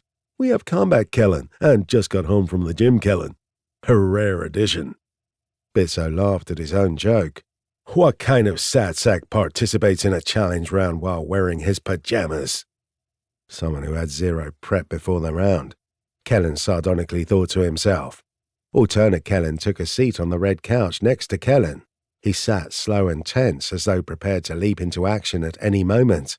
Other Kellen said nothing. Obviously, he was mute. Indiana Jones werewolf took a seat next to Robbie on the opposite couch. The cheering grew more intense. Kellen wasn't sure what to do. The Nexus had all the predictability of a cat in a minefield. Should he take a drink? Should he pretend this was a late-night talk show and just roll with Bitso's insanity? Should he stay quiet and wait for the bizarre scenario to end? It would eventually end. That had been Kellen's experience with such events. "It's a great time to be alive and in front of a television," Bitso said with a chuckle. The crowds calmed a bit as he added, "This challenge round saw some fan favorites, and 4 summoning chimes for this Nexus Games. The last game was won with a chime, and there was only one. This is going to be a crazy series of events, let me tell you." The TVs above them played scenes from what Kellen assumed was the previous Nexus Games. The red sky, the broken buildings. A woman stood among them, her black hair and honeyed skin the same as Shang's and Sen's. She had a mechanical eye, just like the alternate Kellen, the gold glow easy to recognize. Then she lifted the spherical bell above her head. Her clothing seemed post-apocalyptic in nature, like she had scavenged it off corpses after fighting her way through zombies. Her armor consisted of metal plates bolted together, and her pants were sized for someone with twice her bulk. The winner of the last Nexus games in the final game decided to summon the legendary and rather infamous Ugexo's Vein. Bitso chuckled as he pointed to the screens. She ordered him to murder the last survivor of the opposing team. It was, he made a chef's kiss motion, hilariously violent. The screens played footage of the summoning chime breaking in Shang's mother's hand. Then a beam of light broke through the crimson of the sky. Someone descended from on high, an individual with white feather wings and a physique so perfect it looked photoshopped. Kellen would have said it was like an old-world vengeance angel, but it was difficult to tell. Whoever was filming the event was far away. The angel descended to the wasteland, his feather wings shimmering with magic and power. Then Ugexo's Vein seemingly lifted his hand and proceeded to unleash another beam of light, this one so powerful it decimated the nearby skyscraper, blowing a hole through it as though it were a wet napkin. The camera filming jostled with static, and then part of the building toppled over on top of it. The destruction had been thorough. What kind of magical ability was that? The crowd went wild. People in the stands cheered, and a few threw food. It was wild, and Kellen felt their jubilation through the rumble across the ground. The TV screen returned to its black state. The cheering quieted again, at least enough so that everyone could hear Bitso. The Tyrant King Ugexo's Vein was the deciding factor in the last game. Bitso tapped his finger on the microphone, dragging all attention back to him. So, I have to ask, who will our 4 lucky individuals be summoning? Although Bitso was blindfolded, he turned to alternate Kellen. You were the first to retrieve your chime. The TV flickered back to life and played footage of the catacomb maze. It was dark, but everything was clearly visible, as though through night vision goggles. Other Kellen slipped through the maze with little problem, rushing forward with a single-minded purpose. He never touched the coffins. He just used the shadows as pools of water he dove into and out of. He didn't even have anyone else from his team with him. Team 42 couldn't be bothered to risk more than one person, apparently. Kellen knew their tactics. They weren't subtle or forgiving. Alternate Kellen was the first to make it to the burial chamber. He shoved the dead bodies out of the way, clearly not bothered by corpses, and strode into the gigantic room. His gold eye glowed brightly as he approached a statue and then proceeded to stare at the puzzle. "Well?" Bitso asked, snapping his fingers. "Who do you intend to summon?" Alternate Kellen tapped at his throat. He wore a turtleneck, the cloth covering his skin. Then he shook his head, his eyes narrowed in a glare. "Ah, that's right, you're broken." Bitso leaned forward on his desk. "I guess whoever you'll summon will be a surprise." With a manic laugh, which only lasted a few seconds, Bitso turned his attention to Robbie. "If it isn't everyone's favorite fast food worker, Robert Jameson, welcome to the show." Robbie scooted to the edge of the couch. Unlike in the maze, where he had seemed cool and confident, Robbie rubbed his sweaty palms on the tops of his legs. His voice boomed across the stadium, even though he didn't have a mic in front of him. The screens above showed Robbie's arrival at the burial chamber. He wandered around, glancing at everything like he was in a museum. Once he had found a screen on the statue, he snapped his fingers and went to work. His key familiar floated out of his shadow. It pointed to something on the screen. The sentient key didn't solve the puzzle, did they? Kellen watched the TV with baffled curiosity. The fucking key was intelligent enough to solve a complex poem riddle and then tell Robbie the Friend Biscuit how to complete it. "I'm just a player for Team 79, man," Robbie managed to mutter. "They said, I get to go home if I help them win the Nexus games, so I got the summoning chime for them." "Only the person who first touched the chime can use it," Bitso said matter-of-factly, his smile still fixed in place. With a sweet tone, he continued, "You'll have to think of a name at some point, and hopefully a good one." "Well, Ugexo seems good." Robbie pointed to the screens above. A real bombastic personality, am I right? Bitso didn't. The news anchor kept the same wide smile, but didn't say a word or react to the joke in any way. It was off-putting. After a prolonged moment of strained silence, Bitso finally replied, "Oh yes, summoning him again is a viable option if you want to be completely unoriginal." Bitso shrugged. "I mean, Hugh Exos is a master of killing, a perfect pick if you need someone dead in a jiffy." Right on. But just out of curiosity, if you had to summon someone from your dimension, who would you pick? Robbie fiddled with his Taco King hat. Then he frowned. I don't know. Chuck Norris? "Oh? I've never heard of that mage. Let me guess, you come from one of the chump dimensions, don't you? No mages whatsoever?" Well, yeah, that's right. No magic like you all have. "It's no wonder you're so unimpressive." Bitso motioned to the screens again. "Is that why you commanded your familiar to die?" The screens played images of Kenzo opening the coffins. The familiar was doing that until the maze collapsed around him. Robbie didn't answer. He stared at the TVs, his brow furrowed. The crowds didn't seem to like the reveal. They booed and threw objects onto the field. It was only after the footage stopped that they quieted down. Bitso snickered as he turned his smile to the Rennick. "And you, what's your name? Waste Finn?" The wannabe Indiana Jones sat a little closer to the edge of the couch. His ears twitched as he seemed to harden himself to the situation. The crowds cheered for him, enough to actually drown out the interview. Waste shook his head, his long canine nose scrunching a bit as he spoke. Team 5 is going to win the Nexus games, and now that I have the summoning chime, nothing will stop us.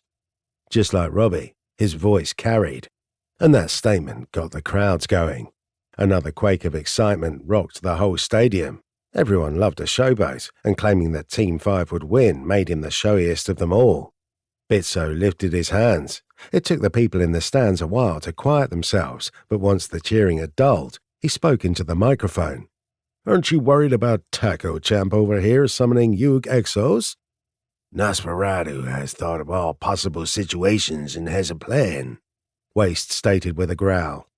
No 15-minute fighter, not even a Tyrant King, will hinder us. Nosferatu. Kellen paid a little more attention now. He needed to take Alvo and Juan to Nosferatu. Well, if they were still alive. Kellen wasn't sure about that. Bitso slid a finger across his desk. So you don't know who you'll be summoning?" Not yet. That's for Nosferatu to decide. "How dull." Bitso finally turned his gaze to Kellen. The bloodied blindfold seemed extra crimson, as though the man had been bleeding the entire interview, and the cloth was almost completely soaked. If it isn't my second favorite player, Alex Kellen. It's so good to have you with us tonight." The crowds got quieter. Anxiety tainted Kellen's thoughts for a fraction of a moment. It seemed as though everyone wanted to hear what he had to say. He gripped the armrest of the couch, his heart pounding. Perhaps it would just be best if he played along. "It's great to be back," Kellen said, forcing a smile, his words booming over the stadium. "It's been a while since I've seen you and the pit." He sarcastically waved at the hole in the ground. His words echoed over the stands. Bitso sat up straighter, his expression never changing, but his mannerisms became more energetic. "Oh, someone is in a good mood." He slid down the desk, getting closer to Kellen. He drew so close that Kellen could see that all his white teeth in the back, all of which were supposed to be molars, were sharpened and canine-like. "I like it when you're in a good mood," Bitso whispered. When Bitso leaned away from the microphone, his words remained quiet. No one in the crowds heard. Kellen already regretted playing along. When he glanced over to his alternate dimension self, the man glared in Kellen's direction, his one gold mechanical eye fixed on everything unfolding. "Bitso." Kellen turned back to face the news anchor. After a deep breath, he said, "Team 42 is planning to kill the Arbiter once they win the Nexus games. They're going to use the magical power they gather from Zenith to invade other dimensions and kill all the primordial dragons." The statement hadn't been made for Bitso's sake. Kellen had already told the man after all. No. Kellen was saying it so that everyone knew. He didn't want to keep it hidden or pretend he hadn't heard. In his mind, Team 42 had to be stopped. The crowds didn't like the information. Again, there was more booing, but not as much as before. A general confusion seemed to spread through the audience. Bitso waved his hands and once again spoke into the mic. "Calm down. The Arbiter is already aware. There's no need to get dramatic." He turned to Alternate Kellen, a member of Team 42. "Do you have anything to say about that?" With a laugh, Bitso continued. "Oh wait, broken. I had almost forgotten." Other Kellen ran a hand over the stubble on his chin. Before Kellen could insist that this was a problem that others should be concerned with, Bitso slammed his hands on the metal desk. The sound echoed across the stadium like a gunshot over the speakers. "No!" Bitso then ran a hand through his dark red hair. "If I'm going to be forced to do these interviews, I don't want to rehash old news." He pointed at the screen. "We need to review the tapes." The screens flickered to life. Bitso tried to stand, but when he got up from his chair, some sort of chain, a manacle attached to his ankle, kept him in place. He struggled with the restraints, growing visibly irritated, muttering dark curses under his breath.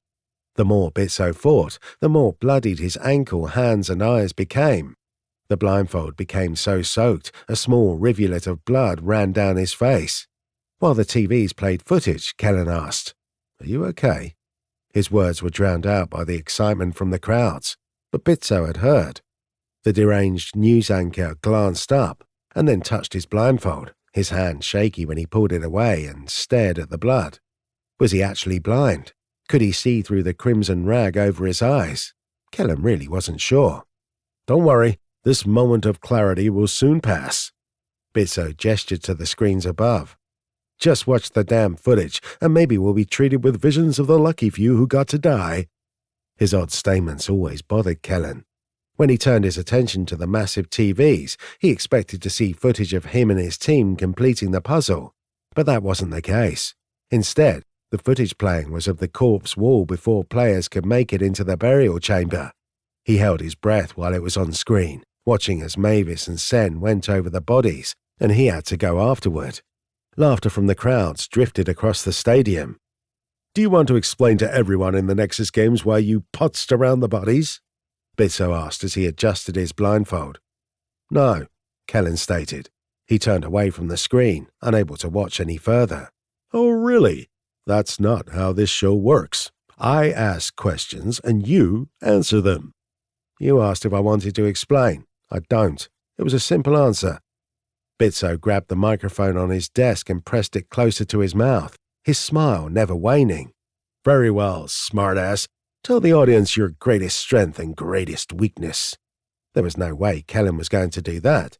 The other teams were watching, he knew, and this wasn't the time.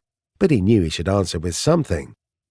"My greatest strength is whooping ass," he said, deadpan. "And my weakness is enjoying it." The crowds in the stadium broke into applause. The cheering and the clapping became a music of their own. Kellen didn't mind the attention. It was much better than the kind he usually received. While the audience continued cheering, Bitso once again moved the microphone to the side. He leaned on the edge of the desk closest to Kellen, his smile gone, all mirth missing. More blood streamed down his face like crimson tears. "Listen," Bitso said, his tone so serious it was almost unsettling. "A part of you will always be trapped in your past trauma. That's true for everyone. A piece of you is stuck in the worst moment you've ever had. Don't let that be the piece that controls your actions." The words of advice hit Kellen hard. He hadn't thought of it like that. He knew the trauma was hindering him, but the analogy of being trapped resonated with him. Why would Bitso go out of his way to give him that advice? Was this another moment of clarity? A brief few seconds in which Bitso wasn't completely ruled by insanity? Was Bitso trying to help him? Kellen wasn't sure. He didn't even know how to ask. But then Bitso's manic side returned in full force. He grabbed the microphone and pulled it close to his bloodied mouth. Then he laughed, splashing pink spittle on the equipment. "Who will you be summoning, Alex Kellen?" "I don't know yet," he managed to say. "Really?" With a snort and a chuckle, Bitso shrugged. I guess the fast food worker is the only one who has a plan. Everyone else is a patsy or just confused. Sorry, ladies and gentlefolk, nothing extra exciting for you today? Hot air streamed up from the massive pit. Steam went with it, gushing into the stadium in a frightening amount. Kellen tensed as the hot air washed over everyone on the couches. That concludes our interviews, Bitso announced, but don't worry, we'll continue bringing you footage of the games, especially given what's happening in the next one. Chapter 14. Nosferatu. As the crowds continued to cheer, Bitso waved his hand at the four sitting on the couches. Kellen wasn't sure if he should get up, or even where he'd go to get off the field and back into the palace. You four were some of the worst guests I've ever had, Bitso said with a sigh. Mute, stuttering, where am I supposed to go with that? And where are all the women? You all need to make more progressive choices and put more ladies into those death mazes, understand? His voice wasn't projected to the crowds. The show was over. There weren't even that many deaths. Bitso rubbed at his temples. The one highlight in my pathetic existence is watching you all die, and you all couldn't even provide me much of that. The ground shook. Not from the audience or from intense cheering, but from the movement of something large beneath their feet. Kellen stood from the couch, his heart hammering. He already knew what it was. The Arbiter. The massive pit spewed steam into the stadium. Robbie, Waste, and alternate Kellen all got up from the couch. Waste flashed his canine fangs, his black fur standing on end. Robbie kept rubbing his sweaty palms over his shirt and pants as though he just couldn't keep them dry. Only alternate Kellen stood his ground. He watched the pit with an intense gaze. The Arbiter wants to wish you luck, Bitso said, as the hot air washed over the field. Consider yourselves honored by his presence. The whole stadium shook with the movement of the Arbiter. Kellen almost lost his footing. He held on to the side of the couch, ready for his second encounter with a primordial dragon. A mechanical claw reached out of the pit and grabbed onto the edge of the field. The tips of the claws were blades that sank into the ground, cutting deep into the dirt and creating grooves.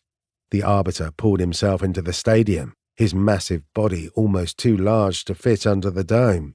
His machine body, laced with flesh from within and without, hissed and groaned as he moved.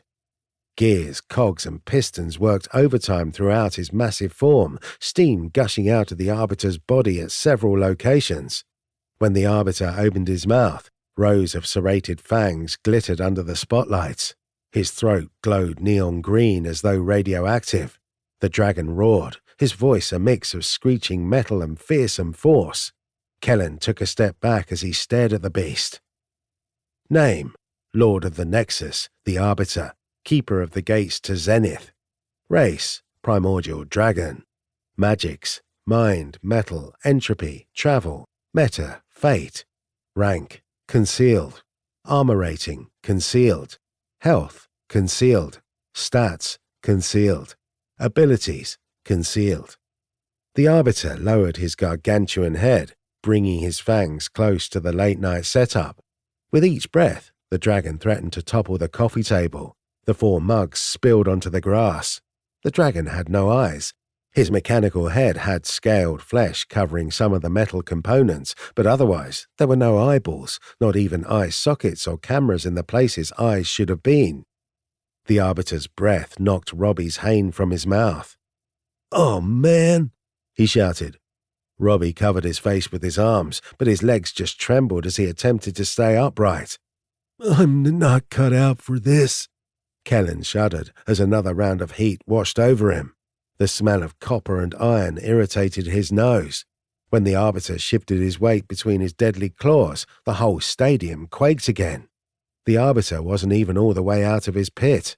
Half his body remained underground, while the top half was above ground, like someone hanging on to the side of a swimming pool. "The Arbiter congratulates you," Bitso said, his voice half swept away by the winds. "And now he'll send you to any location you want. Keep in mind you need to stay close for the 3rd game. Wouldn't want to miss that, would you?" "I want to go home, man." Sorry, this dimension only. Robbie exhaled and then inhaled. My room. The stadium. Kellen felt a suffocating presence, as though the air pressure had doubled.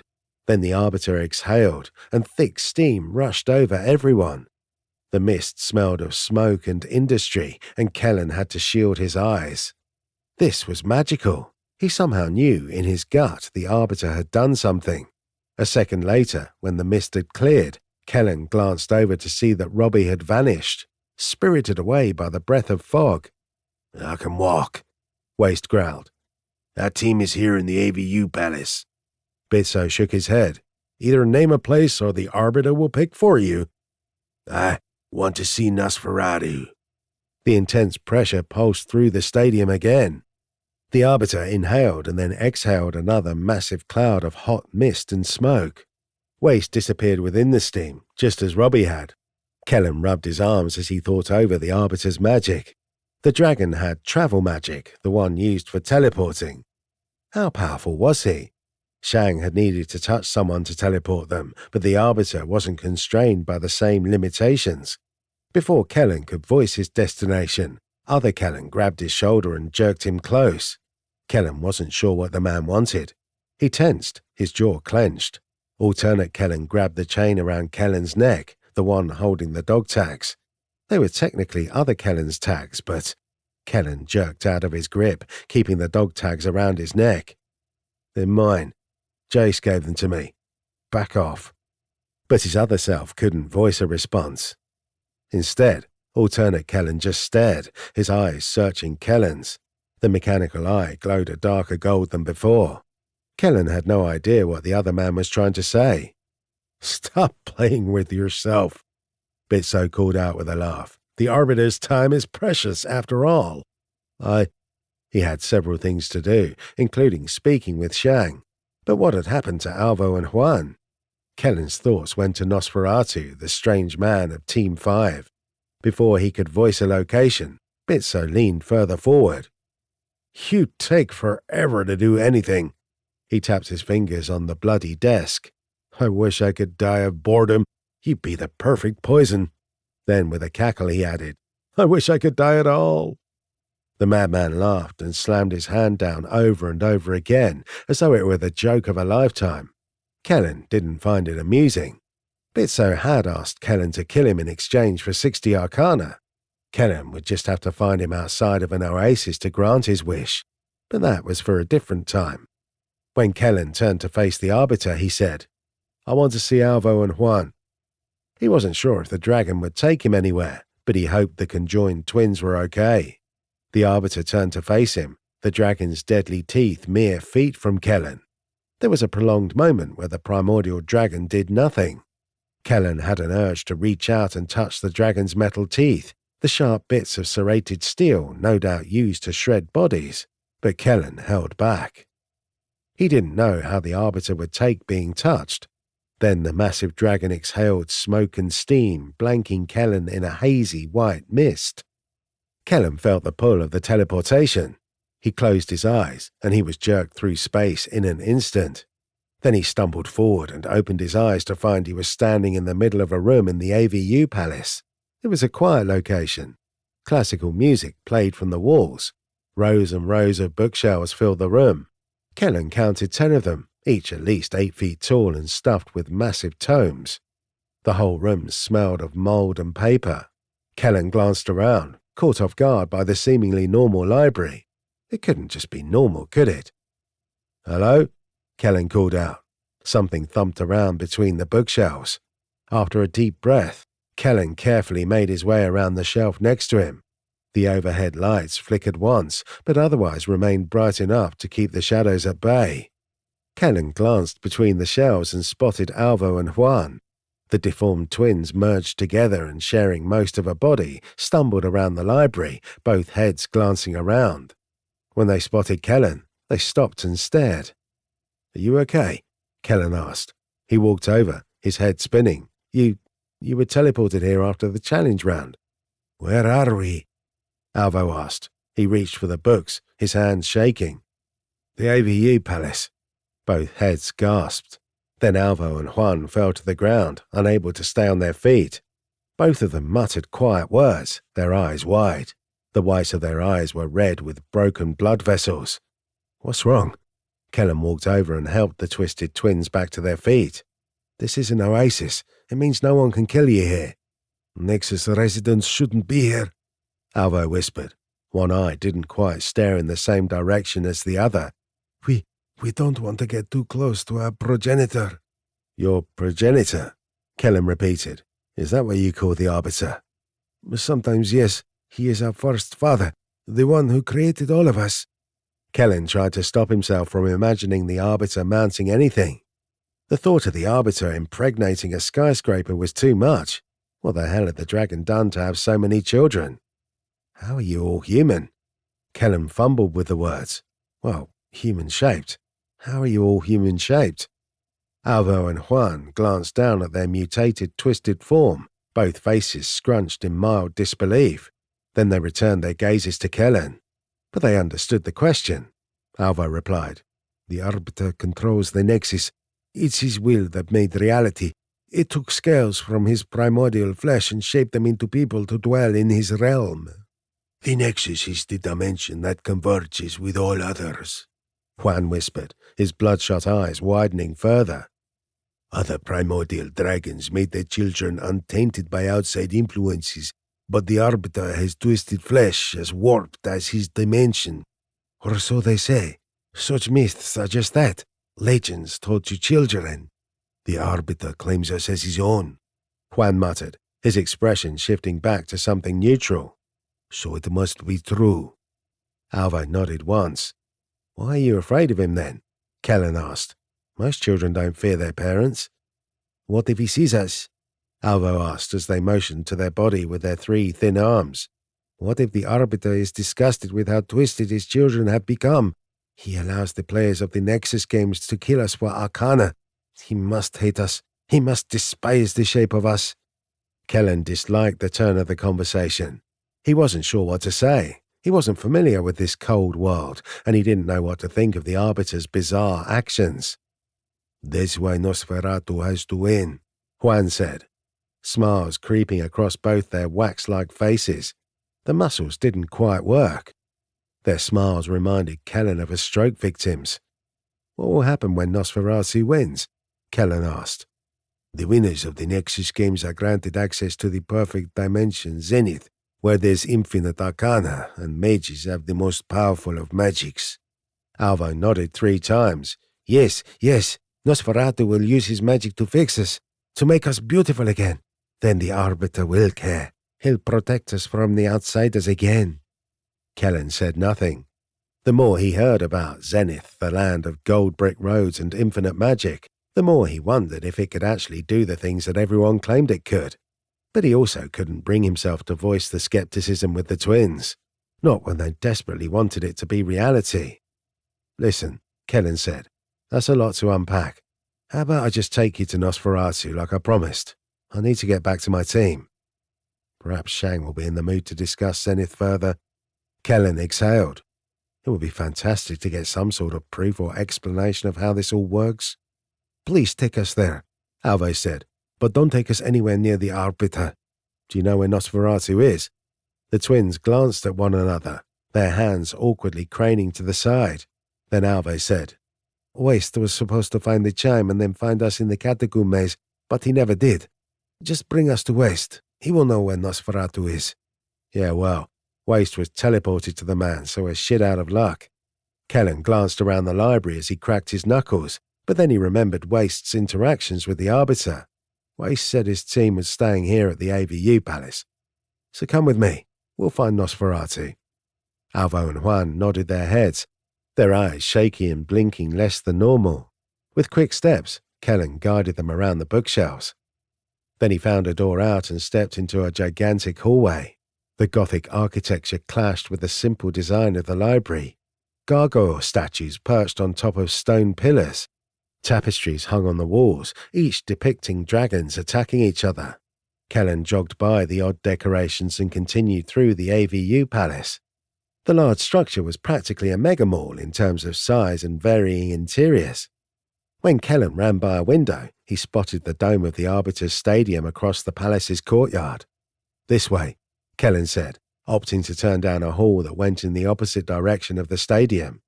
The beat of intense music rang throughout the palace. Kellen stopped in the middle of the hall, Alvo and Juan behind him. Dread twisted in his chest. The palace was once again full of the Nexus Games players. The last time Kellen had associated with any of the Nexus residents, another player had killed them to make a point. Kellen knew that if he wandered the palace with Alvo and Juan, they would become the target of a malicious attack. "We should go the long way," Kellen muttered, backing away from the sounds of partying. The misshapen twins stumbled around him. Kellen turned around, went down a different hall, and headed in the direction of the stadium. He wanted to get away from the other people as fast as possible. Alvo and Juan kept pace, but they lumbered and breathed with heavy huffs, creating more noise than Kellen wanted them to. "Oh, look, it's Shang's boy toy," a sweet and sinister voice said from the shadows. Chapter 15. Team 5. A striking woman stepped out of the darkness in the corner of the hallway. If this wasn't the Nexus, Kellen would have assumed she was a mugger. A dozen piercings marked her face with metal from her lower lip to her eyebrow to her nose. She had a mohawk, not too large, but spiked, and the dark rings around her eyes were either makeup or a complete lack of sleep. Kellen wasn't sure which. She had an athletic build and wore a skin-tight outfit that looked like a futuristic sci-fi bodysuit. Besides her heeled boots, Kellen was pretty sure she wasn't wearing anything else. Her suit was black except for one sleeve, which was a bright neon pink. Kellen likened the coloration to a poisonous frog. He knew this woman. The number on the back of her left hand told him everything. Team 42. Name: Issa Voigt the Wraith. Race: human. Magics: entropy, eclipse. Rank: concealed. Armor rating: concealed. Health: concealed. Stats: concealed. Abilities: concealed. Issa sauntered over, her gaze flicking from Kellen to Alvo and Juan. She smirked, her teeth visible. "Wow, you've let yourself go," Issa said as she motioned to Kellen's sweatpants and t-shirt. "I've met Ziploc bags with more sexual energy." She circled around like a shark, getting closer as she did, even grazing her fingertips over Kellen's shoulder as she went behind him. He tensed, but didn't lash out. He couldn't. The magic around the AVU prevented hostile actions. "Good to see you again, Issa," Kellen said, terse. "But I have to get somewhere." Alvo and Juan shuddered as Issa drew near. Both heads tried to crane around at the same time, their three arms folded tightly against their giant chest. When she smiled, Alvo and Juan cringed away, frowning. "You're still associating with these inbred freaks?" Issa asked. When Kellen went to walk forward, she stepped in the way. "Are you insane, or do you just want to start a fight?" Issa met Kellen's gaze, her eyes intense, almost crazed. "You think the Arbiter is going to help you? Is that why you went crying to him? That piece of shit trash dragon isn't going to get involved. He never gets involved in the games." Alvo and Juan stepped closer to Kellen, their expressions ones of disgust and shock. Kellen could practically feel Issa's rage. She shook, but kept her smirk, like the oasis was preventing her from acting. Her shadow moved around the floor, like Peter Pan's fucked-up cousin. It made clawing motions at the darkness around Kellen's feet. "I really need to get going," Kellen said, never betraying his own frustration. From what he could remember, Issa had magics that eroded people's defenses, and her shadows acted on their own to attack and hold people in place. She had been deadly during the second game, and angering her wasn't worth it. She needed to die, but Kellen couldn't do anything about that yet. When Kellen tried to step around her again, Issa posted her arm on the nearby wall, blocking his path. They stood inches apart, and if they hadn't been in an oasis, Kellen would have been tempted to punch her square in the face. "Shang's illusions aren't going to save you in the next game," Issa said sweetly. "Now that Brennan knows how powerful they are, he already has a way to deal with them." Why would Issa tell him that? It was good information, but Shang already feared that outcome. She had known the moment she had used her illusions in the second game that it would give away her capabilities. "What do you want from me?" Kellen asked, defiant. "We can't fight in this hallway, so unless you have something to say, this is all a waste of time." Issa lifted a pierced eyebrow. After a prolonged moment of strained silence, she removed her posted arm. "What do I want?" "To win this goddamn game. Brenner said he offered you a chance to join us, but you refused. Probably because you're Shang's bitch. But maybe for some other stupid reason." Kellen was done with the conversation. Issa wasn't the sharpest tool in the shed, and he really did have better things to do. "Anyone ever tell you that you're a delight?" he sarcastically asked. Issa offered Alvo and Juan a sneer. "What's your deal? You're some hobo-loving vagabond? I thought it was funny at first, but now it just makes me sick." "Is that a quote from your mother? I think I recall hearing her say that once." Issa's lip twitched, a tic that betrayed her itching need for violence. "The moment Quasimodo steps outside this palace, he's dead, along with everyone else you've ever associated with." She pressed a single finger against his chest. "Our Kellen is a trained killer, and I'm going to help him rip you apart." Kellen brushed her hand aside. "Anyone ever tell you your voice is shrill? You're speaking at frequencies only dogs should hear." With her teeth gritted, Issa stepped away. Then she ripped out the piercing on her lip, tearing her flesh in one quick action. She did it so fast and so aggressively that blood splattered forward.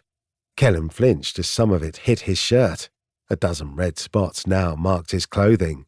"Oopsie doopsie," Issa said. Then, with a manic giggle, she turned and headed for a darkened part of the hall. "Sorry about that. Guess I'll see you later then, Alex. Stay out of trouble until then." Kellen glanced down at his clothes. They were already dirty from his time in the challenge round. With a sigh, he just motioned to the path ahead of him. "Let's go." Alvo and Juan stared, their whole body shaking. "Outsiders revile us." "I think she reviles everyone." "Thank you for speaking to her." Alvo and Juan stepped closer. Then they patted down their body, their deformed hands small and shaky. With a sigh, Alvo said, "Merry Christmas." "Yeah, I'm happy to be alive too, but we should get going." Kellen grabbed their shoulder and pushed them forward. "You're not going to die until you leave the palace, so just stay here for a bit. I'm sure it'll be fine.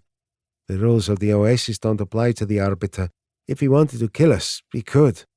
I've got good news. He's living in a pit in the middle of a football stadium. I think you'll be fine. Come on."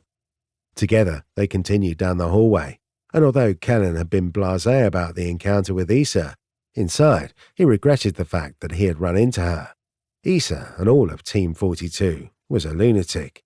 She would kill Alvo and Juan simply to spite Kellen. Kellen didn't want that on his conscience. As Kellen went, he opened doors, checking all the bizarre rooms in the palace. One was a pinball arcade, one was an indoor swimming pool. The only theme for the AVU palace seemed to be recreation and luxury. Every place, area, and section of the palace was designed for games, relaxation, gambling or drinking, and also debauchery. With the music picking up and the lights of the hall dimming, Kellen wouldn't have been surprised if he ran across people engaged in more scandalous activities. His suite wasn't in this kind of hall, however. It was upstairs. Kellen motioned for Alvo and Juan to follow him up to the next floor. The partying in the palace grew loud enough for him to hear even as he ascended the steps. The dying light outside made Kellen nervous. He didn't fear the night, quite the opposite, but time was a precious commodity, and here he was just wandering around. He opened 3 more doors, growing more impatient with each empty room. Alvo and Juan followed close behind, lumbering as quickly as their stumpy legs would allow. Then Kellen spotted someone leaving a room, a Rennick dressed like Indiana Jones. Waste. "There," Kellen said. "We found Team 5. He jogged forward, and Waste turned in his direction. The giant werewolf man laid his ears back against his skull and flashed his fangs, but the moment he spotted Alvo and Juan, his whole demeanor changed. His ears perked back up, and his haggard black tail actually wagged a bit. "You made it?" Waste asked, not even glancing in Kellen's direction. "Do you have the information for Nosferatu?" Alvo and Juan both nodded. They headed for the door, no more words for anyone. Once they'd entered and the door had snapped shut, Kellen turned on his heel, ready to leave. Wait, Waste growled. Kellen stopped and glanced over his shoulder. No one else was around. You should see him too, Waste said. He'll want to thank you. It's fine. I can just pretend I heard the thanks. Waste's ears flattened again. What's with you? Some random human lurking about making friends with the Nexus residents only to turn down an invitation from their leader. You know about me. I've seen footage of you in the games. Everyone is talking about the Alex Kellen impersonator, the one making all the strange decisions. Even Nosferatu finds your actions questionable. Questionable? Kellen wanted a sigh to let out his building frustration on something, but he swallowed his anger yet again and turned to face the Rennick. With a sardonic gesture of his hand, he motioned to the door. After you, then. Lead the way to this legendary Nosferatu. Waste snorted. He grabbed the door to the suite and opened it. Get in. What grace and ceremony, Kellen thought as he stepped into the room. Then the door shut.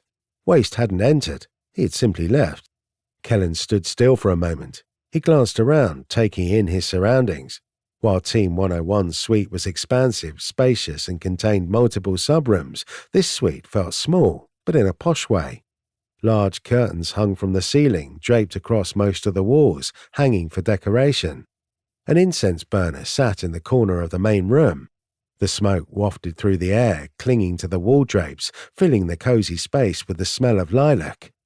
There were no windows, no balcony, no mana spring. Even the lights were dimmed, creating an underground effect that unnerved Kellen. He spotted several doors, and he suspected they must have led to subrooms, but he wasn't sure. Each door was shut tightly, and one even had a metal grating across it. As Kellen crept inside, he had to avoid the cushions on the floor, as well as a short coffee table. A large TV was in the central area, but it too had drapes on either side, like the curtains could be closed over the screen. Was it a theatre TV? Why would anyone design a room in this fashion? Alvo and Juan stood near the back of the room beside the TV. Another man was there, one wearing a three-piece suit. Name: Nosferatu the Iron-Willed. Race: human. Magics: metal. Rank: M. Armor rating: 20+10 shielding, metallic. Health: 30 out of 30, cyborg enhanced. Stats: Strength 7, cyborg enhanced. Dexterity 5, cyborg enhanced. Fortitude 10, cyborg enhanced, tough. Charisma 5. Manipulation 3. Intelligence 10, analytical. Perception 9, cyborg enhanced. Wisdom 15, mystic sense. Willpower 15, determined. Abilities: personal, resolute. The mage is not easily deterred from his path. The mage's willpower counts as double for the purposes of resisting enemy magics. Additionally, the mage cannot be dominated or enslaved. Nosferatu. The number 5 was on the back of his left hand, clear as day for all to see. And since he was one of the Nexus residents, Nosferatu had a wide variety of deformities. Boils, lumps, and lesions marked every visible portion of his skin, including his face. Some wept fluids, but whenever it became too much, Nosferatu grabbed a handkerchief from his suit pocket and dabbed away the gunk. If it weren't for his leprosy-style appearance, Nosferatu wouldn't have been horrible to look at. He stood straight, he seemed fit, and his charcoal grey suit was pressed beautifully. In all ways, Nosferatu stood like a tall, dark, and handsome man. But he wasn't. Nosferatu's thinning hair reminded Kellen of a cactus. The man was basically bald, except for the white wisps over his misshapen scalp. Nosferatu was like a diseased corpse wrapped in a suit, pretending to be handsome. Alex Kellen, Nosferatu said, slowly turning to face him. The collar of his suit had 7 metal pins snapped into the fabric. They were gold, and they glittered, even in the dim lighting. Those pins symbolized his highest rank of magic. Gold stood for metal, the magic of civilization and technology, and 7 meant the man had achieved M rank. If Kellen hadn't had his magical sight, the metal pins would have at least given him some clue as to the other man's strength. Nosferatu placed a hand on Alvo and Juan's shoulder. Thank you for the information. Please take a seat and rest here. It isn't safe for you to leave." The conjoined twins nodded their heads and then lumbered over to the pillow seating. They carefully sat near the coffee table, both heads turned so they could watch everything unfold. "Thank you for helping Alvo and Juan out of the catacomb maze," Nosferatu said. His voice was rich, thick, and lyrical. He could make reading the back of a cereal box sound poetic. Kellen nodded once. "Don't mention it." "I'm pleased you came to see me." "Oh? Why's that?" Nosferatu stared at him with discerning eyes. "I wanted to ask you why you are here. Why you want to win the Nexus games." He moved slowly to the TV and then placed a lumpy hand on the side of the screen. "I was forced into the Nexus games. Technically, if my team wins, they'll let me return home." Nosferatu frowned. Even his lips were marked with disease lines. "A pity. Well then, you can go. There's nothing more for us to discuss." "Wait, that's it?" Kellen scoffed. "Your teammate made it seem like you wanted to speak with me about something important." Nosferatu turned and waved his other hand. "If you have no passion for what's going on, there's little to speak about. An employee clocking in for a paycheck isn't the same as someone building a business. If you have no reason to win, I doubt you ever will." Nosferatu motioned to the door. "You may leave, Alex Kellen." "I have a reason to win," Kellen stated, getting defensive. "Didn't you see me on that bizarre late-night talk show? Team 42 is planning on killing the Arbiter so that they can invade Zenith, get superpower through ultimate magic, and then take over every other dimension, which includes my home. So yeah, I have a reason to win. It's to stop Team 42 from carrying out their twisted plot." Kellen hadn't realized how worked up he had gotten until he forced himself to take a breath. It irritated him that no one seemed to care or listen. He wasn't spouting off words just to hear his own voice. Why wouldn't anyone get behind his cause? When Nosferatu faced him this time, it was with a smirk. "Ah, there it is. Your passion." He took a single step away from the TV, his gait stiff. "I've seen it from you a few times whenever you've been filmed by the Arbiter." "What are you talking about?" "You have a passion to save and protect people. The Rezra girl, Nexus residents, even members of other teams. Time and time again, the Arbiter has filmed your desperate struggle to save those around you." "Well, innocent people." "And my people. You're selfless, even in a world as dark as this. That's rare." Kellen crossed his arms. The wet blood on his body disturbed him. He rubbed at his shirt and then opted to keep his arms at his side. "What does it matter?" Nosferatu's gaze drifted down to Kellen's shirt. He stared for a long moment. "The blood on your clothing is fresh." Kellen touched the crimson drops.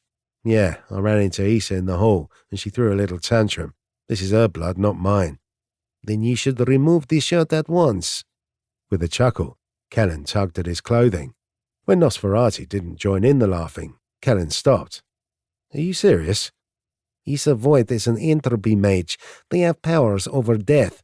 Some powers include their ability to use the blood in devious ways. I'm not saying she's spying on us, but I wouldn't put it past her. Remove your shirt, then burn it, I say." Kellen tugged the garment off, dwelling on the information. Entropy magic involved death and blood, but he didn't know many of the specifics of the magic.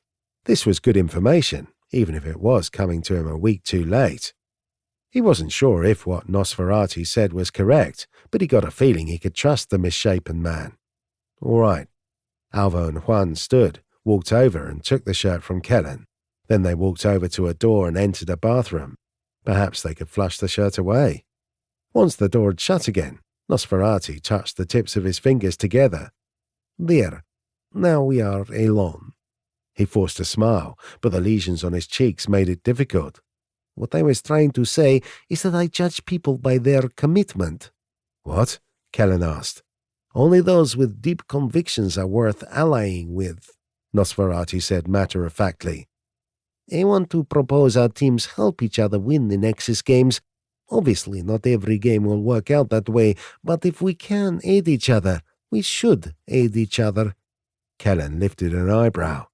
This was the first time another team had tried to form an official alliance. Alvo and Juan returned from the bathroom, no shirt in hand. Then they walked to Kellen's side, both sets of eyes on him.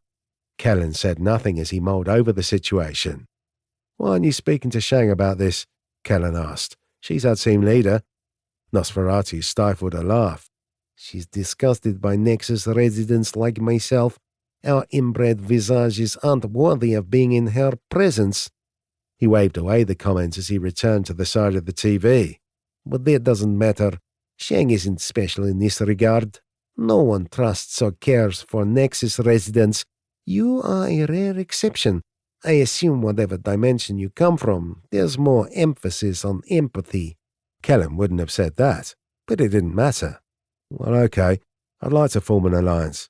Nosferatu's eyes lit up and he smiled genuinely. "Brilliant." "You're going to help Nosferatu?" Alvo asked. Kellen nodded. "Seems that way."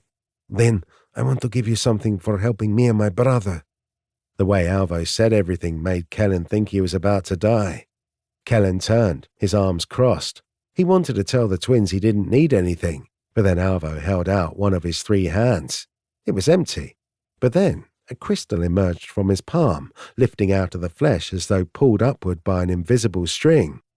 The sparkling crystal that emerged was no larger than a thumb. It wasn't red, like most arcana. It was gold.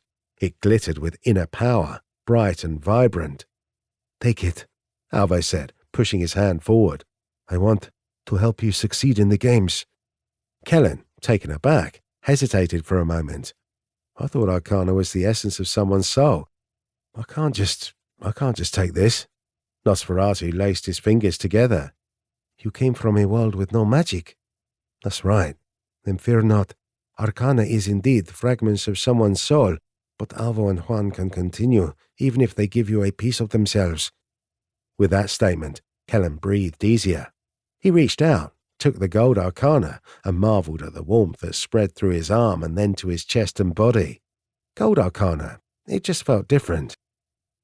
Alex Kellen absorbed 1 gold arcana. "Wait," Kellen muttered. He turned to Nosferatu. "You know about gold arcana? Half the people I speak to deny it exists." "Oh yes, all Nexus residents know of gold arcana. It's freely given, whereas red arcana is taken by force."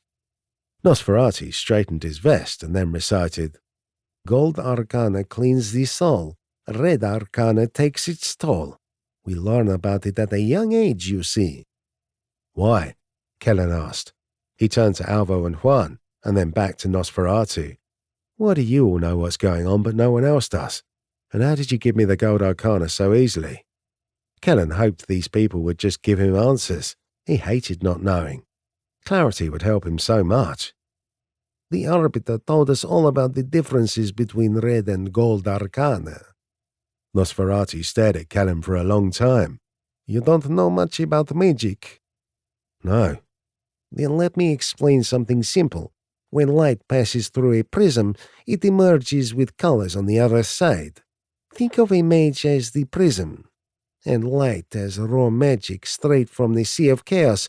But people aren't perfect prisms. When the light filters through their bodies, only certain colors shine through." Nosferatu's rich voice made it easy to listen. Kellen absorbed every word. "Those colors are specific magics," Nosferatu said.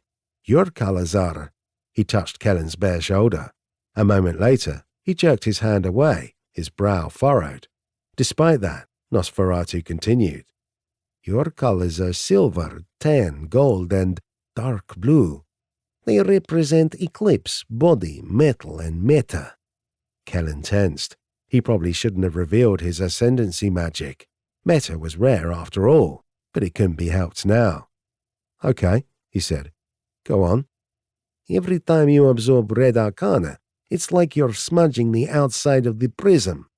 The light won't shine as clearly, and your magics will be muddled and weaker, but—" Nosferatu held up a finger. "Every time you absorb gold arcana, it's like taking a cloth to your prism and wiping it clean. A beautiful thing. It makes your magic stronger, breaks curses, weakens the hold of outside magics on your mind. So my prism is cleaner thanks to Alvo and Juan." In a way, yes. Kellen wanted to thank the twins, but it was getting redundant. He had saved them from the maze, and they were just thanking him for going out of his way.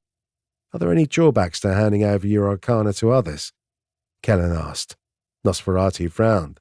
If you give all of your arcana, you die. Avo and Juan gave me some of their arcana. That's right, and they will feel a loss in energy, drive, and will to live because of it. Nosferatu held up a pox-marked hand. Think of your arcana like blood. You can live without all your blood, but the more you donate, the more sluggish and weaker you are for a time. How much arcana does an individual have? Kellen almost felt bad for bombarding Nosferatu with so many questions, but since he was one of the few people who would answer, Kellen had to take advantage of the situation. He knew next to nothing about arcana. If Nosferatu was an expert, why not get a few things straight? The arcana a person has is dependent on many factors, Nosferatu said with a shrug. How old you are, if you're magical, how many trying experiences you've lived through. A theory among my people is that the higher quality you are as a person, the more arcana you have at any one time. The Arbiter has implied as much. And why does the Arbiter tell you all this? Kellen asked, still fascinated. He is our progenitor. He instructed us on all things magic. There is no greater teacher than a primordial dragon.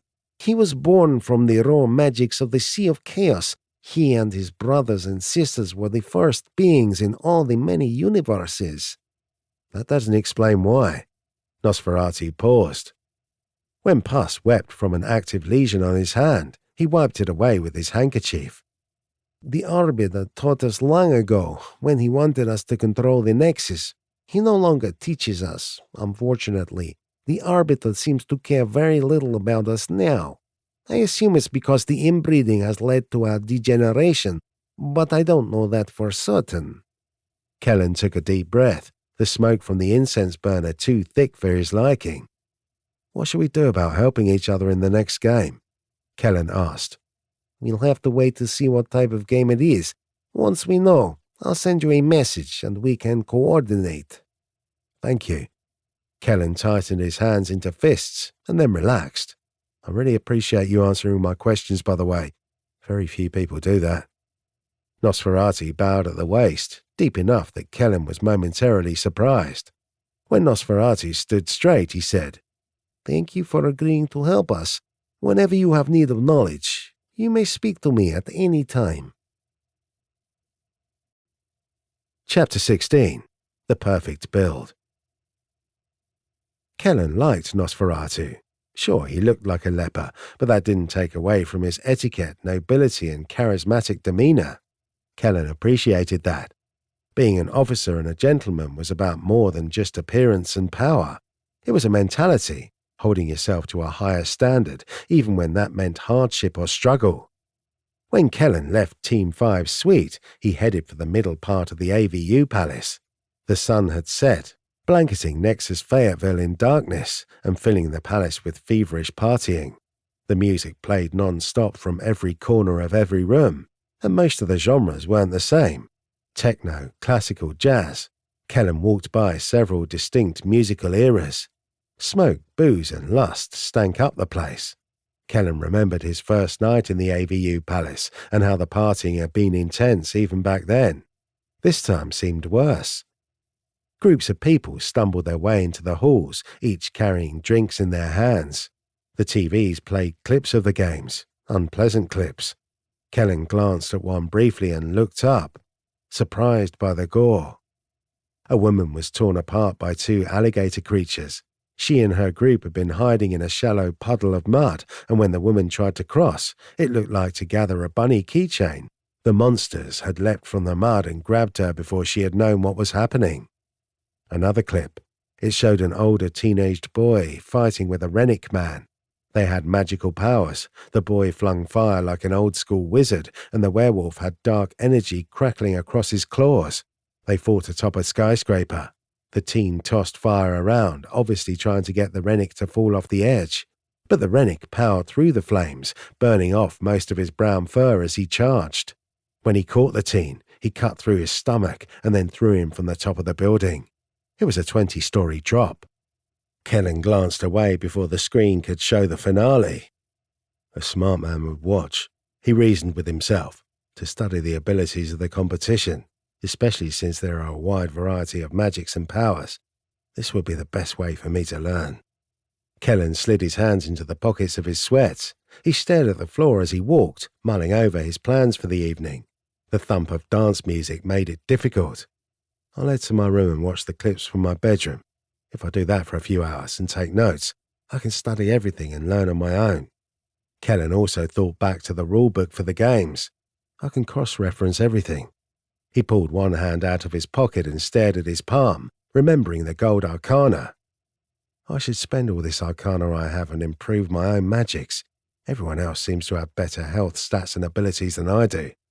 Even Robbie the Taco King commented that my rank is lower than others. And now that he had metamagic, Kellen wanted to take the time to review the powers available to him.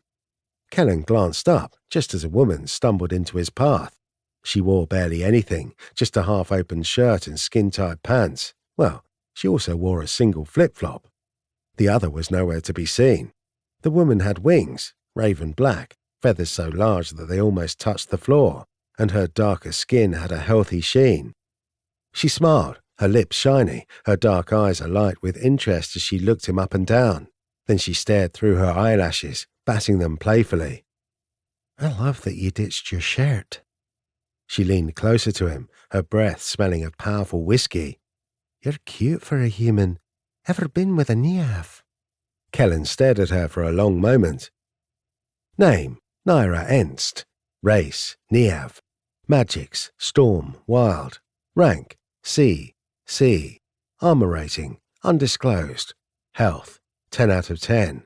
Stats, concealed. Abilities, concealed. Although Kellen knew it was extremely simplistic, he thought of the Neav as bird people. Everyone he had met had some sort of feathered wings, though it seemed as though they had trouble moving around.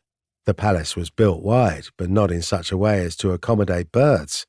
The back of her left hand had a number, 76.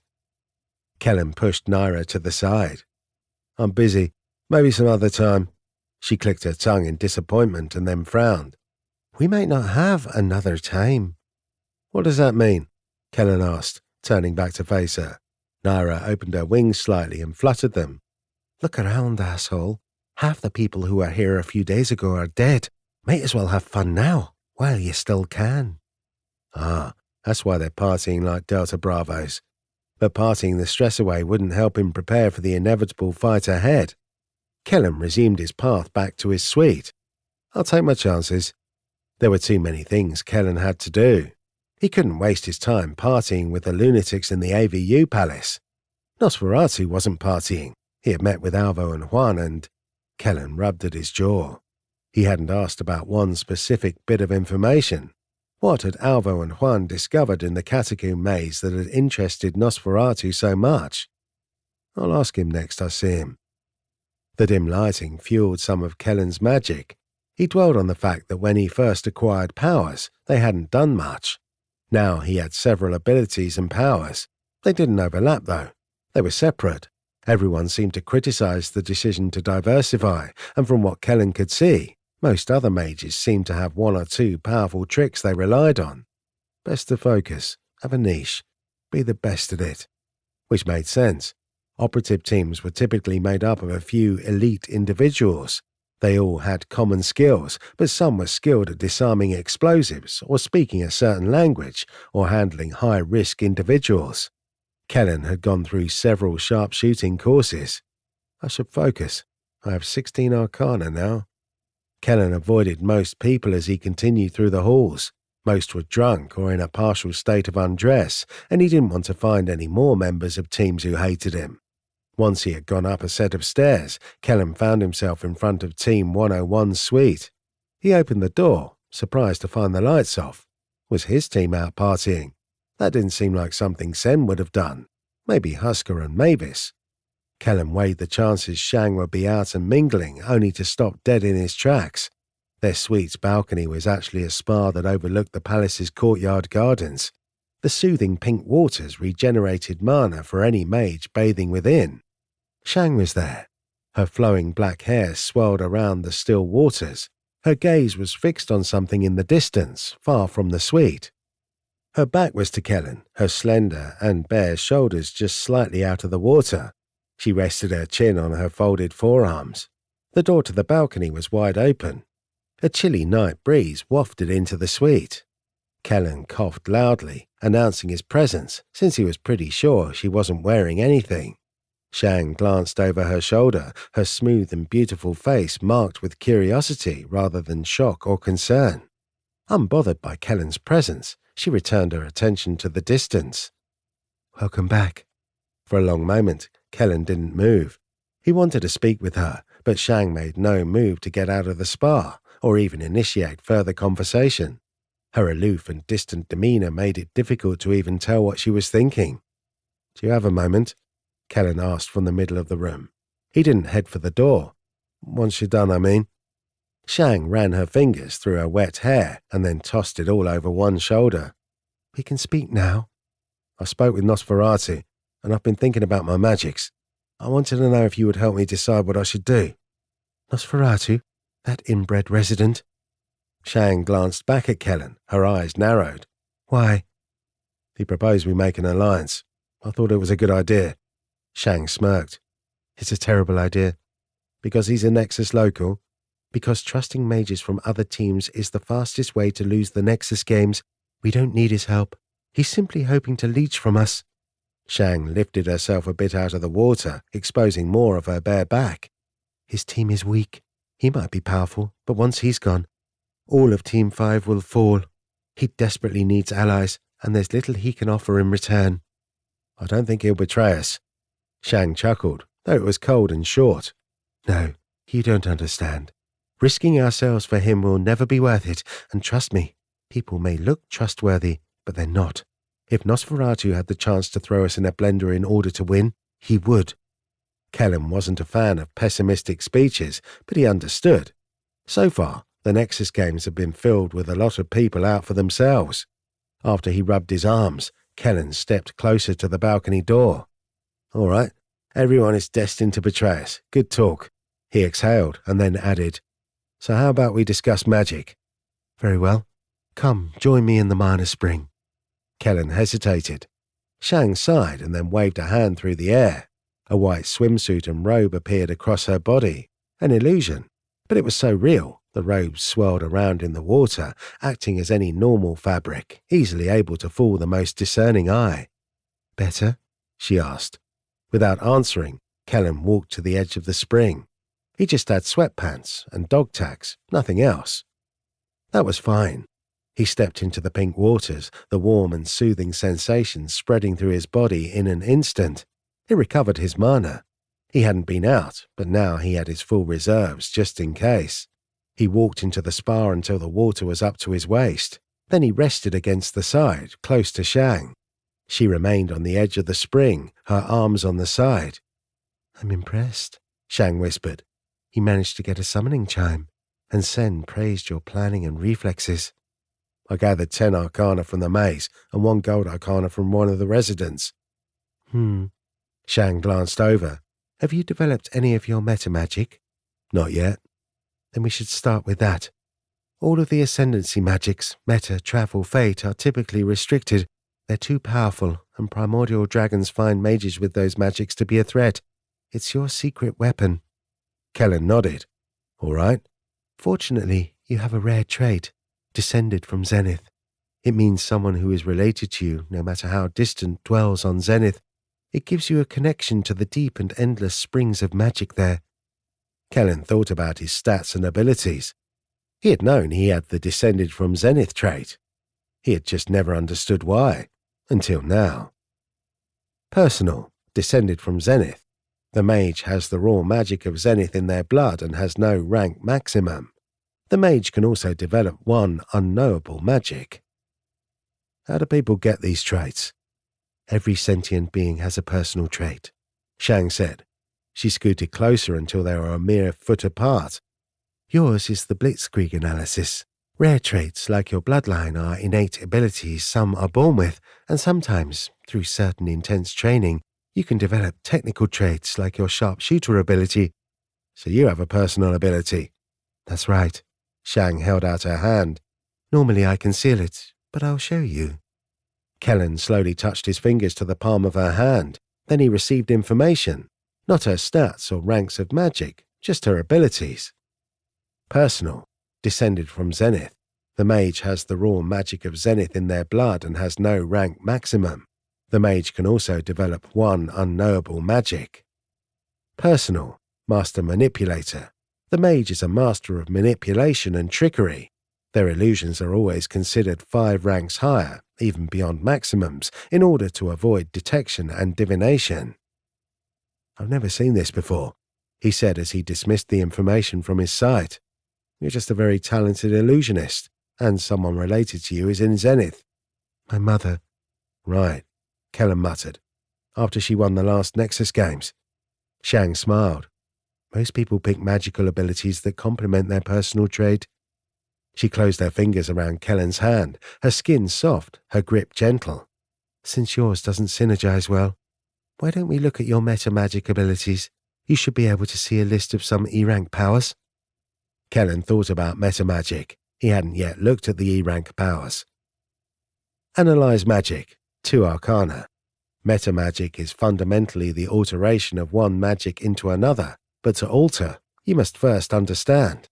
The mage spends a mana, and for the next 15 minutes, he can see through B-rank and lower concealing abilities on mages and magical items. Lock power, rank 1, 2 arcana. Meta-mages are the trolliest of mages, able to alter, distort, and shut down the effects of other mages, taking away their magic. Whenever an enemy mage uses an E-rank or D-rank magical ability, the mage may spend an equal amount of mana to lock the ability from use. This lock happens instantly, negating magic before it can fully form. If the opponent has 5 more wisdom than the mage, the opponent may spend double the mana to activate the locked power, ignoring the meta-mage's lock. Shell, rank 1, 2 arcana. Meta-mages use raw magic itself to negate damage. The mage develops +2 shielding, which reduces damage from all attacks, except for anti-magic or other meta-magic attacks. Empower, rank 1, 3 arcana. Meta-mages can empower another power. By spending an additional mana when activating a power, the mage may add +10% damage to the attack or effect, if numerated. Round up. Meta-magic is the trolliest, Kellen repeated. What does that mean? It means you mess with your opponents, Shang said with a slight chuckle. Right. Well, these are all interesting facts. Do you have a recommendation? Yes. Shang tightened her grip on Kellen's hand. Empower and shell. You're a warrior. You should act like it.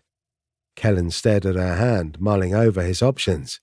But you said we should take powers based on our personal abilities. Analyze magic would allow me to see people's concealed abilities. It's a waste of arcana, Shang said matter-of-factly. You can guess at people's abilities based on their magics. Body mages are fast and strong and can heal. Metal mages are great with technology. Mind mages create illusions, read minds, use telepathy. You get the picture. A body mage can't make illusions, a mind mage can't heal. Why bother taking the time to analyze when a well-studied individual already knows? Any personal traits standardized? Kellen asked. Obviously we both have the Zenith one. There are almost as many personal traits as there are people. Some are powerful, but most are just interesting spins on magics or skills. Yours seems very powerful. Kellen narrowed his eyes. Why? Shang pulled her hand out of his, then she turned away, glaring at the far horizon. The sounds of partying carried up to the suite on the cold winds.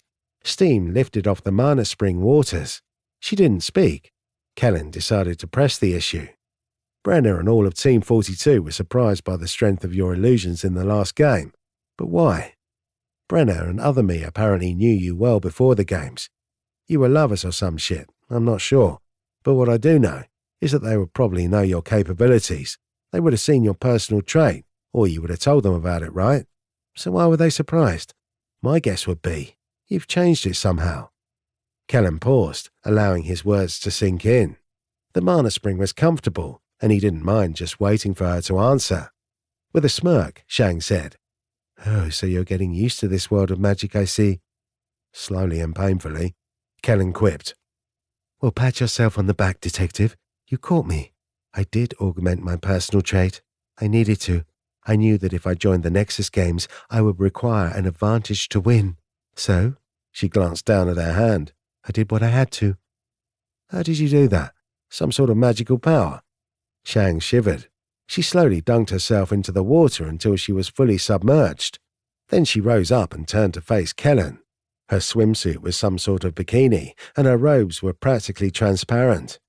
"I took several hexes before I came to the Nexus games," Shang said, curtain cold. "Hexes? Multiple? Not just one?" "Yes," Kellen sarcastically added. "Those incurable curses that affect you forever. The ones that people warn you against. You took multiple?" "Exactly. Hexes have benefits, but the costs are typically too high and deadly." Shang held out her hand again. "Let me show you one of mine." Kellen touched her wet palm. Hex, corrupted personal ability. The mage increases the power of their personal trait. As punishment, the mage loses a single mana from their pool every day, though it can be restored. If the mage ever uses all of their mana pool down to 0, they die. "You die if you run out of mana," Kellen balked. He had run out of mana several times while playing in the Nexus games. He couldn't imagine taking this hex. Shang jerked her hand out of his and frowned. "That's right, but my personal ability is beyond powerful now."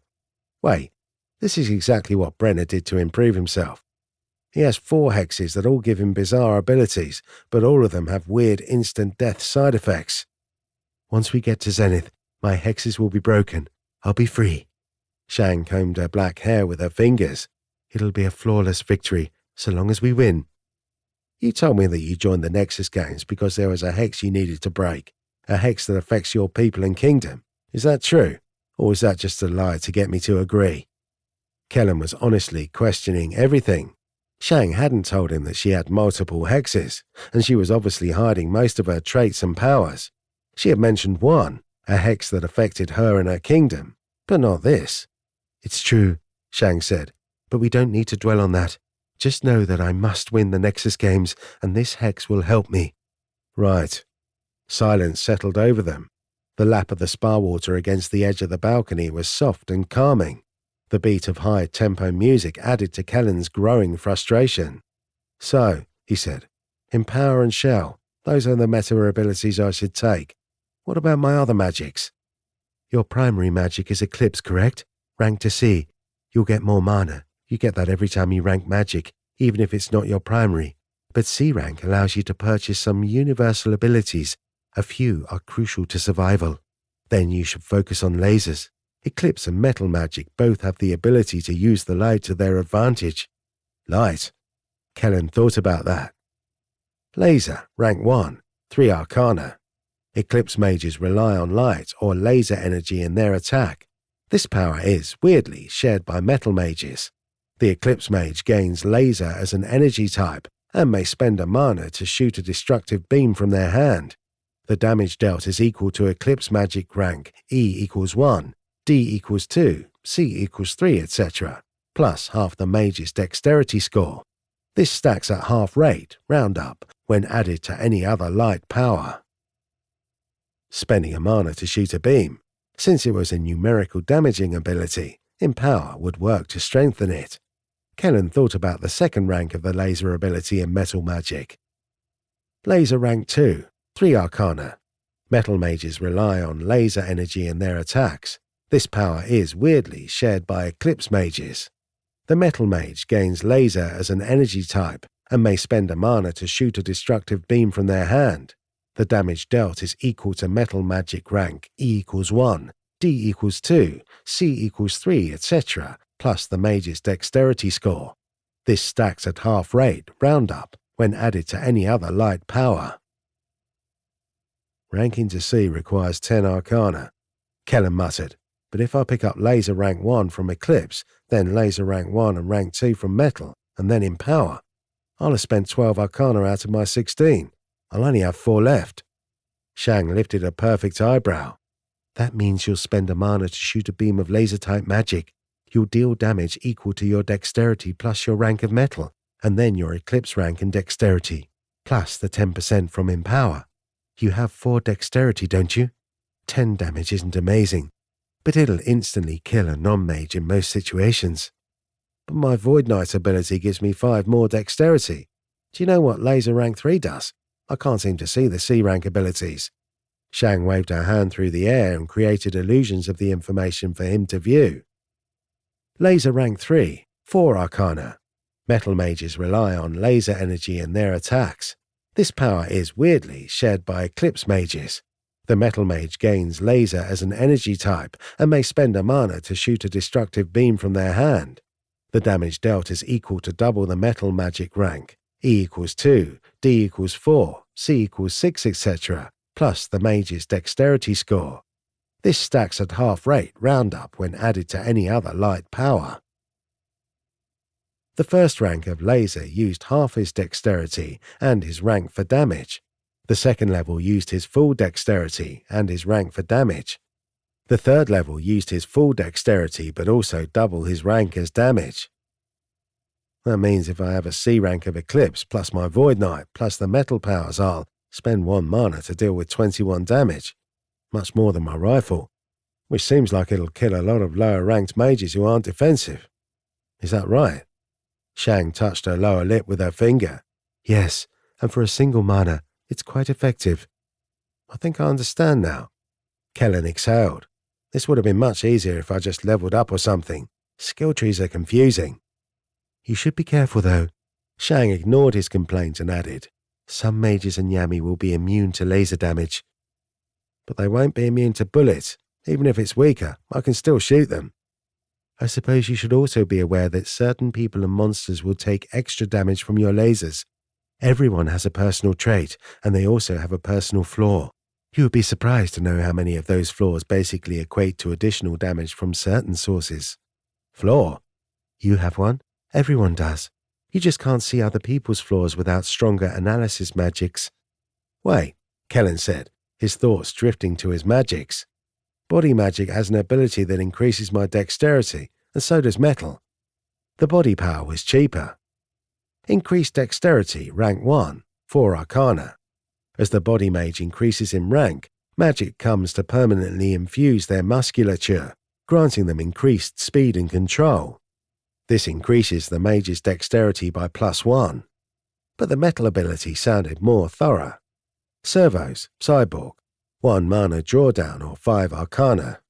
Metal mages who have taken cyborg abilities gain multiple options, including servos, in which the mage generates a system throughout their body that instantly controls muscles, with feedback to more closely mirror the mage's intent, increasing precision of force applied, and increasing the rate at which they react to minute changes in the physical environment. The mage gains +1 dexterity. What's drawdown? Kellen asked. I have to pay that and Arcana. Your permanent mana pool will be reduced. The cyborg enhancements are typically worth it though. If you manage to build up your dexterity, your beams will become devastating. If I purchase all the lasers and empowering, and then the body magic for dexterity, Kellen mulled over everything. As long as the target isn't immune to laser damage, I'll be blasting a goddamn hole through their body every time. Shang genuinely smiled. Then she turned her gaze down to the pinkish waters. It amuses me how similar you are to your alternate self. I had the exact same conversation with him at one point. Were you both swimming around a spa? Kellen quipped. Rolling around a bed, actually. Shang splashed a handful of water onto Kellen. It was only after we were lovers that I started helping him with his magic. He, like you, favored eclipse magic. He didn't take my advice to focus on lasers. He also didn't gather any gold arcana. Shang stared at him for a moment. Then she waded through the warm waters, drawing closer. Kellen didn't move. He just waited until she stopped an inch from him. Your gold arcana, your Void Knight ability is special. I've never heard of it before. I assume they're connected. That's right. Nosferatu said the gold arcana was strengthening my magic. I'm a prism, or something. And the gold arcana allows my magic from the Sea of Chaos to shine bright. He half shrugged. I'm not entirely sure what all that means, but that's about what he said. She held a hand over her mouth and chuckled. Then her mirth disappeared as she said, You really shouldn't trust Nosferatu.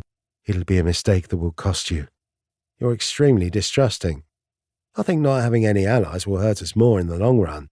Forgive me, Shang said with a sneer, but when your lover turns on you, who can you trust? She splashed him again and then stormed out of the spa. Kellen ran a hand down his face, clearing away the warm water. He found it frustrating that it was somehow his fault that his alternate self was a Delta Bravo, but he didn't comment. Clearly he had to suffer in silence. Before he went into the suite to finish his talk with Shang and maybe learn why she and Team 42 were enemies, Kellen decided to spend his arcana. He purchased Laser Rank 1 in both Metal and Eclipse, and then purchased Laser Rank 2, and then improved Dexterity Rank 1, and lastly, Empower Rank 1. All 16 arcana used. Now he had 0. Damn, I really need to get my hands on a lot more. Kellen's insides twisted for a moment. He grabbed at his dog tags. After a long exhale, the pain faded. He had increased his dexterity to human max, and he felt it. He moved a little quicker, even around the spa. It wasn't as significant as his shadowy empowerment, but it was noticeable enough. And now I can shoot lasers from my hands, he muttered to himself. Kellen wanted to try it out, but when he attempted it, the power of the oasis stilled his ability. He couldn't seem to fight against the influence. Activating the laser beam just wasn't an option. After a quick smirk, Kellen dragged himself out of the spa. He'd speak with Shang, thank her for the advice, but then he spotted someone in the suite. He caught his breath. It was a teenager, a mage. Why were they here? Chapter 17. Why Are You Wet? Soaking wet, Kellen walked out into the suite.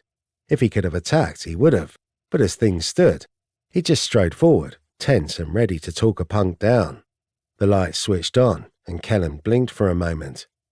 The teen was a boy. He wore a simple hoodie and jeans, but it was his long black hair, sandy-toned skin, and pinched look of irritation that gave away his identity. Sen? Kellen asked. Is that you? The teenager shoved his hands into the large pocket of his hoodie, his eyes narrowing into a genuine glare. Of course it's me, you buffoon. Who else would it be?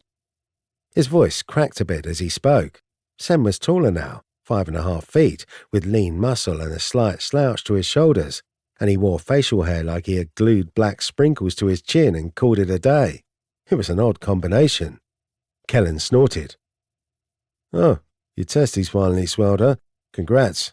Get all your quips out now, Sen said, his teeth gritted, because I won't tolerate it later. Don't be that way. You're a real boy now. Sen rolled his eyes so hard he almost hit his eyebrows. Anything else? One more. Kellen smirked as he said, Is that a thread hanging from your shirt? Oh, wait, my bad. It's just your left arm. Really? A masturbation joke? You're an infant. Kellen walked over and slapped Sen on the shoulder. At least you're not wearing Power Ranger pajamas anymore. You're moving up in the world. With a deep frown, Sen glanced down at the damp spot on the sleeve of his hoodie. Then he dramatically brushed it off with the indignant half of a debutante. Would you mind telling me what you were doing with my sister out in the Mana Spring? He asked, his voice strained. Do you have something to tell me? He was watching that. Kellen didn't reply. He headed for his room, water dripping from his wet sweatpants. With a quick twist of the handle, he entered his portion of the suite. When he went to shut the door, Sen was already there, his arm posted against the frame. Well? Sen demanded. What were the two of you doing? Kellen slipped his hands into his wet pants. Why did you bring me to the Nexus? I know you needed a warrior for your ragtag team. I mean, why me? If I'm some alternate dimension version of your sister's ex, why would you pick me of all people to bring with you to the Nexus? It was easy to find you. Sen held up a single finger. Your Zenith trait is useful. He lifted a second finger. I know your general capabilities. He put up a third finger. And if you died? Sen put all his fingers down and didn't answer. Kellen waited for a prolonged moment, hoping something would happen, but Sen just shrugged. Well? Kellen asked. Well, I thought it would make my sister happy, Sen finally stated. I mean, she was rather upset when you left. Not you, the other you. And since one of the past games was guillotine, I thought it would make everything easy for us. Guillotine? Sen sighed. In the last Nexus games, there was a game that required each team to kill someone from their ranks in order to acquire a key. It wasn't used in the Nexus games beforehand, so it might not be used this time, but just in case, we would have someone whom my sister would love to see beheaded. There wasn't much to say about any of that, so Kellen headed over to the TV mounted on his bedroom wall. He switched it on, and then turned down the volume. I need to find a notebook or a phone or something to take notes with. The rulebook for the games was much too thick to just hold in his hands as he explored the next game arena. Sen didn't leave his room. He stood by the door, his arms folded. Is there something you need? Kellen asked. You never answered my question. What does it matter what I did with your sister? Are you her chastity belt? Sen clenched his jaw. He seemed to fumble with his words for a moment as he said, I just want to know, so that I'm not surprised by anything in the future. Your actions have surprised me a bit. You're not exactly like your alternate self. Yeah, you never know what I might do. Kellen walked over to Sen, grabbed his shoulder, and then shoved him toward the door of his room. Sen feebly fought back, but it was clear he was gangly and awkward, like he wasn't used to his new teen body. Sarcastically, Kellen added, You never know. You're handsome now. I might be after you. Sen's face shifted to a bright red, his ears practically strawberries. Kellen shoved him out of the room before he could find any more words. Then he shut the door with a slam, hoping to make his point. After waiting a few moments, to make sure Sen wouldn't return, Kellen headed over to his bed. He glanced down at the sheets, hoping they were magical. Unfortunately, they weren't. Just plain sheets. No strange sleep properties, no abilities he could exploit. After a short exhale, Kellen sat down on the edge of the mattress.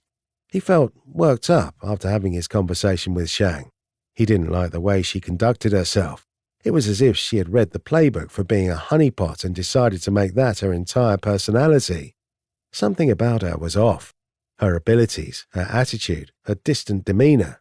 Kellen glared at the far wall, his thoughts drifting. There are apparently games that require someone to die. Sen just admitted that. And the games get more difficult as we go along, with even-numbered rounds being extra difficult for the hell of it. He rested his elbows on his knees, leaning forward and exhaling. Shang's mother was the sole victor for her team. Coincidence? Or is Shang treating her whole team as though she expects we're all going to die eventually?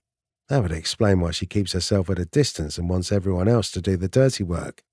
But Husker and Sen both seem to think highly of her. Neither think they're going to die. Kellen glanced over at the TV. The Nexus had other programming, but Kellen didn't care. He watched as Bitso slammed his hand on his desk and reported on the games. The sound was still muted, but Kellen could see the other players fighting for their lives in the background. Kellen positioned himself at the foot of the bed and decided to watch in silence. He took note of individuals with numbers on the backs of their hands. Players from Team 16 and Team 90 and Team 62. It seemed that the majority of players were human. The second most common were Rennick, then Rezra, the lizard people with the scaled tails, and then Niav, the bird people. Kellen paid special attention to the magics they used as they fought twisted monsters in the game. Patterns. He had been trained to spot patterns.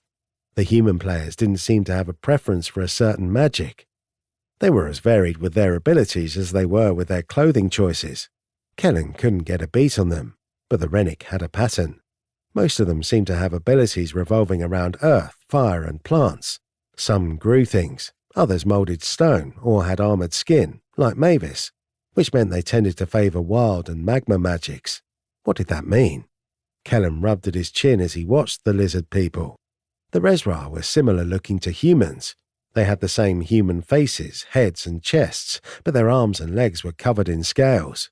They had claws, both on their feet and hands, and then, of course, they had tails.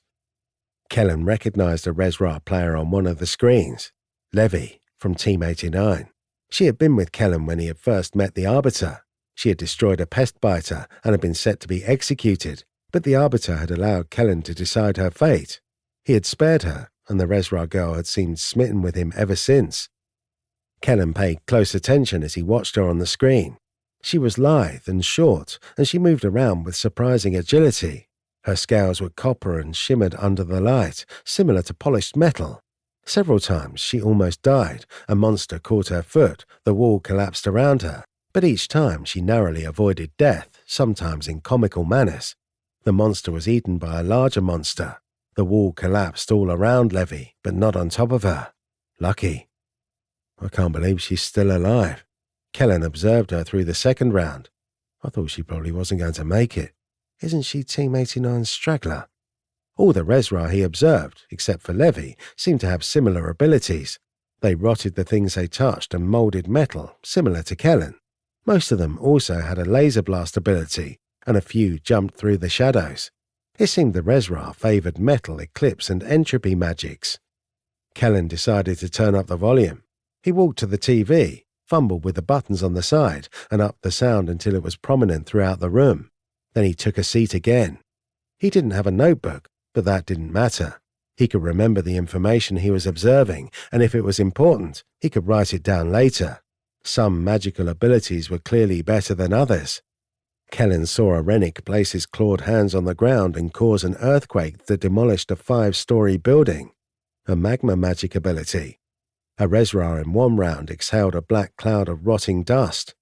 It killed several people who appeared to choke on it, and it eroded part of a sewer system to the point that the street above it crumbled.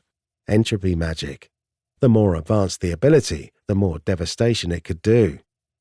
Kellen's Gold Arcana had allowed him to develop better magical abilities than most, if he gathered enough.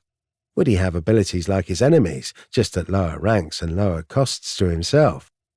"And look at this chump," Bitso said with a cruel laugh. "He tried to get greedy, but we all know what happens then." The TV flashed a scene from the catacomb maze.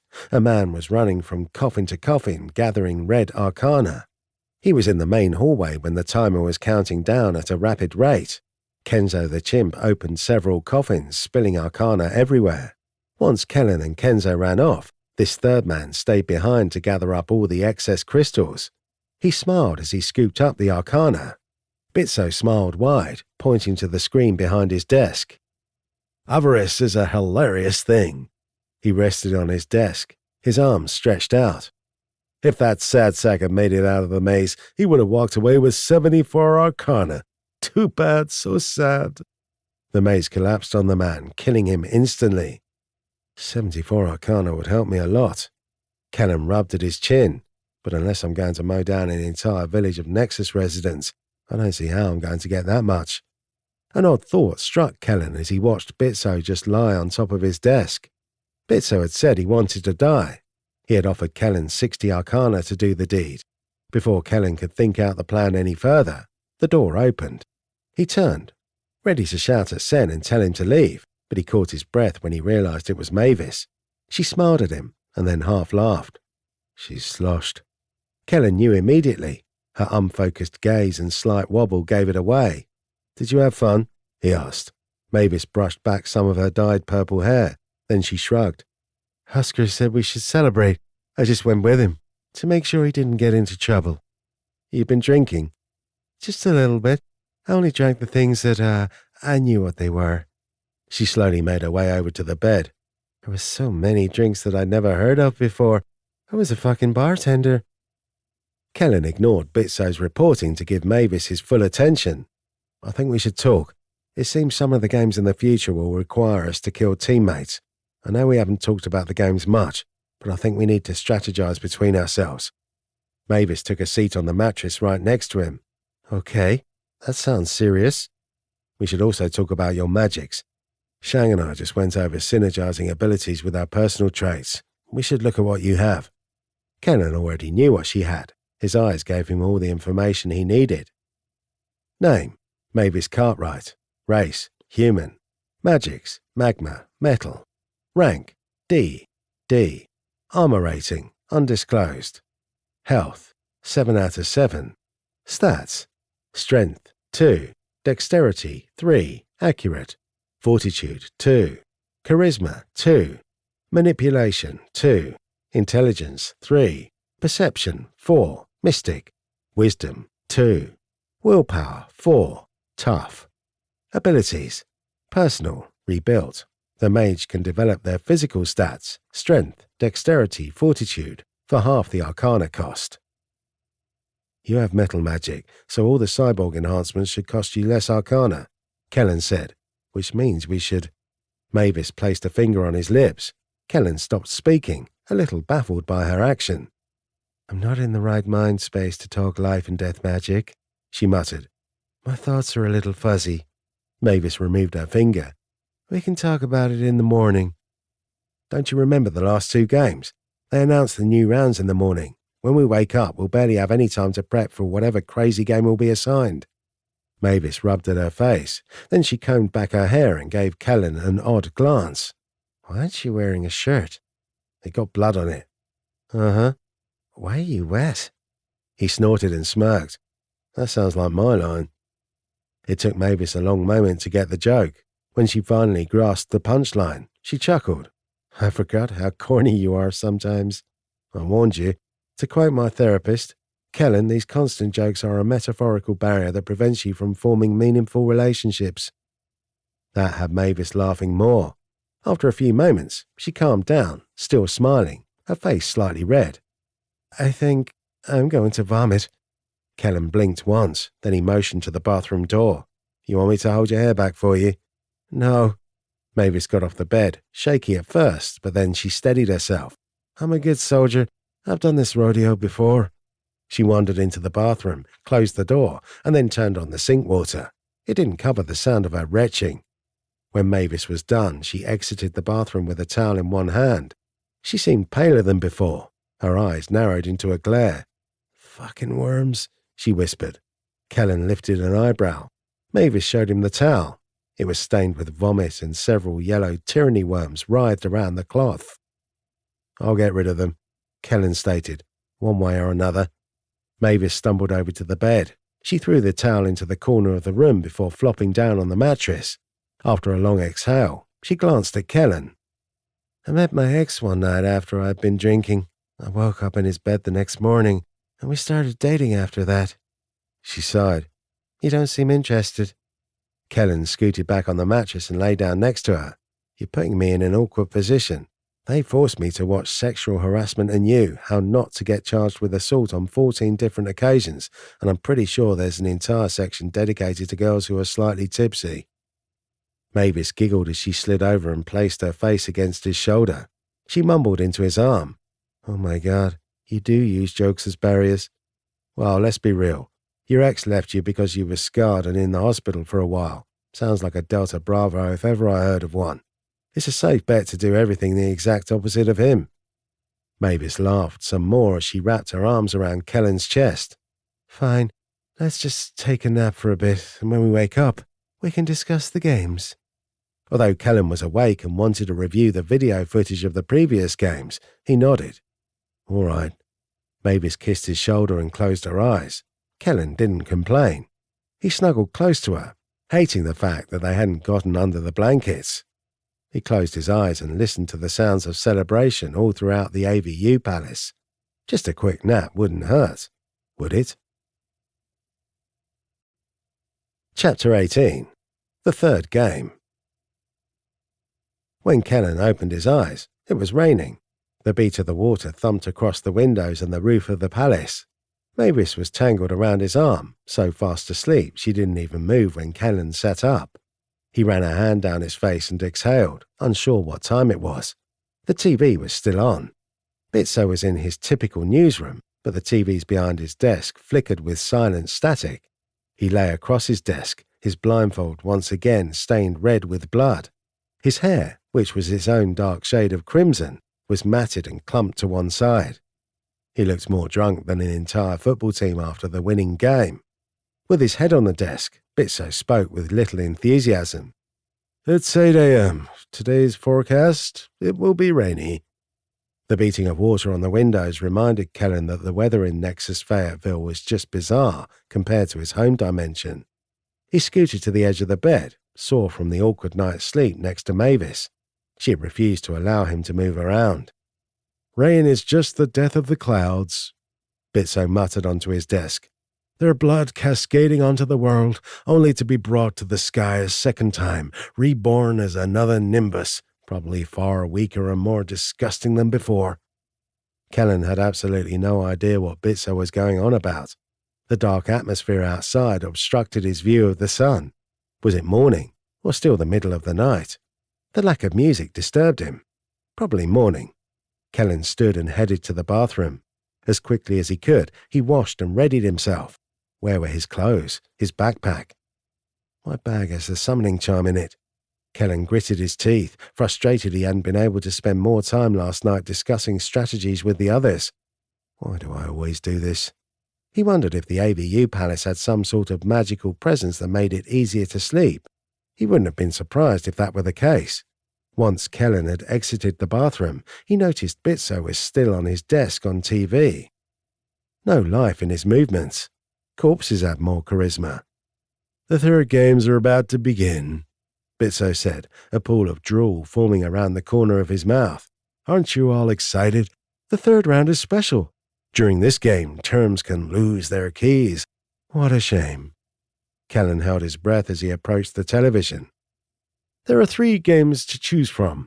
The first is Escort. Bitso didn't move from his spot. He spoke into the metal desk as though he were just speaking to himself. The static TVs in the background flashed with images, however. Footage of the games played on a loop, displaying what Bitso discussed. Escort is a fan favorite, not for the teams playing it, but for the people watching. Bitso smiled, his squished cheek disturbing the drool puddle. Each team will have to make their way to the center of the play arena. There they'll find their doll. They must escort the doll out of the arena. Safely, mind you. Any doll that's destroyed means the team automatically loses. Kellen didn't like the sound of this game at all. Bitso laughed. With each new breath, he seemed to gain renewed interest and energy. He sat up, straightened his white tie, and then leaned back in his swivel chair. Oh yes, the dolls. So fragile. The real charm of this game is watching the teams try to smash each other's precious, precious dolls. You see, if a team loses their doll, they lose a key. If a team keeps the doll intact but fails to bring the doll to safety in the time limit, nothing happens. But if they manage to safely transport their doll, the team gains a brand new shiny key, and then they're one step closer to winning the Nexus games. The thought of escorting a fragile doll to any location had Kellen's imagination running wild with all sorts of terrible scenarios. Escort sounded like one of the worst games to play. Escort is also a PvP game, Bitso said, tapping the tips of his fingers together, which, for the slow ones in the audience, means that the players can fight each other without consequences. Kellen kept his attention on the TVs in the background of the news show. Teams were huddled around each other, forming circles as they rushed through an island setting. The many beaches and trees were an odd juxtaposition to the death in the background. Gunfire, magic use, and explosions were frequent enough to ruin the peaceful atmosphere of the island setting. The dolls, they weren't dolls at all.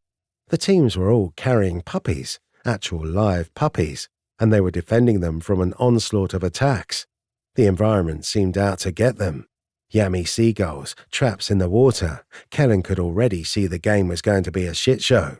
But Kellen agreed with Bitso. It would be hilarious to watch people running from one side of an island to another while protecting a small puppy from a horde of killer opponents. Great TV. The next option for round 3 will be a simple game of Davy's Gauntlet. Bitso circled his chair around, smiling wider than before. Everyone loves Davy's Gauntlet. Each team that picks this option will have to run down 5 floors of deadly obstacles. This game of physical prowess demands focus. The teams will only have 10 minutes to complete everything, and for every teammate they will lose a key. A thrilling and wild 10 minutes that'll be sure to give anyone gray hairs. Sweet baby Jesus. Kellen watched the TVs in the background play footage of obstacle courses straight out of a horror movie. Large rooms with rusty saws and blades, machine spiders clung to the walls and ceiling, attacking teams who tried to make their way from one door to the next. They were the size of adult men, their needle legs stabbing into people as they tried to avoid the traps. It was a nightmare scenario. But Kellen was confident he could make it through most of an obstacle course without much problem. His magics were suited for it. He could mold metal, dive into the shadows. He wouldn't even need 10 minutes. But the others weren't as lucky. Could Sen, the awkward gangly teenager, run through a room of saw blades and monsters? Probably not. Bitso shrugged. At least it's a PvE game, am I right? No one fights each other then. You'll be too busy fighting the clock. What an intense game. Definitely one of my favorites. Bitso turned to face the TV behind him. He rubbed at his blindfold as he watched someone's arm get cut clean from their body. Oh, what I wouldn't give to be part of a team. Then he quickly swiveled back around. Kellen flinched when Bitso slammed his hand on the desk. The last game offered this time around will be spin and win. You know the game. You spin the wheel, and whatever you land on, you win. Bitso snapped his fingers. The screens played short clips of individuals spinning a terrible wooden wheel. It was a rickety device that squeaked as it went round and round. The clicking of a little dial indicated the prize. Click, click, click, click, click, click, click. The prizes on the wheel weren't written in English. The lettering was strange, similar to Chinese Hanzi, but clearly more complex and woven together.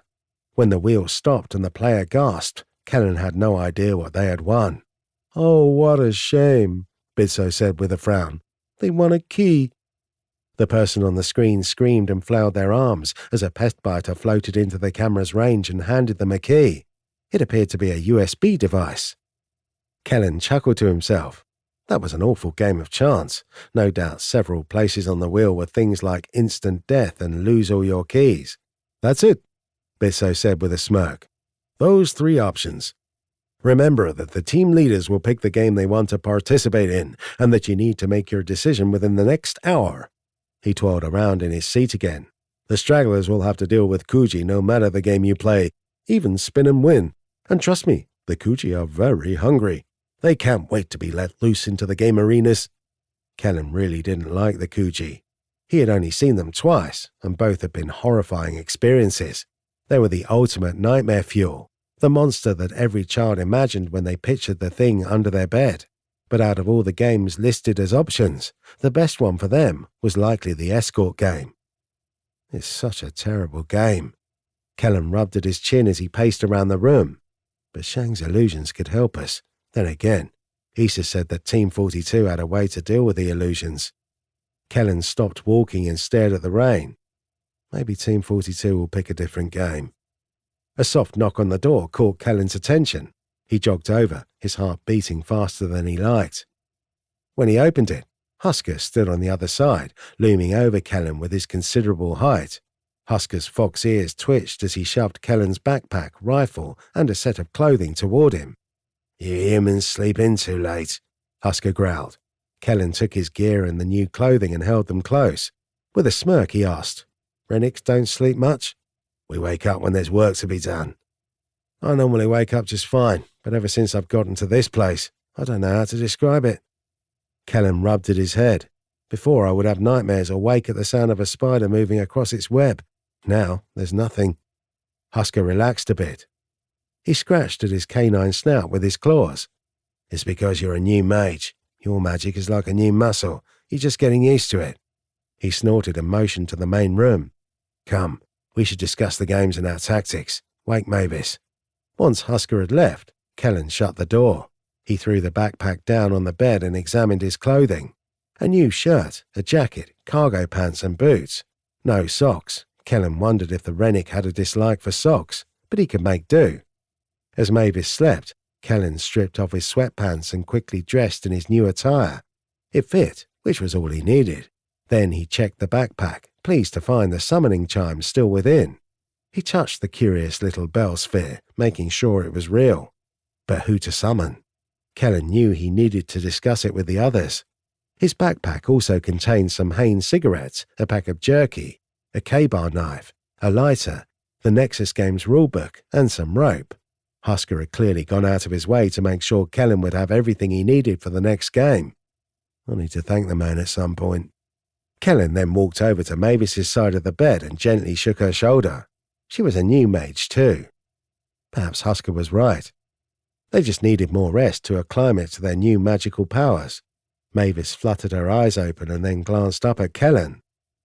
The soft patter of rain sounded through the room, occasionally interrupted by Bitso's news report. Is it time already? Mavis asked. Kellen nodded. On your feet, soldier. Without even a stretch, Mavis got to her feet and stood straight. The years of active duty plain to see in her movements. Kellen smirked and gave an approving nod. Mavis replied with a quiet once-over, admiring his black jacket and cargo pants. You got dressed without me, she said. Kellen snorted. I didn't know it was a team activity. She stepped close, leaned onto his chest, and then got to her tiptoes. Well, let me thank you for being a gentleman last night. I don't think we have time for... Mavis gently pressed her lips on the side of his neck, offering a brief kiss. He smiled, but she ended the show of affection as quickly as she had started it. I understand, she said as she jogged to the bathroom. We have the games to get ready for. Mavis stopped at the bathroom door. I'll be out in a second. Bitso slammed his hand on his desk, distracting Kellen for a moment. Remember that each game has the chance for great rewards. He rubbed two of his fingers together. Hidden rooms throughout the game arena have been placed to spice things up. The Arbiter loves a good surprise. Kellen headed out of his room. Bitso continued with his presentation to his empty newsroom. And remember, folks, you want to make sure you get your keys before the 5th game. After that, everything will become so much more difficult. Chapter 19. A Friendly Offer. Kellen walked out to the main room of their suite. He had his backpack over one shoulder and held his rifle on the other. His fellow mages weren't as geared out for combat as he was. They waited around the center room, standing near different corners. It was bizarre seeing Sen as a teenager. Kellen had almost forgotten it was him. Why are you staring? Sen asked, his voice raspy and awkward. How did you make yourself older? With the crafting clay. Sen rolled his eyes and crossed his arms. I thought you would have put 1 and 2 together. You slapped on a foot of height and some extra muscle with a glob of cancer. Sen threw back his long black hair and huffed. I'm a flesh crafter. I wouldn't expect someone like you to understand, but it's not the physical proportion of the flesh that matters. Crafting clay is a representation of the raw body magic. The clay can be used to reverse some of my de-aging. Kellen wasn't about to argue with the man. If he could somehow turn a tumor lump into 10 years of growth, more power to him. Kellen didn't care. Throughout the conversation, Husker carefully packed away some supplies of his own. He stuffed the large pockets of his trench coat with food, Hain and a couple of small vials, and he even packed a small bag and set it on the coffee table. The entire time, the rattle of chains accompanied his movements. The weird restraints, iron manacles and bindings were hidden under his coat. They still had room to clack against each other. Despite Husker's large clawed hands, he was careful with the smaller items. The vials were the size of one of his claws, but he gently placed them in the inner pocket of his coat. Thank you for doing this, Kellen said, motioning to the supplies. Where are you getting everything? I got the food from the kitchens, Husker said. But since the exchange is open, I gathered together a few potions, mana restoration and one for healing. I didn't have much to trade, but I got us things. The exchange. Kellen hadn't thought to return, but it wasn't a bad idea. Did he have time before the start of the next game? Probably not. He would have to visit it after the fact. We must win the games, Husker muttered as he stood straight, his coat all packed. There are no other options for us. It's either go hard or go straight to the grave. Shang carefully paced the length of the balcony door. Water streamed down the glass as the rain continued unabated. She didn't glance at the others or even add to the conversation. She stared out into the distance, in the same direction she had last night. Unlike last night, she wore an ankle-length leather jacket, heels and a black dress. Kellen would have considered it clubbing attire, nothing appropriate for a death game. But it all could have been illusion. There was a chance she was wearing nothing. That wouldn't be useful either, but Kellen couldn't get the thought out of his head. Shang's long black hair was tied up, several strands flaring out in a semicircle, like a sun crest. Her striking appearance distracted Kellen more than he liked to admit. So far, he hadn't met anyone in the Nexus games who even came close to her elegant beauty. A soft knock at the door drew everyone's attention. Kellen walked to the front door of the suite. Everyone else tensed and waited, no words between them. When Kellen glanced out into the hall, he found Alvo and Juan standing before him. The misshapen set of conjoined twins waved one of their tiny hands. Then they handed Kellen a letter in a dyed yellow envelope. "Good morning," Alvo whispered. "Nosferatu wanted me to give you this."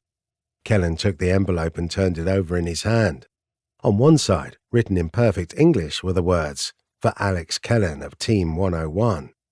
"Thank you," Kellen said. "I hope you do well in the games today." "So do I." Alva and Huang lingered, their two heads and mismatched gazes glancing around the hall, but they didn't offer anything else, not even words. Kellen stepped back into the suite and then closed the door. He wasn't sure what to say to Alva and Huang, other than the simple statements. Anxiety gripped him as he tore open the envelope. The letter inside was just as neatly written as the text on the outside. "Alex Kellen, have your team join the Davies Gauntlet this round. It's PvE, which means we can cooperate without interference, and most obstacles are technological in nature. My mastery of metal magic makes this a simple game for me to complete. I can ensure Team 101 victory as well. N." Only signed N, huh? Kellen turned the paper over and found nothing on the back. "Well," Sen demanded. "what is it?" "It's a letter from Nosferatu of Team 5. He wants us to join the Davies Gauntlet. He says he'll help us." Husker walked over and took the letter. Then he strode across the massive room and handed the piece of paper to Shang. With a delicate touch, she took the note and examined it.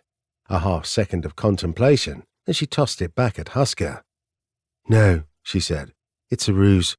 "How can you be so certain?" Kellen asked. "Nosferatu is a Nexus resident. They hate outsiders. Haven't you listened to their radio announcements or seen their programs on TV? If they can, the residents torture outsiders." Shang resumed her steady pacing. She grazed her fingers across the glass doors to the balcony. "And Nosferatu asks for nothing in return. All he wants is our compliance, all the hallmarks of a poorly laid trap. If we agreed, we would deserve the fate he has planned for us." Kellen walked over to the other side of the couch and crossed his arms. "He told me he appreciated the fact that I was helping the Nexus locals. He might want to trust us, legitimately, and he probably didn't require anything on our part as a show of that trust." "You're a fool if you think a few random instances of kindness would change his mind." Shang stopped and turned, her eyes narrowed in a glower. "Outsiders kill the residents for Arcana. It's been happening since the very first Nexus games. Millions of Nexus locals dead at the hands of dimension travelers. That kind of blood, hate and fear won't disappear so easily." "Killing the residents since the first games?" Kellen held his breath for a moment, wondering if the Arbiter was so cruel as to create a race of people meant to be slaughtered for Arcana. Would the dragon do that? Kellen wasn't sure. It sounded fucked up, but everything in the Nexus seemed along those lines. "I spoke with him," Kellen said, trying to think of an argument. "My mother killed hundreds of his kind," Shang stated matter-of-factly. "I assure you, Nosferatu wants me dead, and he's trying to bring our whole team down by getting to me through you. Don't be a fool." There weren't any more arguments Kellen could cobble together. He didn't know Nosferatu that well, and it was true. Outsiders killed the residents at an alarming rate. "We shouldn't entangle ourselves with that leper," Sen stated. Husker nodded. "I agree. He's not to be trusted." "The Davies Gauntlet game is PvE," Kellen offered, his last argument for the matter. "He can't attack us during the game. What's the harm of trying?" Sen held up a finger. "He can't attack us, but he can certainly trick us. All it would take is for him to say, 'Stand over here, you'll be safe.' Only then—" Sen slapped his hands together in a dramatic smack. "Boom! The ceiling crushes us, or a Kuji gets lucky." Although Kellen would have preferred to make allies, he said nothing. Technically, any number of teams could win the Nexus games, so why not ally? But if Nosferatu was looking for Arcana, tricking the team into certain death would be an easy way to empower himself. "We'll be playing the escort game," Shang stated. Then she returned her attention to the world beyond the balcony door. "We have the greatest chance of victory then, and even if we fail, as long as we don't have our doll broken, we'll maintain the number of keys we have." "I thought you didn't want to play beyond round 5, Sen asked, his brow furrowed. "I don't, but Game 5 will likely have several ways to win keys we've missed, completing sub-games within the game. So as long as we live through these rounds, I'm confident we can still complete the game as quickly as I had hoped." A door opened, and Mavis stepped out into the main room. She wore a pair of ripped jeans, a t-shirt and a heavy coat. Her boots had been scuffed, probably during the challenge round, but they were still durable. She glanced between everyone and then walked to Kellen's side. "What's going on?" Mavis whispered. "Why's everyone so tense?" "We'll be playing escort for our next game," Kellen replied. Mavis grimaced and stared at him with wide eyes. "Seriously?" He snorted and laughed. "Not that kind of escort. I mean, we'll be taking a doll from one location to another. If it gets broken, we fail and lose a key. If we fail to deliver it, we get nothing." "A doll?" "The doll was a live puppy last time, so who knows what we'll get this go around. I suspect something breathing but helpless. Makes the escorting part of the game all the more difficult." Husker's ears twitched. Then he smiled, his fangs visible. "That's right. Makes it easy to tell if the doll is broken too. If it's still alive, we're fine. But the moment it stops breathing, we've lost." "So what would be our strategy?" Sen asked. He glanced around the room and frowned. "We have enough time to at least discuss it. Obviously, illusions will help. We can pick up a rock and make it look like our doll, whatever it happens to be. If we hide the real doll in a backpack, enemy teams won't be able to get a surprise attack." "Our enemies know about Shang's illusions," Kellen stated. "Team 42 is ready, apparently." "But not every team will be ready." Sen huffed and shook his head. "Most other teams are varied in skill and competence. They were formed because they were outsiders caught in the conflux. People teleported to the Nexus against their will. They may be playing the games now, but they probably aren't strategizing as much as Team 42. Kellen shrugged. "Then what's our strategy if we run into a competent team? What will we do if we're facing Team 42? The silence that followed his question unnerved Kellen. They didn't have any other options, no other tactics or tricks up their sleeves. "I'll handle any problems that come our way," Husker finally stated. He rattled his chains as if to make the point. "That's why I'm here. I'll use my hex to kill the powerful mages who might target us." "So our plan is to stick together during this game?" Kellen asked. "All 5 of us?" Everyone glanced over at Shang. She was the team leader after all. She had been calling the shots the entire time. Her hesitance to answer wasn't reassuring, however. "The 5 of us will travel together to the center of the game arena." Shang paused for a moment, her gaze on the floor. "Once we've gathered the real doll, we'll split up. 2 of us will hide the doll and quietly take it to the goal. The other 3 of you will draw attention with the fake doll. When other teams come to attack, you'll kill them. But if ever you're in trouble, drop the decoy and run. I suspect most teams will attempt to break the doll before pursuing to ensure we as a team lose a key." It wasn't a bad plan, but Kellen had a feeling the Arbiter was going to throw in a few curveballs before the event was over. However, without any other information, he was at a loss for what to add to the strategy. "Who will be the team with the fake doll?" he asked. "You, Husker and Sen," Shang stated. "Myself and—" She glanced over at Mavis and frowned. "Our other warrior will take the real doll to safety." "You wouldn't want to stay with us and use your illusions to trick enemy teams?" "If I die, our whole team fails." The last statement left a powerful impact. It meant she thought there was a chance the other team might run into deadly complications. But that was fine.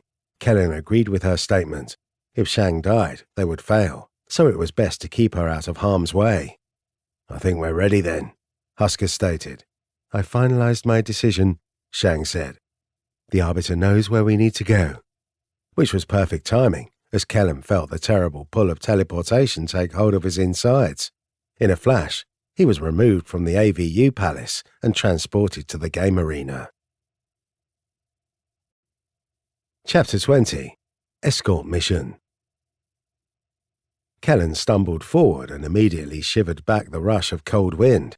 He glanced around, hefted his rifle and took deep breaths.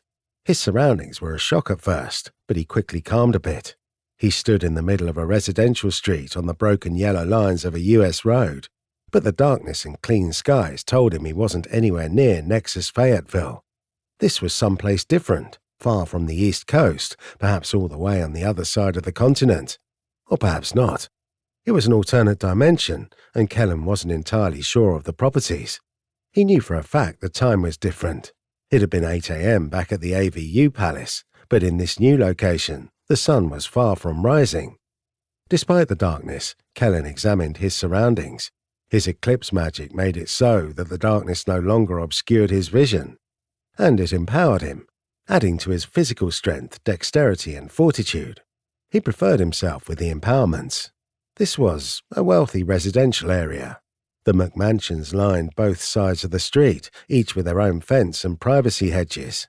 Perfectly cut grass and trimmed shrubbery decorated the vast lawns. Most houses were 2 stories, and those that weren't took up more space than any normal house would have. The streetlights occasionally flickered to life, but for the most part, they remained dead and useless. As Kellen glanced around, a red shimmer streaked across the sky. The net. A deadly barrier that kept all the players inside the play arena until the game was done. It was a dome that stretched from one side of the massive unknown city all the way to the other. Kellen couldn't even see where the edges of the net touched down, but he knew he was close to one end. If he touched the net even just slightly, he would die. Or at least, that was what he had been told. A bird shot out of a tree in the distance. Just for good measure, it confirmed all of Kellen's musing. It flew straight into the shimmering, wicked red and then exploded into a puff of feathers and gore. Convenient. Kellen glanced up at the street sign. The words were written in Sanskrit. The writing was rather distinct, and Kellen had seen it multiple times when studying historical languages.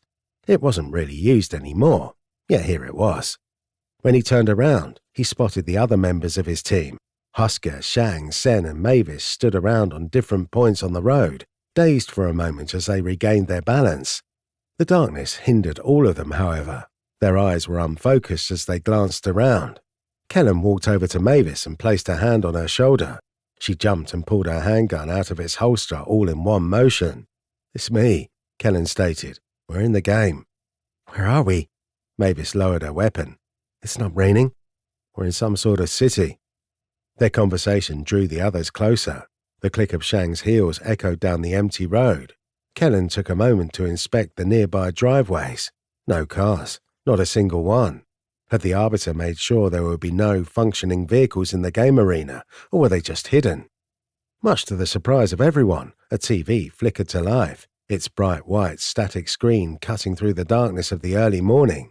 It was mounted to the side of a mailbox, wires and cords tangled around the wooden post, and leading straight to a hole in the cement of the sidewalk. Why was there a TV in the middle of nowhere? It was crooked, slanted to one side, but it eventually showed a crisp and clear picture. Bitso and his newsroom were nowhere to be seen. Instead, it was the set of a children's show. A few of the Nexus residents were there in a semicircle, facing a man in clown makeup. It was obvious they were residents from the boils across their faces. One boy didn't have any ears. Another girl had a giant forehead and swollen head. "During this game, the players will only have 10 hours to get their doll and make it to the designated safety area," the clown man said. Was he a resident? Kellen couldn't tell. He wore a mask over his entire head, and the rest of his body was covered in frilled clothing. The rubber mask had eye holes, but they were too dark, and Kellen couldn't see within. The permanent smile on the mask drooped a bit. It was clear the mask was intended for someone larger, and it barely fit the man correctly. A child raised their hand. The clown pointed to them. "Where is the safety area?" "Good question. The Doll Museum will have the answer. Every team has to pay close attention, or else they won't figure it out." The children clapped and nodded, like this was exciting news tantamount to being served freshly made ice cream. Kellen didn't understand why any of the residents would want to watch the Nexus games. Was it to see the players die? Because most of the time, they were just slaughtering Nexus residents. Not really a kids' show, Kellen thought with a sarcastic laugh. Then the TV flickered off, casting the whole street back into darkness. "We should get moving," Shang said. Then she turned to Kellen and frowned. "You don't have the ability to travel in the shadows with other people, do you?" "I haven't even seen that ability as an option," Kellen muttered. "At higher ranks in Eclipse magic, you'll see options to modify your shadow step ability." "Well, I'm still D rank." Sen groaned. "All that arcana, and what have you done with it? I keep telling you to focus." Kellen unslung his backpack and rummaged through the contents. He withdrew the summoning chime and held the small item in the palm of his hand. It pulsed with inner power like a slow heartbeat. It was too dark for the others to see, but Husker wrinkled his canine nose. What do you have the chime for? He asked. I can summon Bitso with it. Kellen returned the bag to his shoulder, keeping the chime close. He wants to die. He said he'd give whoever killed him a good 60 arcana. I thought, maybe it'll be worth it. The others were silent. Shang finally crossed her arms. I think it'll be a waste to use it for 60 arcana, but killing Bitso might have other benefits as well. Like what? The man is carrying several magical items on him. I've seen them before when I've had private conversations with him. They must be powerful. 60 arcana plus the magic he carries could be worth giving up our chime, but we must never tell anyone we used it. Mavis smirked and chuckled. Oh, I get it. The good old unloaded gun still scares people trick. You want everyone to think we can use the chime. Exactly. So? Kellen turned the chime over in his palm. Should I use it? Sen fidgeted with his hoodie. He didn't say anything, however. He just stared with an ever-increasing discomfort. Finally, Shang nodded. Do it. The rest of us should be prepared, though. I think it'll take more than one strike to kill him. The excitement got to Kellen. He smiled to himself as he lifted the chime, his hands shaking with anticipation. Why was he so anxious? The thought of using a powerful magical item to gain quick rewards almost seemed like cheating, and the thought of helping Bitso, even if Kellen would have preferred to just help him escape, made everything seem worth doing. Bitso, he said, thinking the man's name while calling it out. The summoning chime dinged with a sound and pressure like a gong. It was small, yet somehow the sound reverberated off the nearby McMansions and even shook the TV screen. The ding that followed was harsh and sharp, a musical note that seemed to pierce every frequency. Then the sound and vibrations suddenly stopped.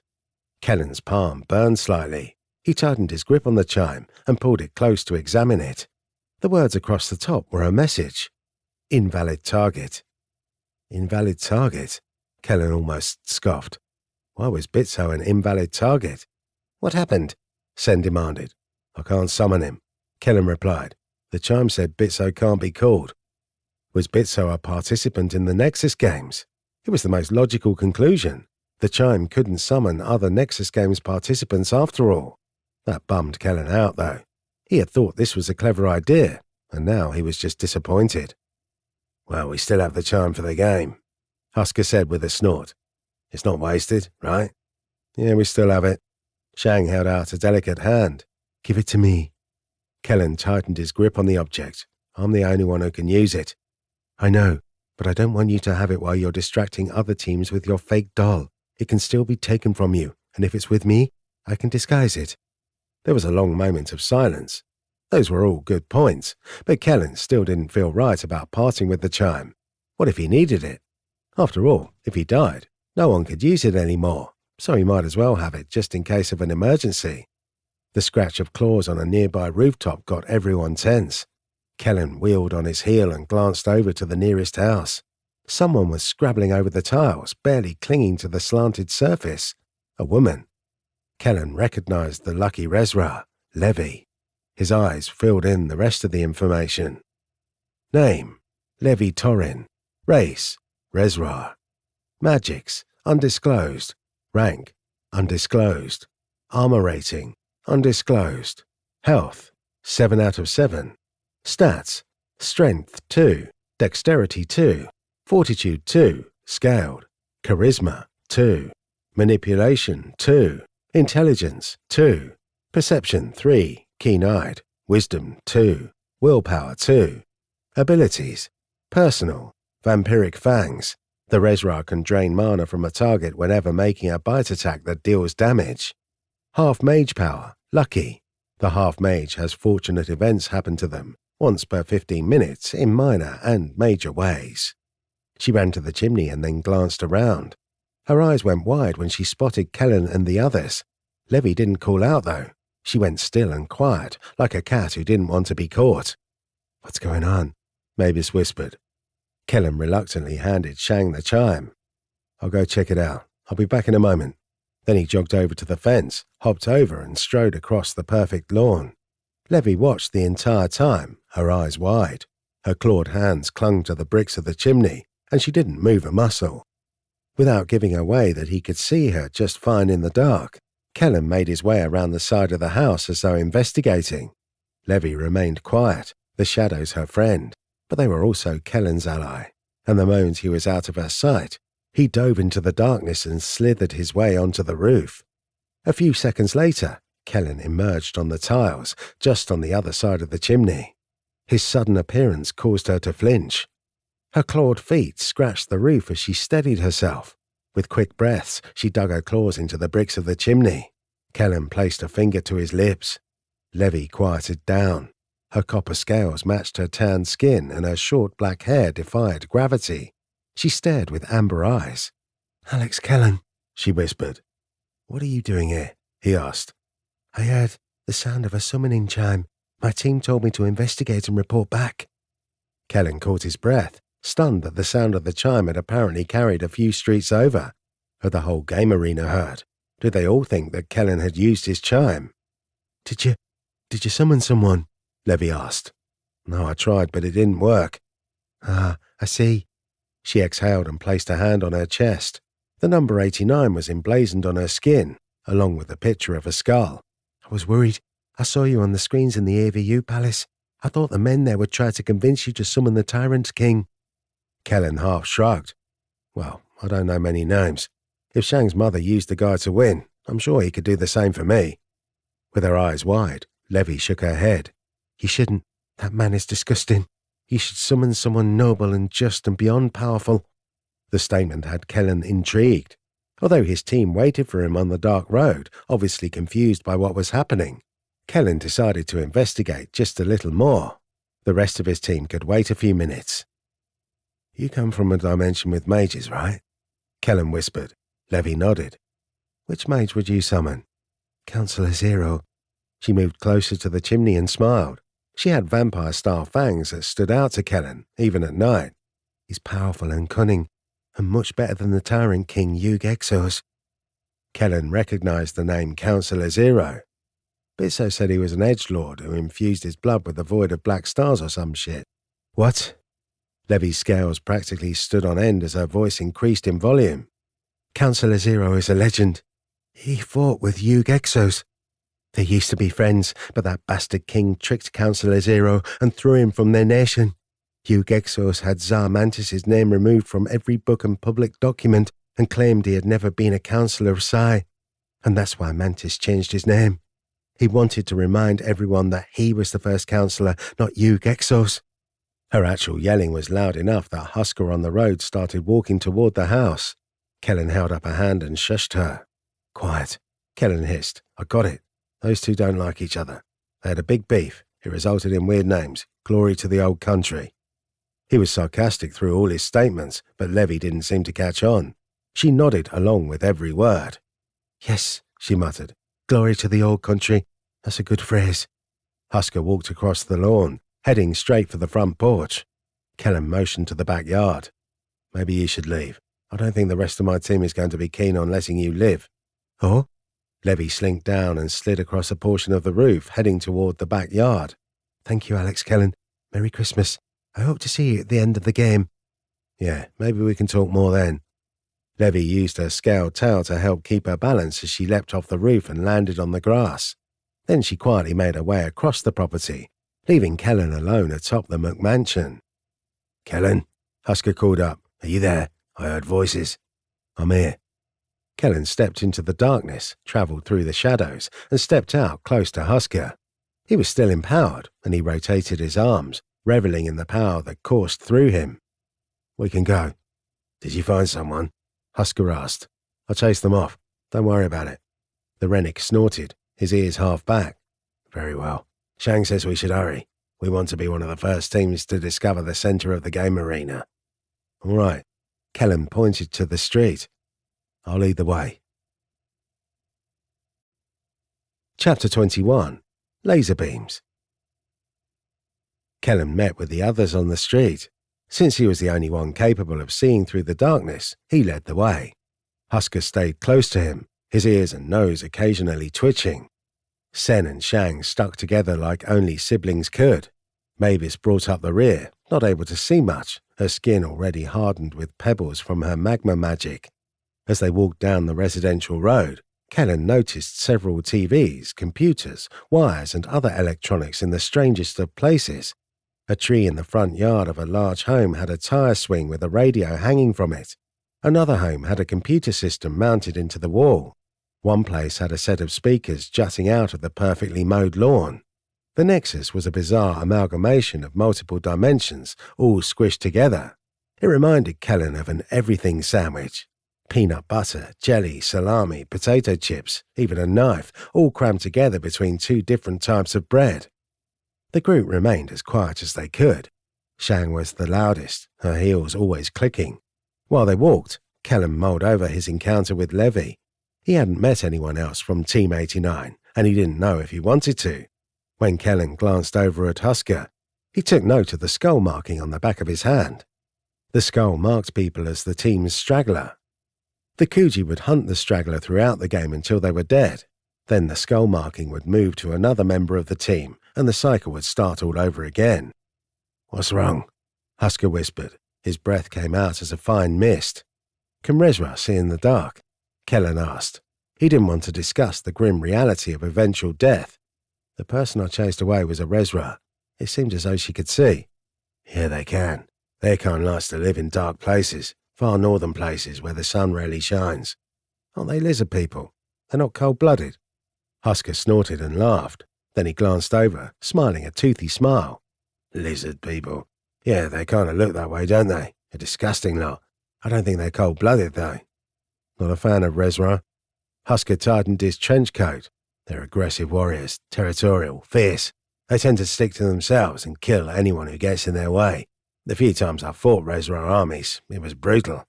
I have unpleasant memories." "In your dimension, you fought in the military." "That's right. I fought under the immortal Ran's banner. Gruesome affairs, wars.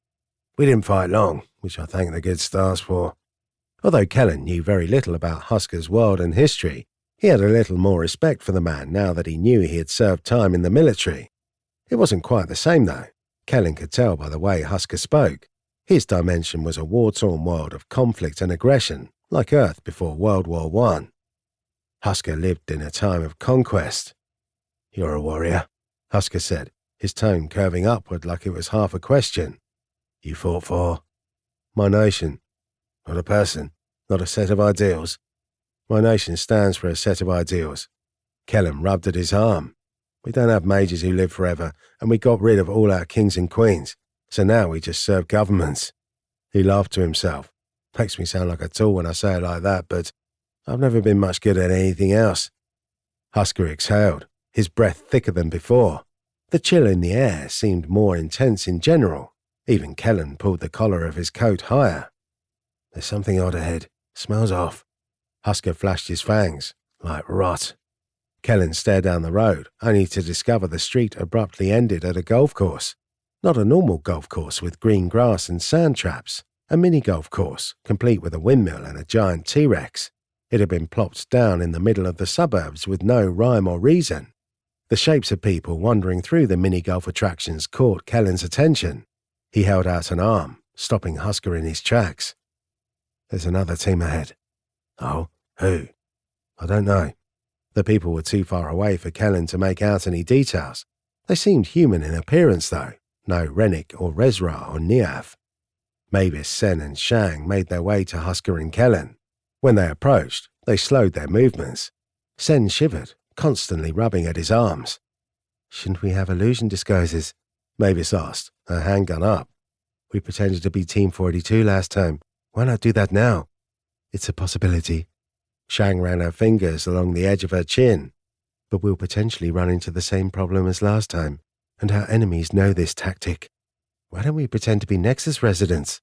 Sen scoffed and ordered Mavis a glare. "Because then people would target us. They'll think they can get a quick bit of arcana and move on. We definitely don't want that." "Can you make us look like horses or something?" Kellen asked. Shang laughed, the sound of mirth velvety and perfect.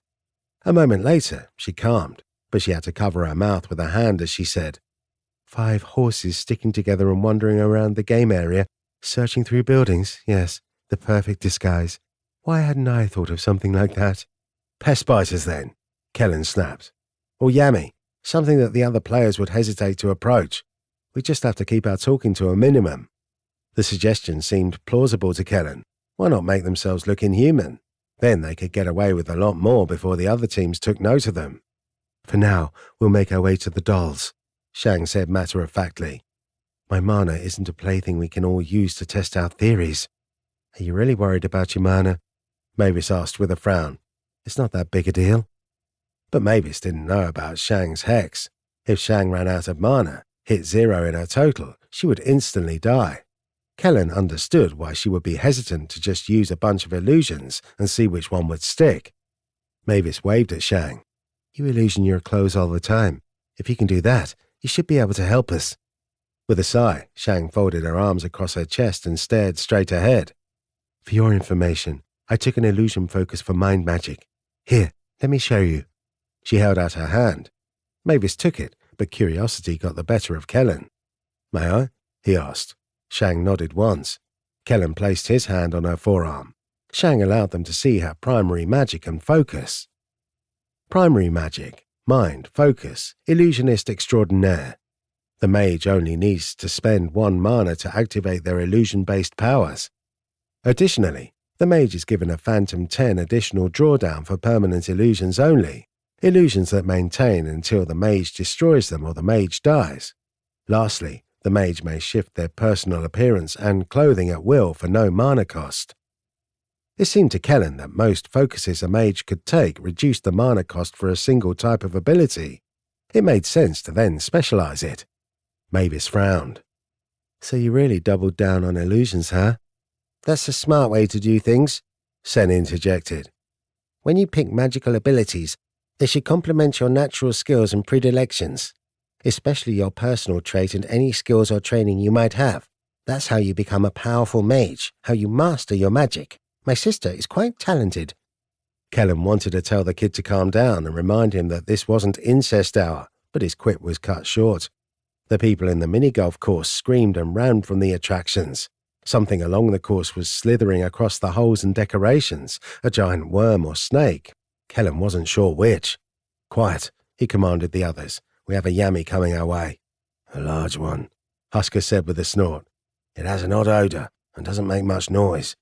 It looks like a serpent. Husker growled, his fur standing on end.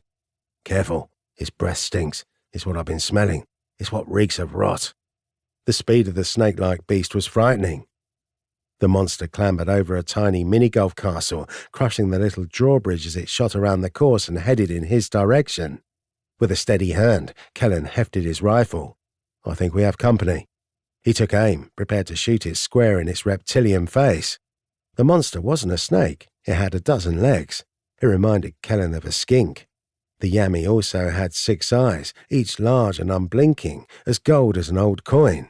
The skink's gaze covered all directions as it rushed for them. Once it got close enough, Kellen saw more of its information flash before his eyes. Name, Visor number 3. Race, Lesser Yammy. Magics, Body, Entropy. Rank, Impossible to rank. Armor rating, Undisclosed. Health, 15 out of 15. Stats, Strength 10, Dexterity 9, Fortitude 2, Intelligence 1, Perception 4, Vigilant, Willpower 1, Animal. Abilities, Escape Route, the yammy can teleport 10 feet. Camouflage, the yammy can shroud itself in invisibility. This shroud breaks if the yammy makes a violent action. And the yammy was large too, at least the length of a bus with the thickness of an inner tube. Within a few seconds, the visor was already close. Kellen decided to fire. Alex Kellen shot visor number 3 for 6 damage. 3 plus 100%, 50% sharpshooter modifier times 2 Severus bonus. His attack shattered one of the beast's shoulders, but also the silence. The other team across the mini-golf course glanced in their direction. They had probably seen the flare of light from Kellen's weapon. Kellen didn't care. He held down the trigger, hoping to rip the yammy to shreds with bullets, but that was when the beast disappeared. The yammy popped out of existence and then reappeared elsewhere. Kellen heard the displacement of air, but the creature was invisible, and it moved at such a fearsome speed he wasn't even entirely sure if it was still on the golf course. Everyone needs to stay on high alert, he said. Kellen also remembered his armor. He spent 1 mana, reducing him to 11 remaining. The armor slid over his skin, forming a tight suit of shadowy protection. It felt like a wetsuit under his clothes, the armor thin and non-intrusive, while being firm enough to block damage. As if the monster had a sense of comedic timing, it appeared and lunged at Mavis, clamping down on her arm with its fangs. She screamed and shot at its face with her handgun, the bullet exploding one of its 6 eyes. Then the beast teleported again, just as Kellen whipped around to fire. Husker crouched and readied his massive claws and fangs. When the deadly Yami appeared again, it went straight for Sen. He froze, panicked, his eyes wide. Kellen managed to leap in the way. The monster sank its fangs into Kellen's arm. A shimmer of magic seemed to dull the attack, the fangs never really making it through Kellen's magical skin-tight armor. Sun Sen used Shield Ally on Alex Kellen, reducing the next attack's damage by 90%. Visor number 3 bit Alex Kellen, dealing 7 damage. Alex Kellen reduces damage of each hit equal to his armor rating of 4, armor plus Void Knight Darkness bonus. Alex Kellen suffers a total of 0 damage. But the visor suddenly bit again, faster than Kellen could react. Visor number 3 bit Alex Kellen, dealing 7 damage. Alex Kellen reduces damage of each hit equal to his armor rating of 4, armor plus Void Knight Darkness bonus. Alex Kellen's Shadow Shell absorbs 2 damage. Alex Kellen suffers a total of 1 damage. Tyranny Worms restore Alex Kellen for 1 damage every 6 seconds. The large fangs of the Yami excreted some sort of ooze. Kellen gritted his teeth as he jerked his arm away. Blood and yellow worms splattered onto the street. Fueled with a desire to rid the world of the fucking monster, Kellen held out his hand and used his newest ability. He spent a mana for the laser and a mana to empower, reducing him to 9. A beam of bright, hot light shot from his palm. It streaked through the air and struck the skink. Alex Kellen blasted visor number 3 for 15 damage. The monster's head practically melted, the hole through its skull precise. It collapsed to the street, twitching. The flash of light had been bright enough that everyone had seen. Kellen was just glad he hadn't hit anyone behind the creature. His laser blast had travelled off and struck the house across the road. Husker laughed and then slapped Kellen on the back. There's no kill like overkill. 5 glittering red arcana popped out of the Yami's body and rolled onto the asphalt, clinking as they went. All 5 glowed with an inner power, illuminating the street with a sinister crimson hue. Kellen's body knitted back together thanks to the disgusting worms. Well, I should probably be doing this differently, Kellen muttered as he stared at the palm of his hand. Apparently my rifle can sometimes double the amount of arcana dropped if I manage to kill the target with it. So, in the future, I should start with a laser and end with a bullet. Sen hurried to Mavis's side. He grabbed her arm and examined the injury. Tyranny worms were already working to stitch her flesh together, but that wasn't acceptable to Sen, apparently. He used his body magic to heal her the rest of the way, and even stared at her skin for a long moment after he was finished. "Everything okay?" she asked. "I just want to make sure there's no venom or ill effects," Sen said matter-of-factly. He brushed his fingers over her uninjured skin. "Nothing hurts, does it?" Mavis smirked and half laughed. "It's weird seeing you older like this." Sen stopped and glanced up at her, his eyes narrowed. "Weird? I mean, you look like this one kid I used to know in high school. He was so awkward. It wasn't until college that he finally finished with puberty." Sen ripped his hand away from Mavis, his face a soft red. He ran his hand over his speckly beard, his lips pursed. "I'm an adult. I've already gone through puberty. I've just used my flesh in ways to, well, do things." "Don't worry. It's adorable. Really." Mavis gently brushed some of his black hair to the side. "You have a cute, nerdy look." With an exaggerated huff and scoff combo, Sen flounced away from Mavis. He went straight to his sister's side, his words never fully forming. His face and ears shifted from pale red to deep scarlet. Like this was the first time anyone had ever touched his hair or paid him a compliment. "This never would have happened back home," Sen muttered under his breath as he crossed his arms. Mavis turned to Shang. She glanced the other woman up and down. "Was there a reason you just stood there and did nothing?" With a perfectly lifted eyebrow, Shang forced a smirk. That's why we have 2 warriors, isn't it? To handle the trash. Before anything could turn into an unnecessary argument, Kellen stepped between them. He took Mavis by the shoulder and motioned to the arcana on the ground. You take 3, and I'll take the other 2, all right? Mavis grumbled something under her breath. Instead of arguing, she knelt, absorbed her arcana, and then stood. Kellen did the same. Alex Kellen absorbed 2 arcana. Everyone knows we're here, Kellen said. Our gunshots and my laser made sure of that. I think we should head out. If we stick to the mini-golf course, maybe we can avoid some of the other teams while we look for the doll area.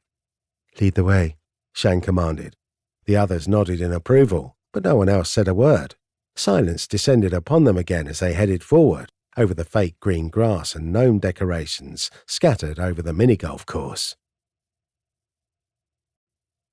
Chapter 22. Dead or Alive. The sun rose overhead, the rays of sunshine filtering through the net and becoming a crimson glow. It reminded Kellen of the smog-covered skies that haunted places like LA and Beijing. As they travelled over the mini-golf course, Kellen stopped at a fake castle and motioned for the others to wait. Across the fake grass, he spotted the movement of other skinks, Visor number 1 and Visor number 2. The Yami patrolled the area as if searching for things to consume. Yami are just mindless animals, Kellen whispered, his eyebrows knitted.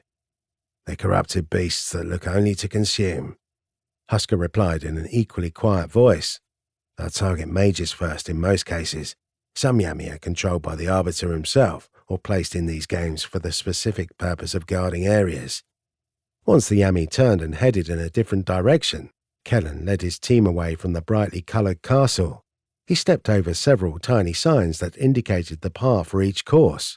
One even said the par was 19. Did the par ever go up that high? Ever? He wasn't sure. Just another twisted detail in the Nexus. On the other side of the golf course, Kellen found a small go-kart track. He hurried across, motioned the others to follow him, and then scouted a bit ahead. He found another residential street, this one 10 times dirtier than the last. Broken glass littered the road, the buildings were stained urine yellow, and the stink of waste wafted over the area. Every building looked like a group home for recovering drug addicts. The noises from inside one building got Kellen nervous. Then he remembered his familiar. Blaze, Kellen said. His shadow stretched out, and the albino wyvern leapt up out of the darkness. With baby-like fascination, Blaze turned to Kellen and tilted his head, his red eyes wide. Check out that building for me, buddy.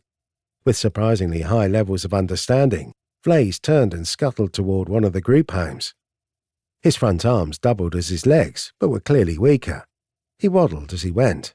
Kellen even considered it cute. The white wyvern jumped into the air and flew for a broken window. Then Blaze disappeared inside, rather stealthy for a little lizard. It's a shame you're not a soul mage, Husker said. He had watched Blaze hurry off with intent fascination. Why is that? Soul mages have abilities to make their familiars grow faster. Huh. Kellen glanced over at Sen. The teenager just offered him a glare. You don't have a familiar? They're rare, thank you very much, Sen muttered, and I don't have those abilities regardless. Unlike you, I focus my skills. I heal, protect, and alter my allies. A familiar is an ally. Sen held up a finger, as though he was ready to rebut that statement, but then lowered his hand with a frown. He had nothing. A familiar was an ally, but he clearly didn't want to participate in the conversation. A minute later, Blaze reappeared. He flew out of the broken window and went straight for Kellen. With surprising grace, Blaze landed on Kellen's shoulder. He had a piece of paper gripped tightly in his mouth. Kellen took the paper and unfolded it. There weren't any words on the inside, just a drawing. It was a picture of a meth lab, complete with jars, beakers, and heating sources. The drawing was flimsy and done with a thin pencil, but detailed enough that Kellen didn't have to guess at what it was. Blaze shoved his snout into Kellen's ear and hissed. His noise sounded more like a whisper. Hey now, Kellen muttered as he pushed his familiar away. Where did you get this? Blaze glanced at the building and then back to Kellen. There was just a drawing inside. The wyvern shook his head. Then he made grasping motions with his little front claws. You did this? Kellen asked. He couldn't believe it.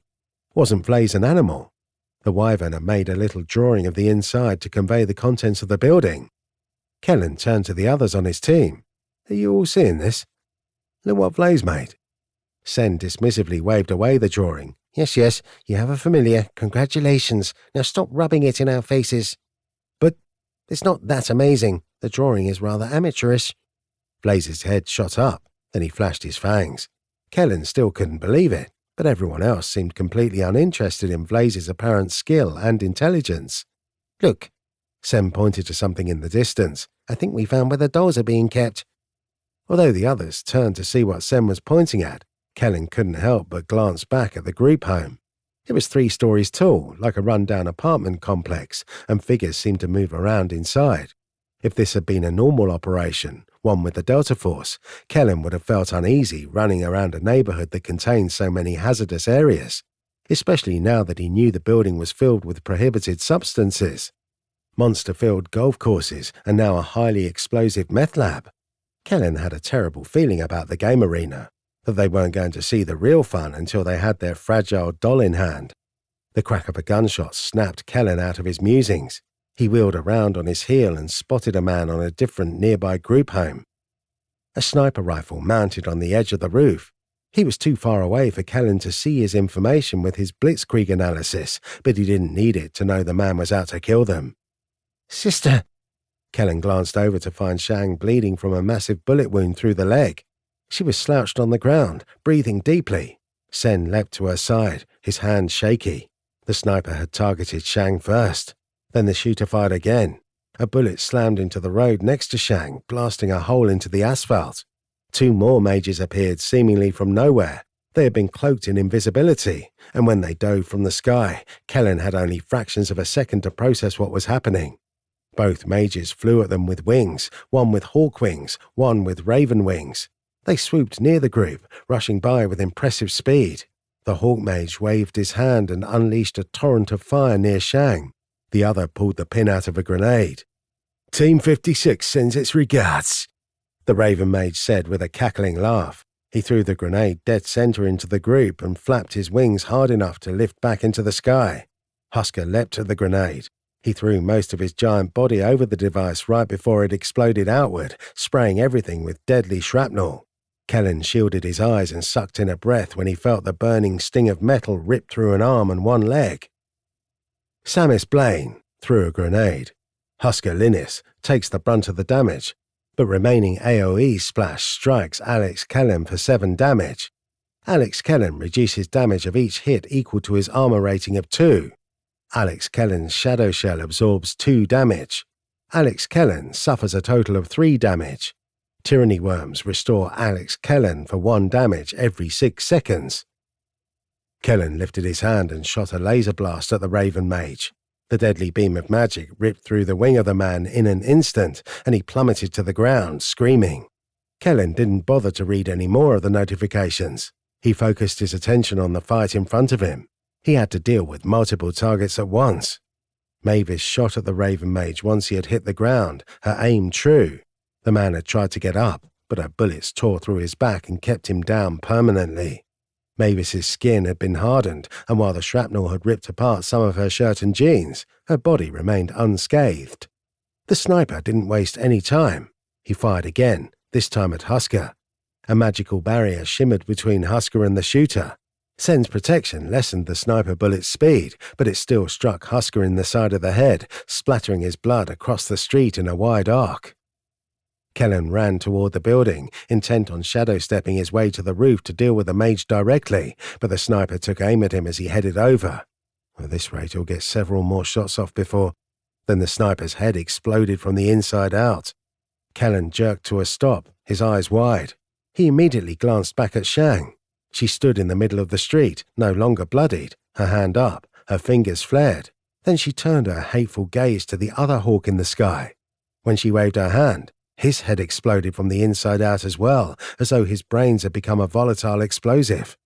The body of the hawk mage twirled as it sailed to the ground. With a disgusting thwack, the body splattered, organs scattering across the road, feathers coating everything afterward. But the sniper hadn't fallen off the roof, even after his head had ruptured. The man was somehow healing after that. How was it even possible? Kellen resumed his route to the building, inches from stepping into the darkness. The sniper shrouded himself in invisibility and seemingly disappeared, his weapon and all. Was he gone? Kellen held his breath, ready to act, but nothing ever happened. Did he flee? What was that? Mavis asked. Sen circled his sister, examining her without actually touching her in any way. Are you still hurt? Do you need any healing? I'm fine, Shang stated, curt. She smoothed her clothing. No rips, no injuries, no blood, and then straightened her styled hair. But we should avoid the open roads. Mavis ran to Husker's side. She helped the man up and even offered her shoulder if he needed it. Husker was nearly 3.5 feet taller than her, and darkly chuckled at the assistance. He shook his head and grunted as he pressed a clawed hand over the gaping hole in his belly. Without a word, Sen hustled over and grabbed at Husker's wound. His fingers swam through Husker's fur, muscles and organs like they were malleable clay. Sen wove everything back into place, stitching Husker a new stomach as though he were a statue and Sen were an artist. The healing body magic did the rest. Husker had been struggling to breathe, but after a few moments, he was whole again. He smiled, his canine fangs flashing in the red light. That was close, he muttered. Too close. It was Team 42. Sen stepped back and admired his work. They've made deals with the other teams. Whoever kills us gets lots of arcana and magical items. That's why Team 56 just attacked us out of nowhere like that. I thought Team 42 wanted Shang for themselves. Kellen interjected. Why would Team 56 shoot Shang first? They were probably hoping to incapacitate her. While she was broken and bleeding, they would kill us and then bring Shang back with them. A simplistic plan, but one that might have worked if we weren't paying attention. Mavis waved her hands around, obviously still shaken. Did you see how their heads exploded? What was that? She glanced over at Shang. Was that you? What kind of magic does that? Mind magic. Shang offered a smirk. Alex has lasers, and I attack people's willpower. If it's low, their heads rupture. If it's high, I don't deal so much damage. Fortunately, these half-wits were simple targets. Kellen motioned for everyone to get off the street. The sniper fled even after you exploded his noggin. We shouldn't stick around here. If he comes back, we could be in trouble. He won't return this game, Shang said with confidence. We can't know that. Clearly he wasn't the most tactically minded individual I've seen. If he does, it'll just be more arcana for us. The mention of arcana got Kellen glancing around. The 2 Neav mages were dead on the streets, their blood everywhere. 6 arcana had sprouted from the body of one and 7 arcana from the body of another. I want some of it this time, Husker stated. His clothing had been shredded by the grenade, and he held up the tatters as proof of his assistance. I think I've earned it. The others exchanged glances and then motioned to the crystals. Husker lumbered over, scooped 5 up and left the rest. Shang took the 2 remaining arcana from one body and then gestured to the last 6. Alex, you take those. I also helped, Mavis stated. But less. Kellen wasn't entirely sure why they were so tense with each other, but he quickly realized it was a problem. He held up a hand and shook his head. Look, Mavis can have it all, okay? I want to focus on gold arcana anyway. The mention of the gold arcana got everyone quiet. Kellen had been the only one of them to get any, and they exchanged hesitant glances, as though it were a terrible idea. Kellen didn't care. He had seen the benefits for himself. Mavis strode over and absorbed the 6 arcana. Kellen still only had 2 arcana. If he could get 8 more, preferably gold arcana, he could rank up as eclipse magic. Together, they moved off the bloody road and made their way into an alley. They hurried between group homes, covered by the shadows of the tall 3-story buildings. Kellen directed them around, and Sen pointed to the sky. A spotlight streaked across the net from a place on the ground. They were close. Kellen took the team around a series of dumpsters, careful not to disturb even the garbage bags. He didn't want to draw any more attention to him or his team. Was the sniper from Team 56 following them? It was the only thought that repeatedly came to mind. Once they finally made it around the building, Kellen stopped. He stood at the edge of a gigantic parking lot, the kind only found at amusement parks and grand stadiums. Unfortunately, there weren't any of those nearby. Instead, all Kellen found was a shopping mall, a 3-story megastructure designed as a shrine to capitalism. It had 30 for sale signs hanging on poles out front, like they were the flags of a bargain bin nation. 2 pest biters floated around the parking lot. Their machine bodies, perfectly spherical, hovered over the asphalt, their wire tentacles dragging across the ground.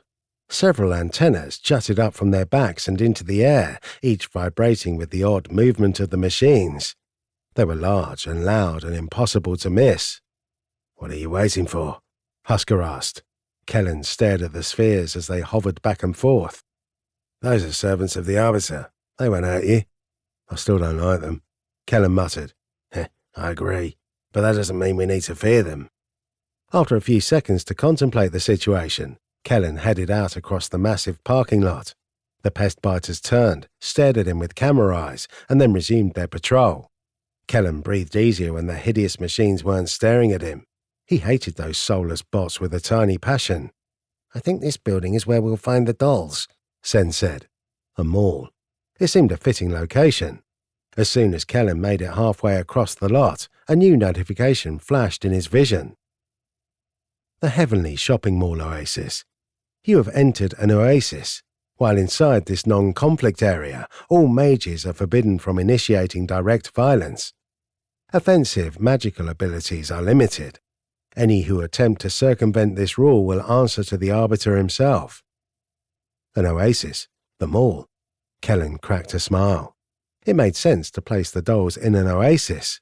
This way, no team could camp on the location and attack people who arrived, and no team could destroy all the dolls since they were in a safety zone.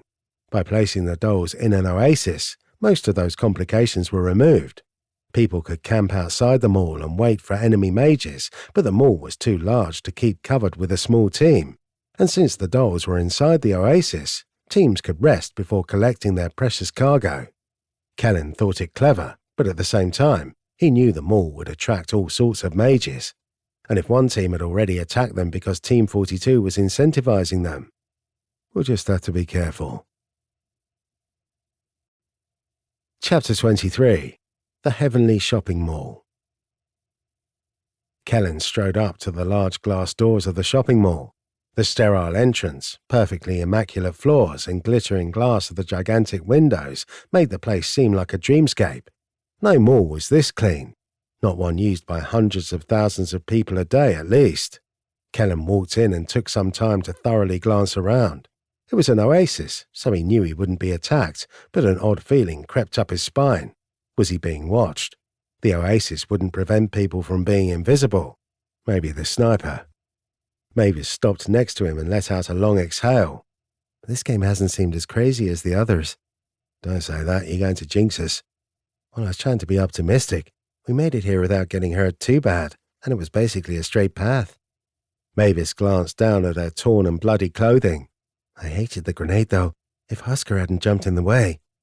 Sen, Shang, and Husker walked into the mall. Only Husker seemed surprised by the surroundings. He stared at everything, from the fake plants to the map kiosk, even the signs for the bathrooms.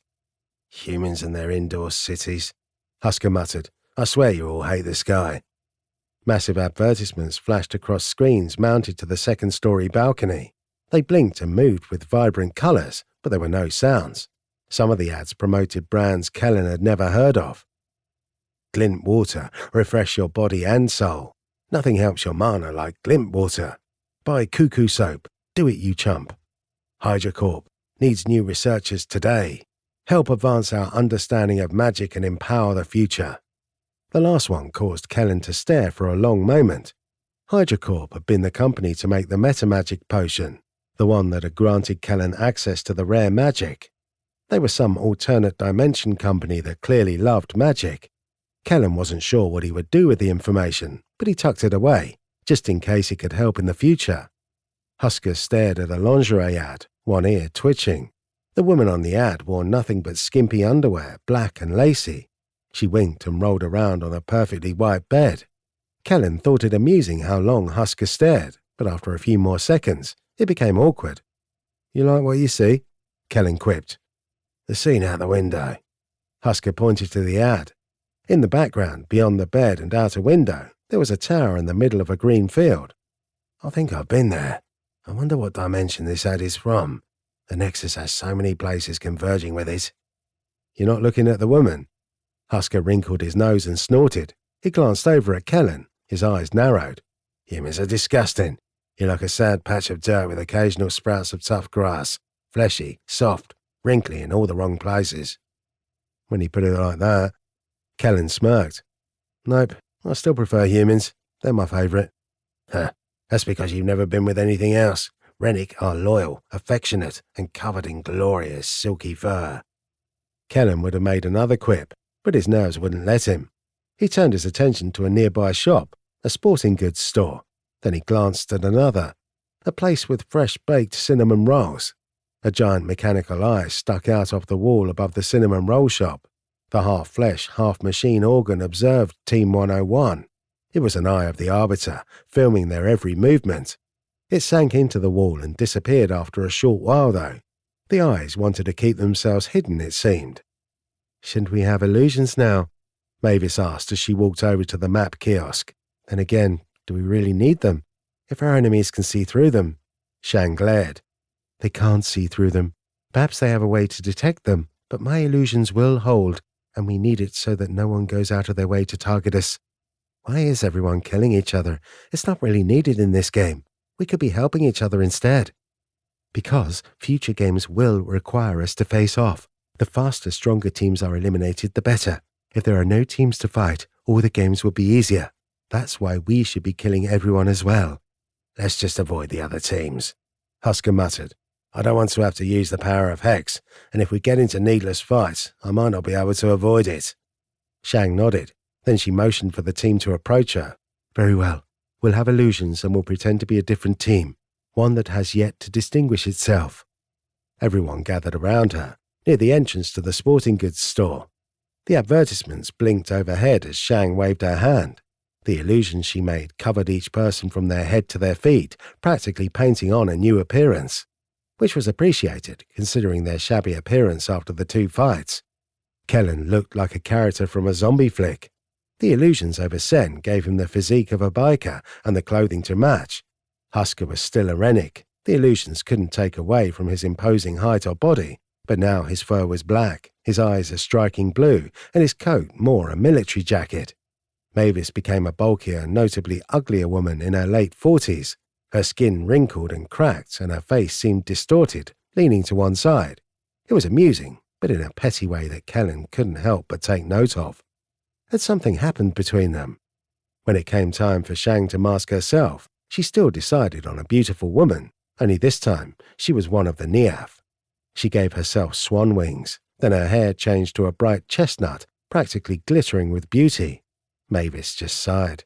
When Kellen glanced at himself in the reflection of a nearby glass door, he noticed he had the same biker appearance as Sen.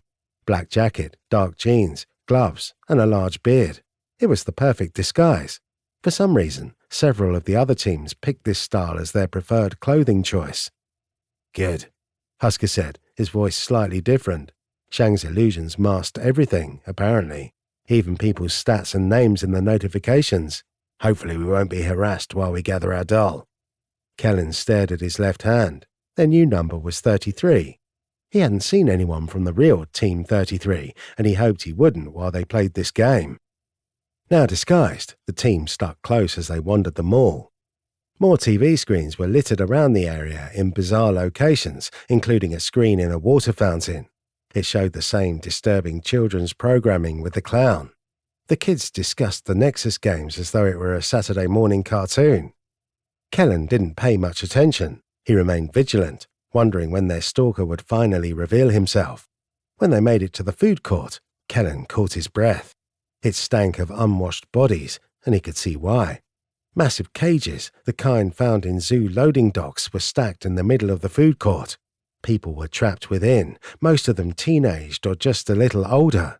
The metal bars, made of blackish-blue rock, were thick and sturdy. At first, Kellen had the urge to rush forward and see if the people needed help, but he stopped himself. The people in the cages were malformed and lumpy, each one more hideous than the last. They were the inbred residents of the Nexus. Why were they in cages? Other players of the Nexus games stood around the food court.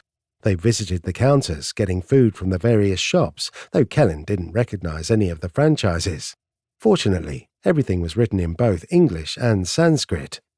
What the hell was Mossburger? Kellen didn't like the sound of that at all. The other players from various teams grabbed their food and then went to the cages. They opened a bar door, dragged a Nexus resident out, and then half-carried them to the nearest exit. The resident was handcuffed and their feet bound. They couldn't move much. What was going on? A voice boomed across the food court, more playful and exuberant than the scene demanded. "Welcome, welcome. We have another team. How pleasant. Oh, I like this one too." Kellen recognized Bitso's over-the-top inflections and showman-style speech. To his surprise, Bitso stepped out from between two of the larger cages, his crisp suit perfectly pressed. He wore a black blazer, vest and pants, his shirt and gloves glaringly white. His blindfold, light blue this time, was free of blood or stains. Bitso strode over, smiling wide, his freakishly sharp teeth a little disturbing. "Who do we have here?" Bitso snorted and laughed. "Oh, Team 33. That's a good one." He said nothing else on the matter, though. He just smiled and chortled to himself, in a joke no one else seemed to get. Kellen and the others walked around him, no one engaging with the bizarre news anchor. Determined to figure out what the cages were about, Kellen went straight for one. The Nexus residents. They trembled inside their zoo confinements. Kellen was half tempted to let them all out, but he stopped once he saw they were wearing necklaces. A pendant hung on the chain, each one marked with a word and a number. Team 77, Team 95, Team 52. Realization struck Kellen like a truck to the side of the head. These were the dolls. The Nexus residents were the object they were supposed to transport across the game arena. They were supposed to find their doll, take it out of the cage, and leave them all. "I'm going to investigate the food," Mavis said, her elderly voice raspy. "Something makes me think we might need whatever is around here." "I'll go with her," Sen said. He chased after Mavis as she jogged over to Mossburger. Husker and Shang stepped to the side, whispering and pointing at the cages. While they all gathered information and discussed the current situation, Kellen walked between the cages, searching for the resident with the 101 pendant. The deformed Nexus inhabitants gave him wide-eyed and frightened glances, then moved away from the edges of their cages, trying to stay as far away as possible. "Well, well, well," Bitso said as he stepped around a cage to face Kellen. "You look like you're having fun." Kellen hesitated for a moment. He opted to ignore the man and keep searching. "You tried to summon me with your summoning chime." Bitso's smile remained as wide and manic as ever. "I heard you call my name. What an odd choice." "I was trying to kill you," Kellen whispered. He glanced around, hoping no one else would hear. "I figured if I summoned you outside of an oasis, you'd be vulnerable." Bitso placed both of his gloved hands over his heart. "Duh! You were trying to kill me. That's literally the nicest thing anyone has ever done." "You promised me 60 arcana if I managed to do it." "And you were motivated by greed?" Bitso wiped an imaginary tear from his eye. "You all grow up so fast, I couldn't be prouder." "Yeah," Kellen said with a forced chuckle. "Sorry it didn't work out." "Don't worry, you're not the first person to disappoint me. I've long since given up hope." Conflicted, Kellen returned his attention to the cages. The residents refused to look at him or even make the task easy.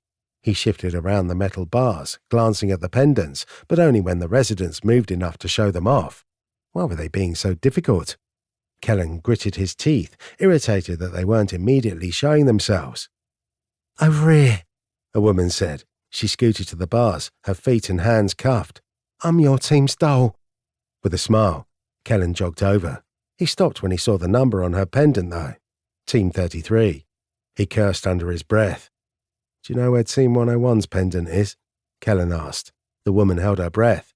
Her thinning hair, a mix of blonde and black, hung mostly across her face. Her skin sagged in odd places, and one of her hands was missing 3 fingers. Other than that, she seemed mostly normal. No humpback or extra limbs.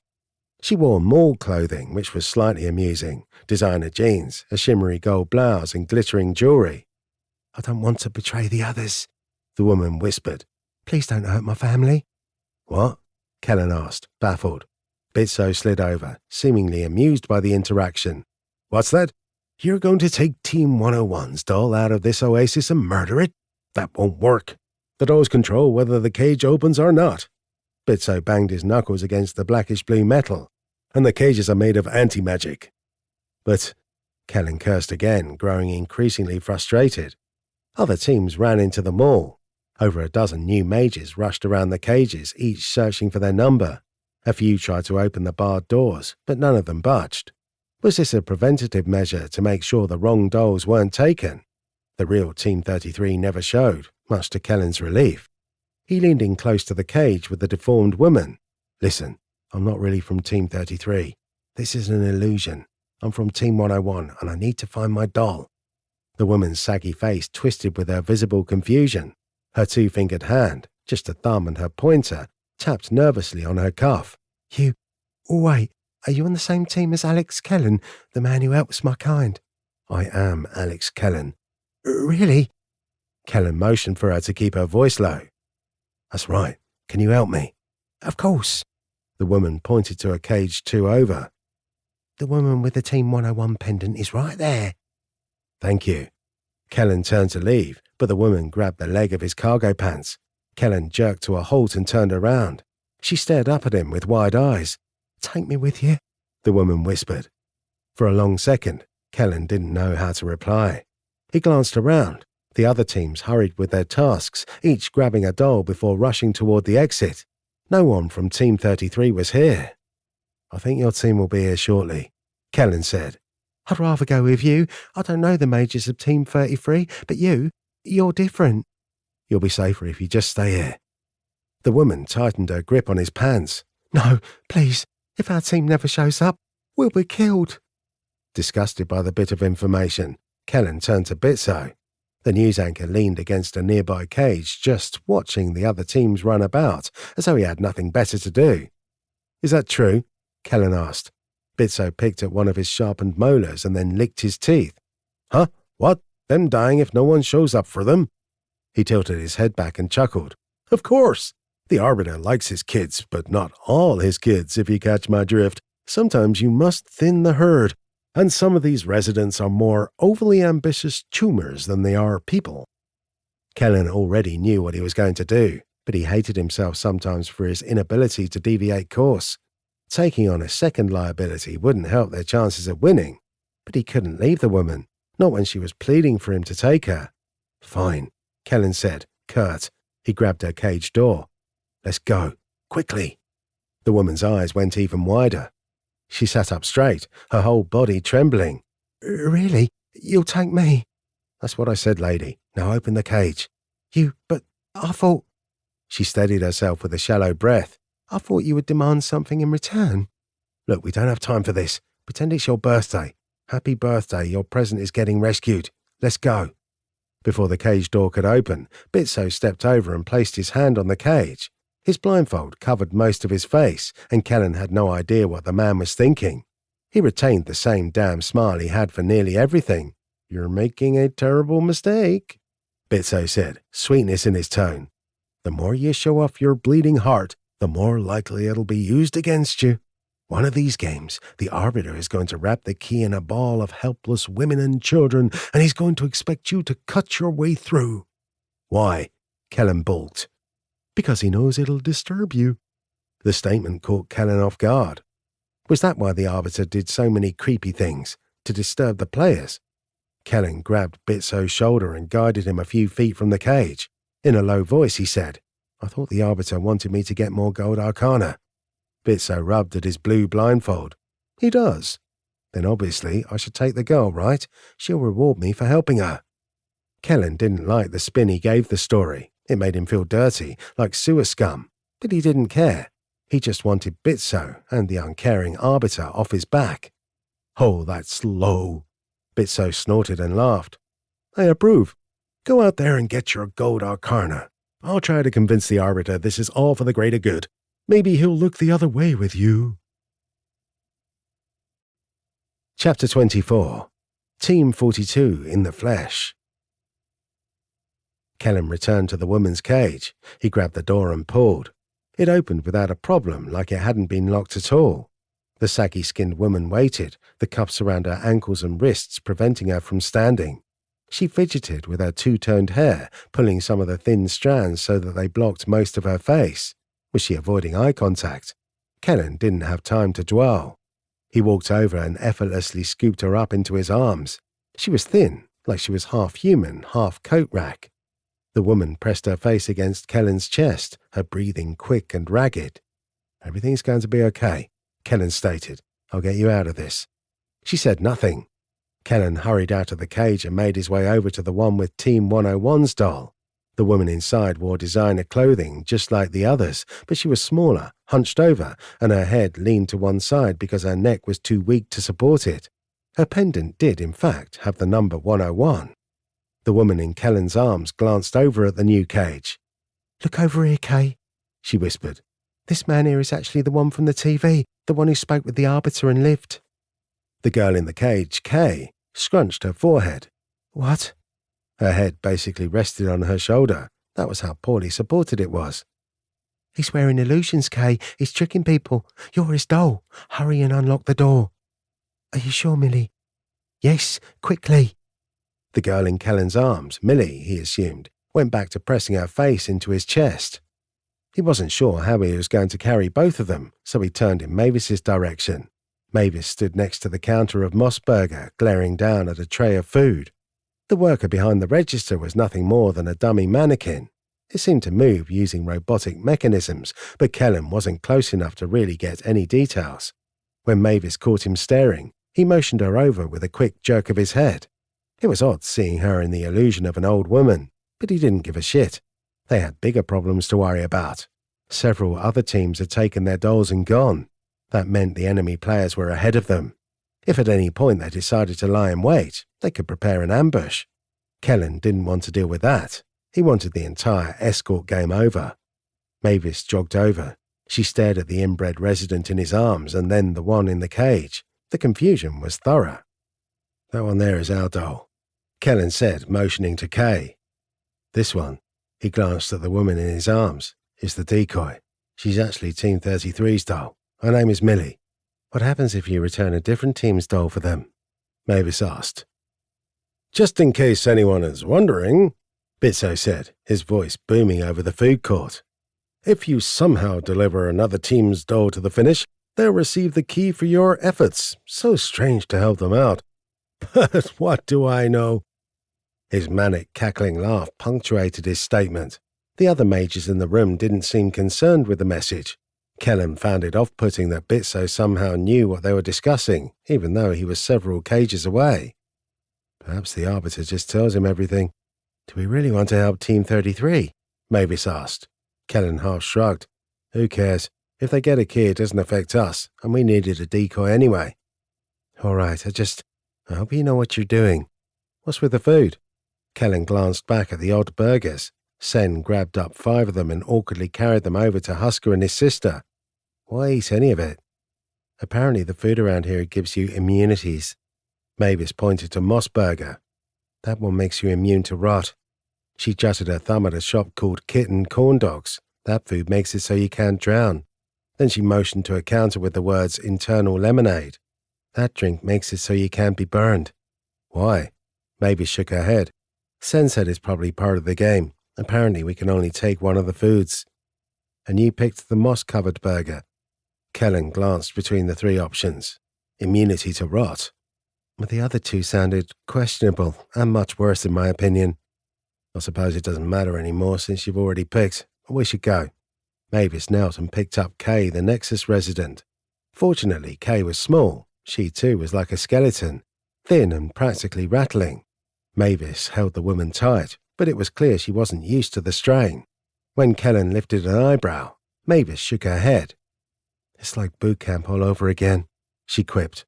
With a snort and laugh, Kellen nodded. "All right, let's go." Kellen and Mavis hurried to the others, their dolls in their arms, both silent. Shang, Sen and Husker had their burgers, each wrapped in a strange white wax paper. Once Kellen got close, his analysis gave him further information. Magical item, consumable, Mossburger. The mage becomes immune to entropic rot effects for the next 15 minutes. Tastes like fresh moss. What a freakish dimension thought moss would make for a great burger topping. Kellen shook his head, hoping to baby Jesus that the corn dogs and lemonade weren't also named literally. "Why do you have 2 residents?" Husker asked as he glanced between the 2 misshapen women. "I thought we only needed 1. Kellen held Millie close. "We needed a decoy anyway, right? Well, now we have one. But it's alive. We don't want that. We can just illusion a rock." "She will be fine," Kellen stated. Husker flashed his fangs. "Don't. If you go making things personal, this will be a lot harder than it needs to be. Don't ask dolls their names. Don't go thinking they're people." "I already did." Husker ran a clawed hand over his long canine face. "Ephrath, help us. We're going to suffer through this one." Sen rolled his eyes as he passed out the burgers, but he didn't add any commentary to the discussion. 1 burger went to his sister, another went to Husker, a third went to Mavis, the 4th went to Kellen, and the last one Sen tucked into his hoodie pocket. They smelled of barbecue sauce and beef, which Kellen appreciated, but he dreaded having to eat. "Shouldn't we get 2 more?" Mavis asked. She struggled to hold her Nexus resident, but after hefting her up a bit, managed to get a good hold. "These dolls will need protection, right?" "The worker robot would only provide me an equal number of burgers to the members of our team." Sen motioned back to the android behind the counter. "We're not allowed to have any more." Which worried Kellen. He already had a bad feeling about this. Then Sen handed his sister a paper map. He held a second map, and he walked over to Kellen to show it off.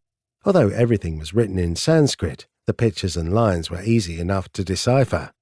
The mall was in the center of the city. The mini-golf course was on the west side of the massive shopping center, giving Kellen enough perspective about the layout of the city and rough distances.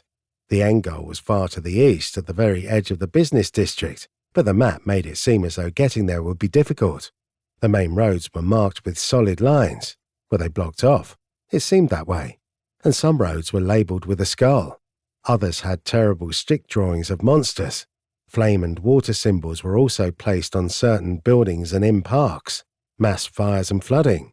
The food items seemed to make more sense. Everywhere on the map was some sort of hazard.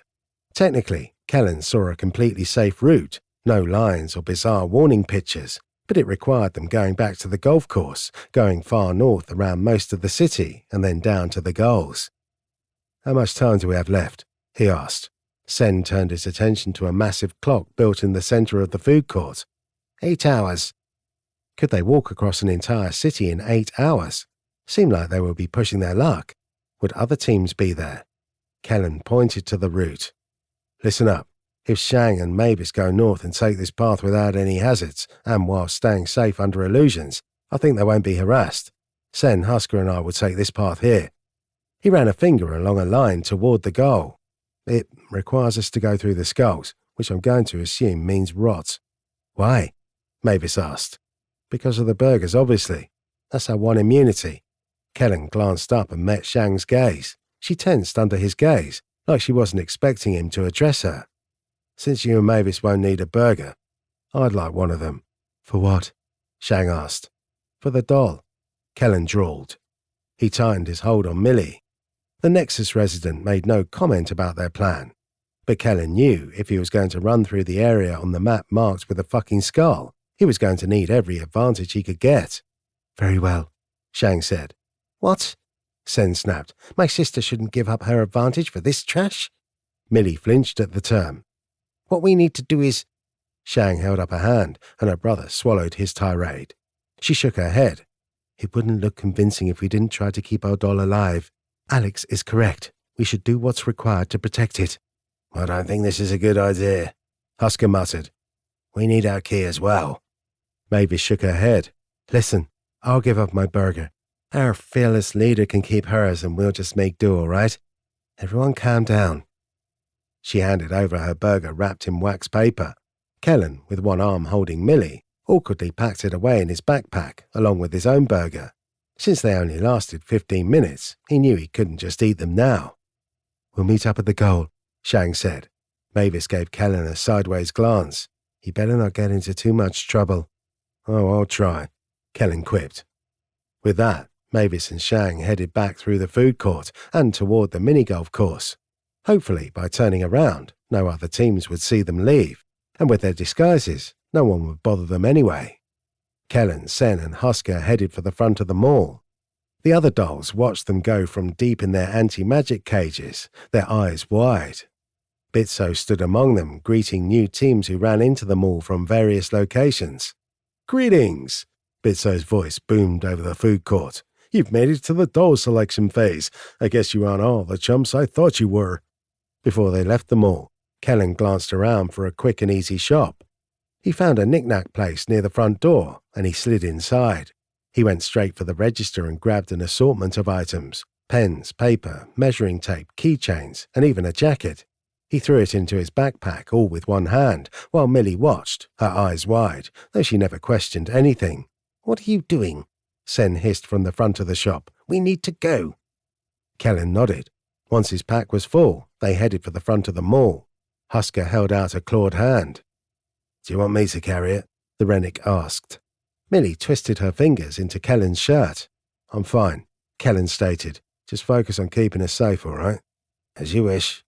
They exited the Heavenly shopping mall and headed out into the gigantic parking lot. Halfway across and beyond two more pest biters, they exited the oasis. Kellen breathed a bit easier without the odd restraining magic over his thoughts. The sun rose in the sky, illuminating the whole city. The red net still tainted everything in a horror show vibe, but Kellen felt a little more confident that their team could make it. He thought back to the map and which roads they needed to take to avoid the fires and flooding. Kellen turned toward a road with multiple office buildings, his bootsteps echoing as he picked up the pace. Controlled breathing helped him maintain his pace, but he quickly realized that only Husker was managing to stay close. Sen had fallen behind. The teen gulped down breath after breath like he hadn't ever run in his life. Kellen slowed. The shadows of the tall 5-story buildings shaded him and Husker as they waited for Sen to catch up. The nearby trees rustled with the breeze, and Millie shivered. Kellen was about to ask Husker to just carry Sen so that they continue, but a terrible chill washed over him. A slimy feeling ran down his spine. Kellen had felt this before, but only with people who had taken multiple hexes. The corrupted magic of the hexes seemed to alter their magic in a way he could feel. With his breath held, Kellen turned around. Someone stood in the middle of the road just a few 100 feet away. The man wore a sturdy suit of futuristic armor, the type that completely covered the individual. The black shine of the metal and the reflective mirror of the visor on the helmet would have prevented most people from identifying the individual. But Kellen wasn't like most people. His eyes gave away everything, but even then, Kellen knew who this was. Brenner Hawk of Team 42. Name: Brenner Hawk, traitor to humanity. Race: human. Magics: body, metal, entropy, travel, meta. Rank: A, S, S, A, D. Armor rating: 15 plus 10 shielding, metallic. Health: 55 out of 55, cyborg enhanced. Stats: strength 20, cyborg enhanced, iron grip. Dexterity 18, cyborg enhanced, pinpoint accuracy. Fortitude 20, cyborg enhanced, tireless. Charisma 5, controlling. Manipulation 11, dark, occult. Intelligence 8, perception 14, cyborg enhanced, keen-sighted. Wisdom 6, willpower 6, ambitious, nightmares. Abilities: personal, overconfident. The mage can never hide their basic information, but if they are ever in combat with an enemy mage who does, this mage's physical stats, strength, dexterity, fortitude, are doubled. Hex: wielder of Arendite. The mage is capable of wielding the legendary laser sword Arendite. As punishment, the mage must kill one member of a sentient race every 7 days, the counter starting after each death, or the wielder dies. Hex: apex growth.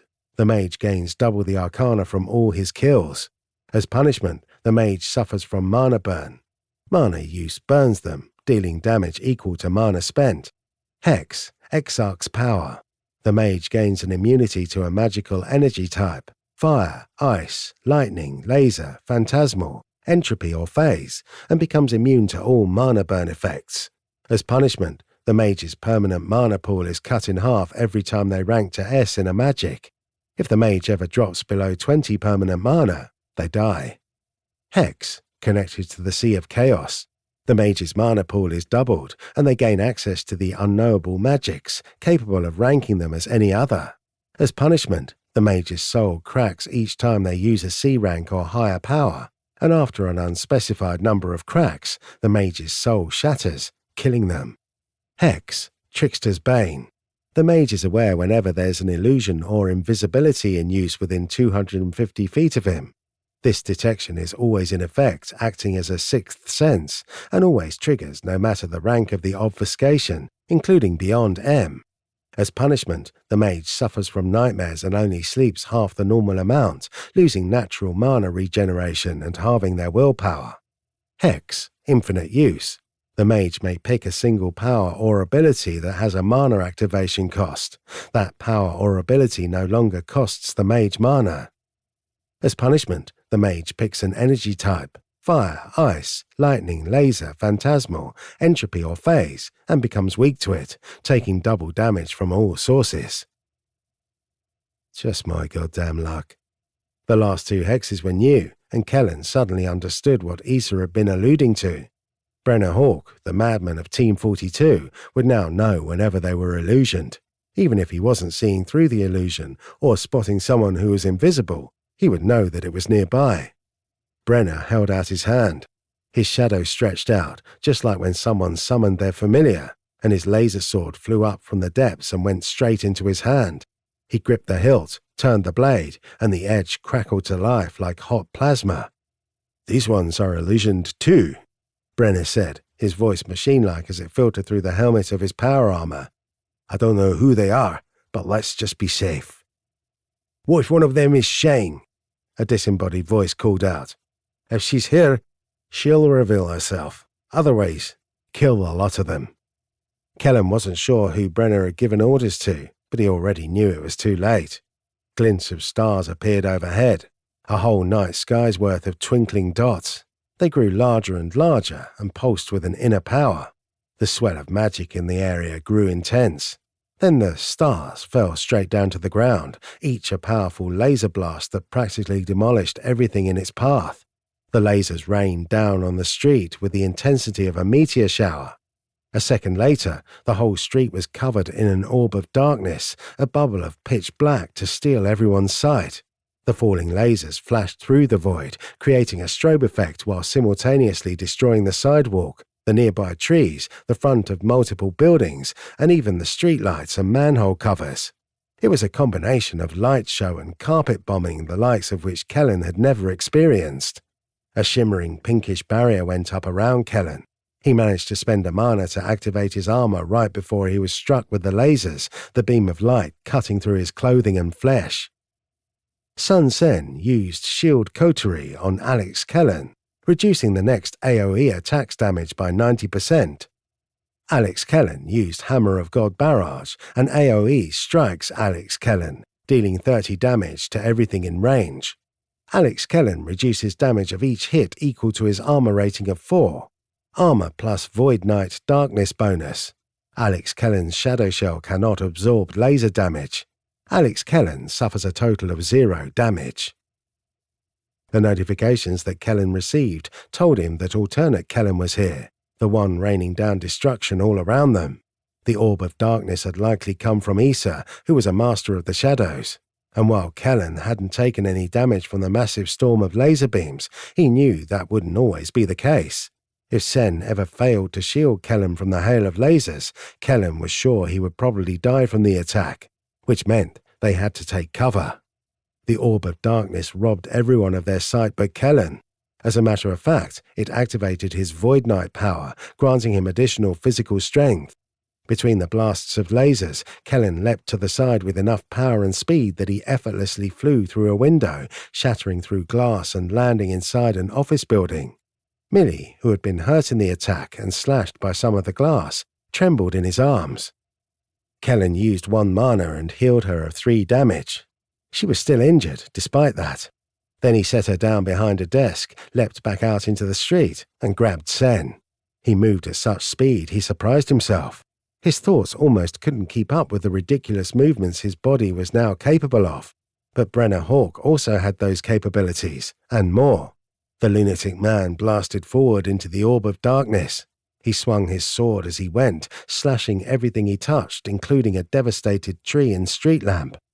"Look out!" Sen shouted. Brenner was on top of them before Kellen could bend his knees to jump again. He slashed with his sword, cutting through part of Kellen's arm, the laser blade burning flesh as it went. With gritted teeth, Kellen managed to slightly pivot on his heel, moving just enough to save his arm from being cut clean off. Sen's magical barrier shimmered to life as well. Sun Sen used Shield Ally on Alex Kellen, reducing the next attack's damage by 90%. Brenner Hawk slashed Alex Kellen, dealing 25 damage. Alex Kellen reduces damage of each hit equal to his armor rating of 4, armor plus Void Knight Darkness bonus, but Arendite ignores 10 points of armor rating. Alex Kellen's Shadow Shell cannot absorb laser damage. Alex Kellen suffers a total of 3 damage. Tyranny Worms restore Alex Kellen for 1 damage every 6 seconds. Kellen only had 7 health. The writhing worms in his body did everything in their power to stitch his flesh together, healing him of the damage. But they weren't enough to combat Brenner's insane speeds and alternate Kellen's area of effect attack. His low health was rapidly becoming the worst problem Kellen had to deal with. He dove for the office building, leaping through the same shattered window and rolling across the office floor, his heightened dexterity making the landing easy. Sen clung to him, even as a teen. Like Kellen was his personal safety vest. Kellen wasn't sure what he was going to do about Husker. The Rennick threw off his coat, howled, and then lunged for Brenner.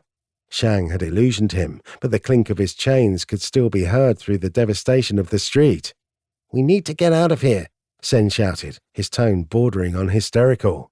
The lasers slammed through part of the office building, destroying the roof, front of the building, and multiple desks. The lasers didn't have much impact. They were just light, but everything crumbled and some things caught fire. The lasers came straight down from the sky, as though from a satellite, though Kellen knew nothing could come through the net. This was just a high-rank eclipse or metal ability, the only 2 magics with lasers. Kellen staggered away from the front of the building, but more and more laser blasts continued to hail down around them. Alternate Kellen's attack radius was so huge, Kellen would have to book a flight just to get out of it. Thankfully, the laser blasts came in waves. They had a few moments to deal with the situation.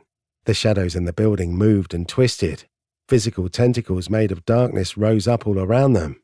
The tendrils lashed out, knocking over desks, crushing chairs, and shattering windows. The manic laugh of Issa bounced off the walls all around them. "Come out, whoever you are. Time's up for you and your pathetic team." Her delight soaked every word. Dust and debris hung in the air from the vast amount of devastation. Husker fought for his life in the street. Without much time to dwell on the situation, Kellen knew if they were going to live. It came down to his next couple of actions. Chapter 25. Hunted Like Dogs. Although Kellen hated the thought of leaving Husker to deal with most of Team 42 on his own, that was Husker's designated role. He had his own hex, perhaps he could win against Brenner, but Kellen couldn't worry about that. With his enhanced strength and speed, he rushed over to Millie, shoved the desk out of the way, threw her over his shoulder, and ran deeper into the office building. Kellen didn't know where he was going. He didn't care. He needed to get out of the Hammer of God barrage, and he needed to get as far away from Brenner as he possibly could. Unfortunately, he couldn't move through the darkness while holding others, a fact he loathed, so he kept to the hallways of the building, running as fast as his body would allow. Sen and Millie both held onto his body and clothes, their fingernails digging into his flesh, causing him to bleed for a moment before the tyranny worms patched everything up. The second he exited the orb of darkness and the lights of the office building washed down around him, Kellen lost access to his physical enhancements. He slowed, his chest burning from the lack of oxygen, and his legs stiff from the overexertion. Kellen spent a single mana, he was down to 9, and activated his ignore pain to fight through any sort of ache that would attempt to slow him. Pushing forward, he ran at a slower pace, but still managed a good clip. Dark tentacles rose from the shadows in the corners.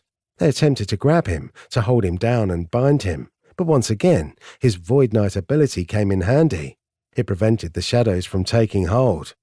But his eclipse powers didn't extend to Sen and Millie. The darkness snatched the deformed woman, the shadow tentacles grabbing around her thin waist and yanking hard. Kellen wheeled on his heel and held out his hand. A blast of laser erupted from his palm and disintegrated the shadowy tentacle, reducing his mana to 8. Millie collapsed to the floor, shaking. "Oh, Arbiter, please have mercy," she frantically whispered to herself. "What have I done to anger you?" She kept her eyes tightly closed, unwilling or unable to watch the fight happening around her. Issa leapt out of the shadows. Kellen hadn't been prepared. She slashed with a dagger, the blade extending as she struck, the darkness literally coalescing onto the edge of the weapon and striking on its own. The blade sliced into his gut. After the reduction of his armor and shadow shell, he still took 5 damage, his blood splattering across the hall walls and on the floor. Worms infested all his vital fluids. Yellow and spaghetti-like, they writhed around, looking for flesh and finding none. "God damn it, I need your help," Kellen said through gritted teeth, frustrated Sen hadn't used his shield ally ability for the strike. Then he shoved Sen off his shoulder and blasted another beam of light. Issa leapt into the darkness, dodging his attack. Kellen had 7 mana remaining. Confused and certain Issa would return for another strike with her shadow dagger, Kellen glanced around. He activated his mold metal power, grabbed the handle of a nearby office door, and tore it off. The metal acted like putty in his hand, but the moment he let go of it, the metal would return to its stiff and durable consistency. 6 mana remaining. Issa had targeted Millie first. She had been trying to destroy the doll.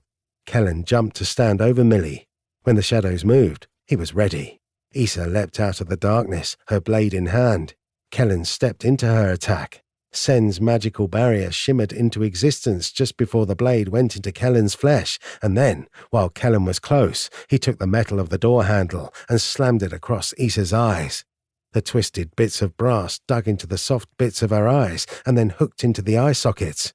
When Kellen removed his hand, the metal was fixed there, blinding her and sending her into a panic. Issa screamed and leapt away.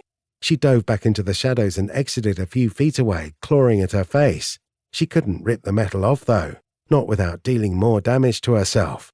While she was distracted, Kellen grabbed Millie and then ran back to Sen. He grabbed the teenager's arm and kept running, desperate to find an exit and escape these lunatics. The building shook from a powerful tremor, but then things went still. Kellen swallowed air as he pushed himself to run.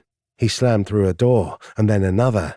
He molded the handles of doors that were locked and just raced through the office building, barely paying attention to his route, simply searching for an exit sign.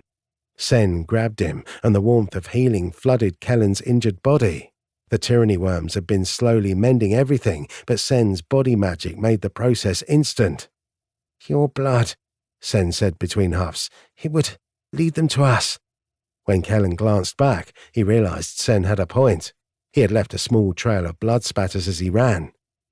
Now that he was healed, it wasn't as much of an issue, but Team 42 would still follow them halfway through the building. Finally, he found an exit. Kellen slammed out the door and into the street of the bizarre town. TVs mounted into the sidewalk and the sides of the building were all on and playing the clown show. Without much time to analyze every possible answer, Kellen dashed forward and went for another alleyway. An explosion of glass caused him to duck behind a dumpster. Shards of window clattered into the alleyway. The dumpster shielded Kellen, Millie, and Sen from the devastation. "Oh, Arbiter, but please have mercy," Millie repeatedly whispered, her face buried in Kellen's shoulder. "What have I done to anger you?" Sen gulped down his breath, his eyes wide. He sat on the ground, his back to the dumpster, his gaze unfocused. "What are we going to do? What are we—" Kellen slammed a hand over Sen's mouth. Then he tightened his grip on Millie and whispered, "Quiet, all of you." More shattered glass. Another explosion. Something was happening in the building. "Come back here," Issa screeched. She stomped into the street, her boots crushing glass as she went. "You fuckers are dead once I find you." One of Kellen's survival courses had involved a segment on tracking down individuals. The number one way someone messed up their chances of escape was deciding to hide. Most hiding places weren't ingenious. The dumpster was far from a good spot, and if Issa did search, she'd likely find them. Kellen tapped Sen on the shoulder. Then he placed a finger to his mouth. Together they quietly made their way down the alleyway. At one point, Sen almost stepped on a pile of glass shards, but Kellen yanked him back and pointed to the ground. Sen nodded. His clothes had been burned by the laser attack and his body carried several injuries, mostly burns, and unlike Kellen, Sen's wounds weren't slowly healing on their own. The queen worm doesn't keep him alive like the others. Kellen shook his head. He stayed focused on the alleyway and jerked Sen to the side the moment they were out. Making his way through the shadows, he dragged Sen and Millie across the street and then ducked into another building, a hotel. The front entrance room was massive and open, everything Kellen hated. He ran for the reception's desk and ducked behind it. As he headed for a door, the glass of the front windows blew inward from a massive release of pressure. Kellen's ears practically exploded. He clenched his jaw, unable to hear anything other than a constant ringing. He fell to the floor on one knee, a rivulet of blood trailing from his ear down his neck. God damn it. Sen placed a hand on Kellen's neck. The warmth of Sen's healing repaired everything. Kellen could hear. His thoughts weren't buzzing, and he managed to get back to his feet. Millie, on the other hand, sobbed a bit, blood now staining her odd hair and designer clothing. Kellen touched the side of her face and used his heal-the-body ability. He repaired what damage had been done by the concussion blast. She glanced up at him, tears in her eyes.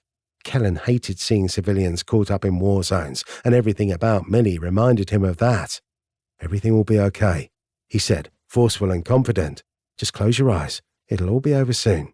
Millie replied by simply tightening her grip on his ruined shirt. Kellen had 5 mana remaining. Sen shot him a dark glower, but it didn't last long. He shook, clearly disturbed by the events unfolding, but he didn't object to Kellen's statements. Debris and dust washed through the hotel. Kellen shielded his eyes. The stomp of boots on glass caught his attention, and he ducked low to the ground, dragging Sen along with him. There's somewhere here, Issa said, her shrill voice hard to mistake. A growl answered her. No words, just a guttural noise. Blast this area, she shouted. Blast it like you did all the others. She was far enough away that the sound of her voice wasn't as clear. Was she just outside the hotel? Kellen suspected so. Another growl answered her, this one shorter and angrier. Other Kellen didn't respond with words. It had to be him. The tone of his growl was raspy and broken, like it was painful to even voice that much. Kellen wondered if he was also signing something. Shang had said other Kellen knew how, but did Issa? Kellen suspected the woman barely knew how to read.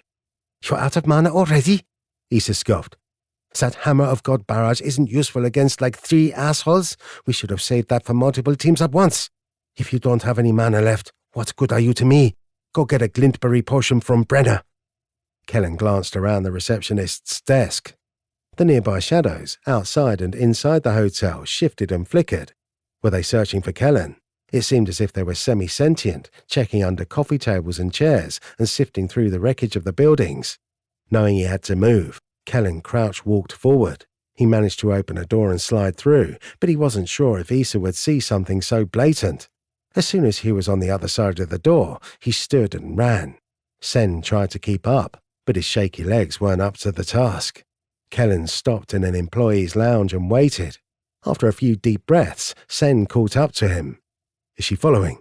Kellen quickly asked. I don't know, Sen whispered. Do you know if Husker is all right? Sen shook his head. Frustrated and out of options, Kellen decided to keep moving. He turned for a door he thought would lead to an exit. Without much thought, he opened it and ran through, only to find himself in a bizarre room. He froze, stunned by the white walls, ivory carpet and stark black furniture. It felt like he had walked into a black and white movie, as though the whole room was devoid of colour. What the? Sen ran in after, and the door slammed shut. A single desk in the middle of the room, just as black as the chairs, bookshelf and couch, had a single sheet of white paper on top of it. A tiny creature sat in the swivel chair behind the desk. It was no more than a foot tall, humanoid in shape, and had black skin and tiny bat-like wings. The little horns on its head were curved in a semicircle similar to a goat's. It was an imp, and it wore a tiny suit the same shade of white as the walls. Name: Puzzle Imp 10. Race: semi-sentient construct. Magics: mind, travel. Rank: impossible to rank. Armor rating: undisclosed. Health: 2 out of 2. Stats: concealed. Abilities: concealed. Hello there, The imp said, its voice a chipmunk parody. congratulations, you found a puzzle room. The Arbiter hides these around the game zones and… Sen whirled around and grabbed at the door handle. He shook the door and pulled, but the door refused to open. With ever-increasing panic, Sen jiggled the handle. We're trapped. Kellen turned around, pushed Sen aside and grabbed the handle. His mold metal should have allowed him to effortlessly escape, but the bluish-black handle was made out of the same anti-magic the doll cages had been. The puzzle imp frowned. You can't leave. Can other people come in? Kellen asked as he turned back around. Wow, you guys are weird. Most people have other questions. The imp tapped his little fingers on the desk. Yes, other people can come in here. And you said we can't leave? Not until you solve the puzzle or give up. We give up, Kellen immediately stated. Now let us out of the room.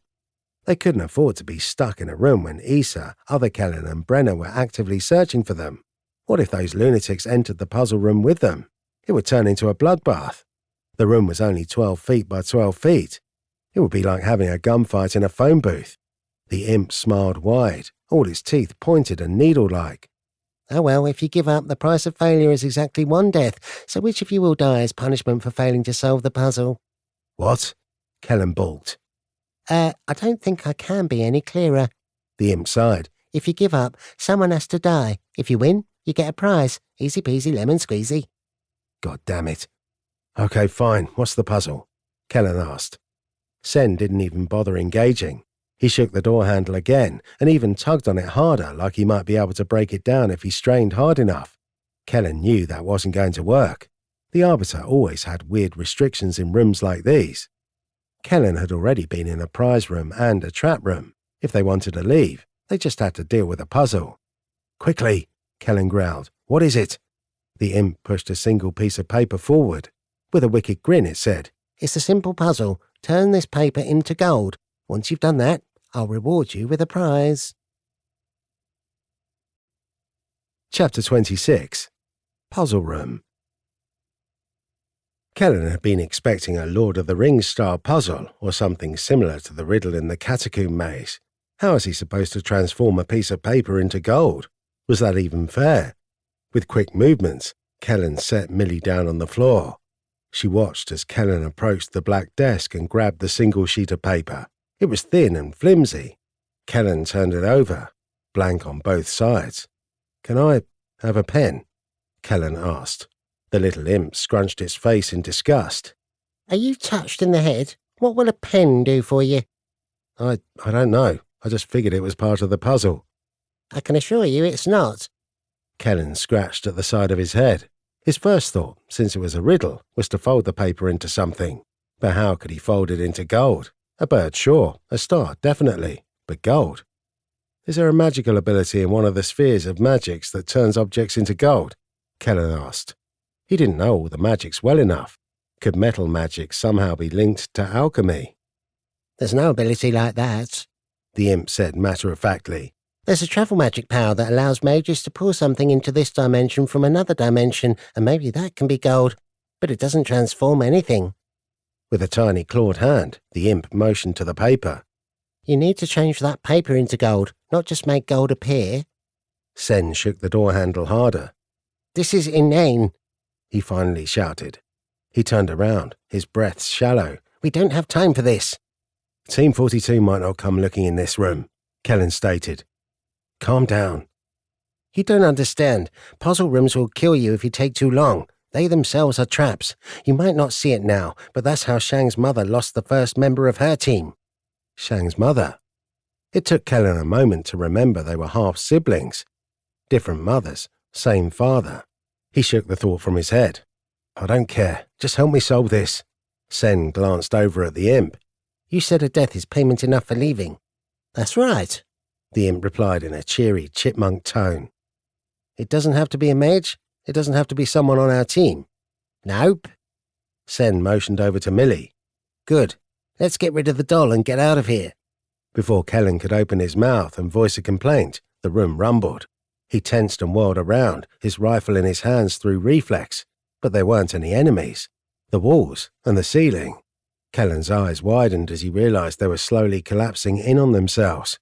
The room had been 12 feet by 12 feet, but now it was smaller and shrinking at a noticeable rate. By Kellen's calculations, they had less than 2 minutes to solve the puzzle, or else they'd all be crushed. Once the door vanishes, you're going to lose the option to surrender, the imp said, pointing to the door on the far wall.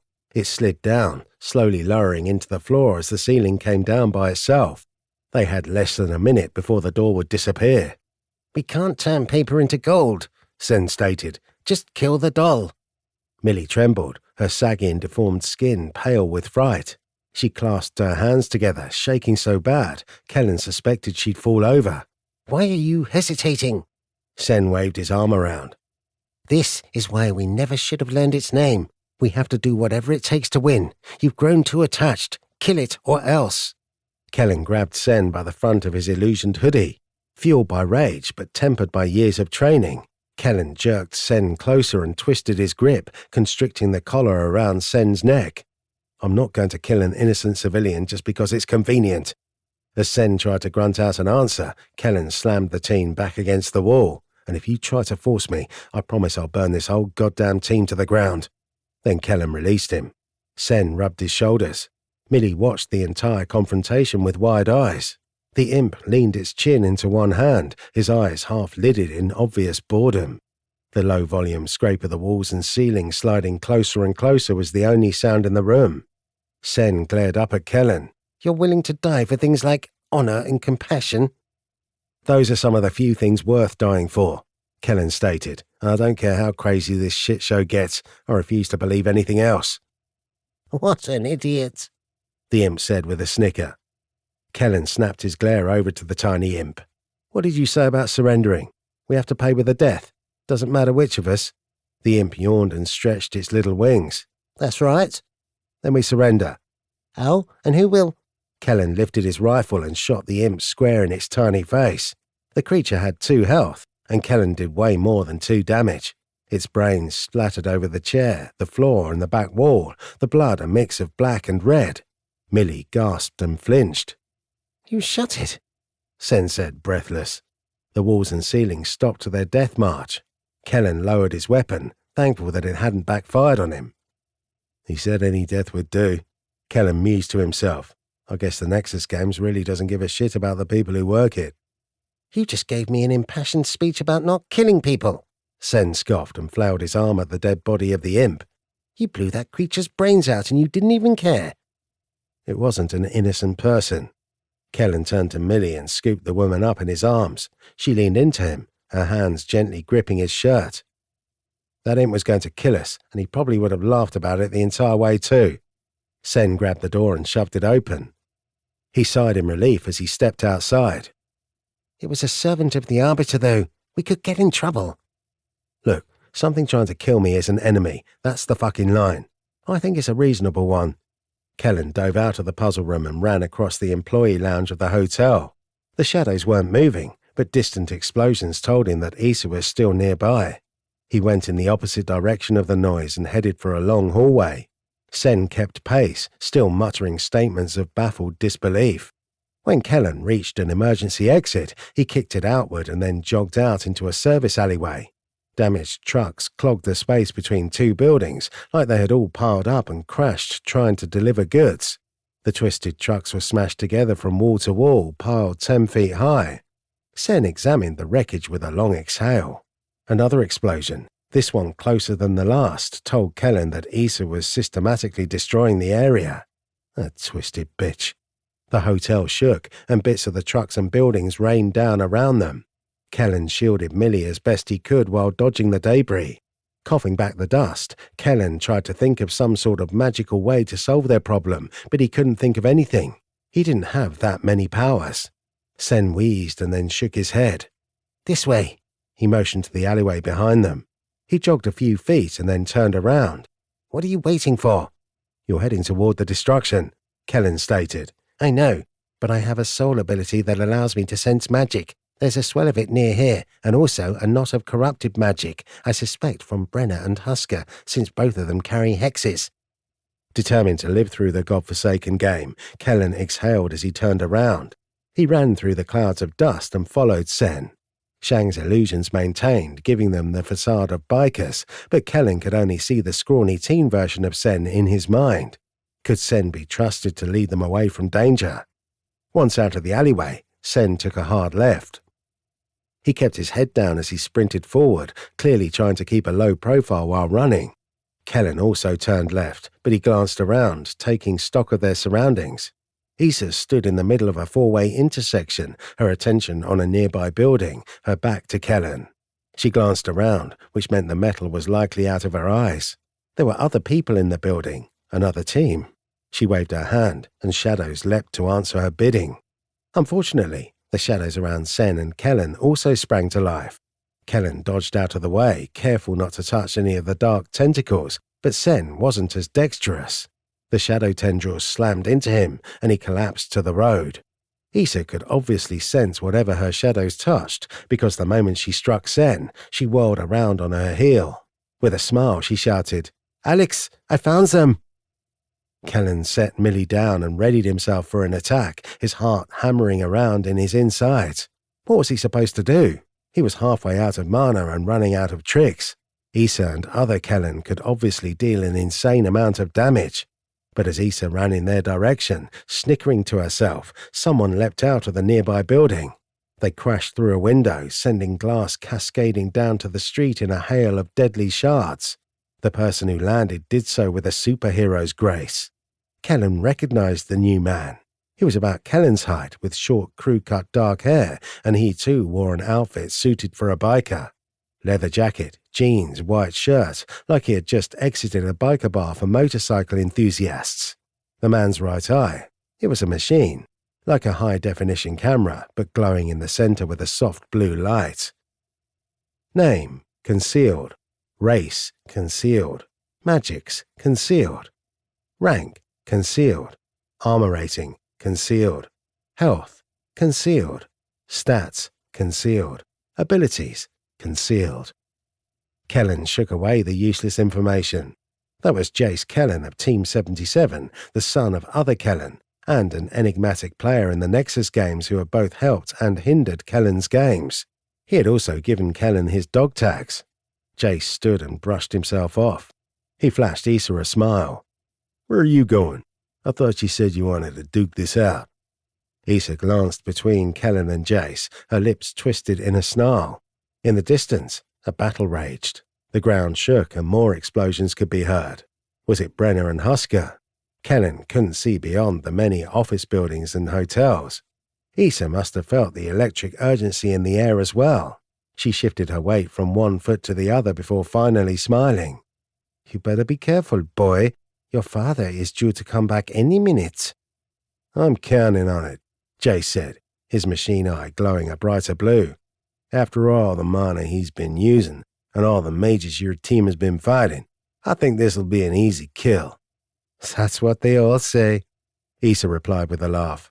Then dark energy pulsed off her arm like a snake forming out of pure magic and wrapping around her limb. "But you haven't seen anything yet." She waved her arm, and the deadly energy slithered off her body and washed out into the surrounding area. Everything her magic touched rotted and wilted as though rapidly advancing in age. The sidewalks crumbled to dust, the wrecked cars rusted and twisted inward, and the asphalt cracked and decayed. When it hit Jace, he gritted his teeth and cursed. His clothing slowly paled and unraveled, and his skin withered and aged. The pulse of rotting magic headed in Kellen's direction. Sen staggered to his feet. "Run! Don't let it touch you!" Not wanting to argue, Kellen dashed over to Millie, scooped her back up, and then ran down the road. All three of them managed to shove their way into the front door of a local restaurant before the rotting magic could take hold. Safe inside the building as the wave of corrosive magic washed across the street, Kellen took a deep breath. Once again, he set Millie down, not wanting to be encumbered by her weight if a fight broke loose. "That was rot?" he asked. Sen nodded. "Issa is a powerful entropy mage." Kellen turned his attention to the window. It slowly decayed into a pile of sand.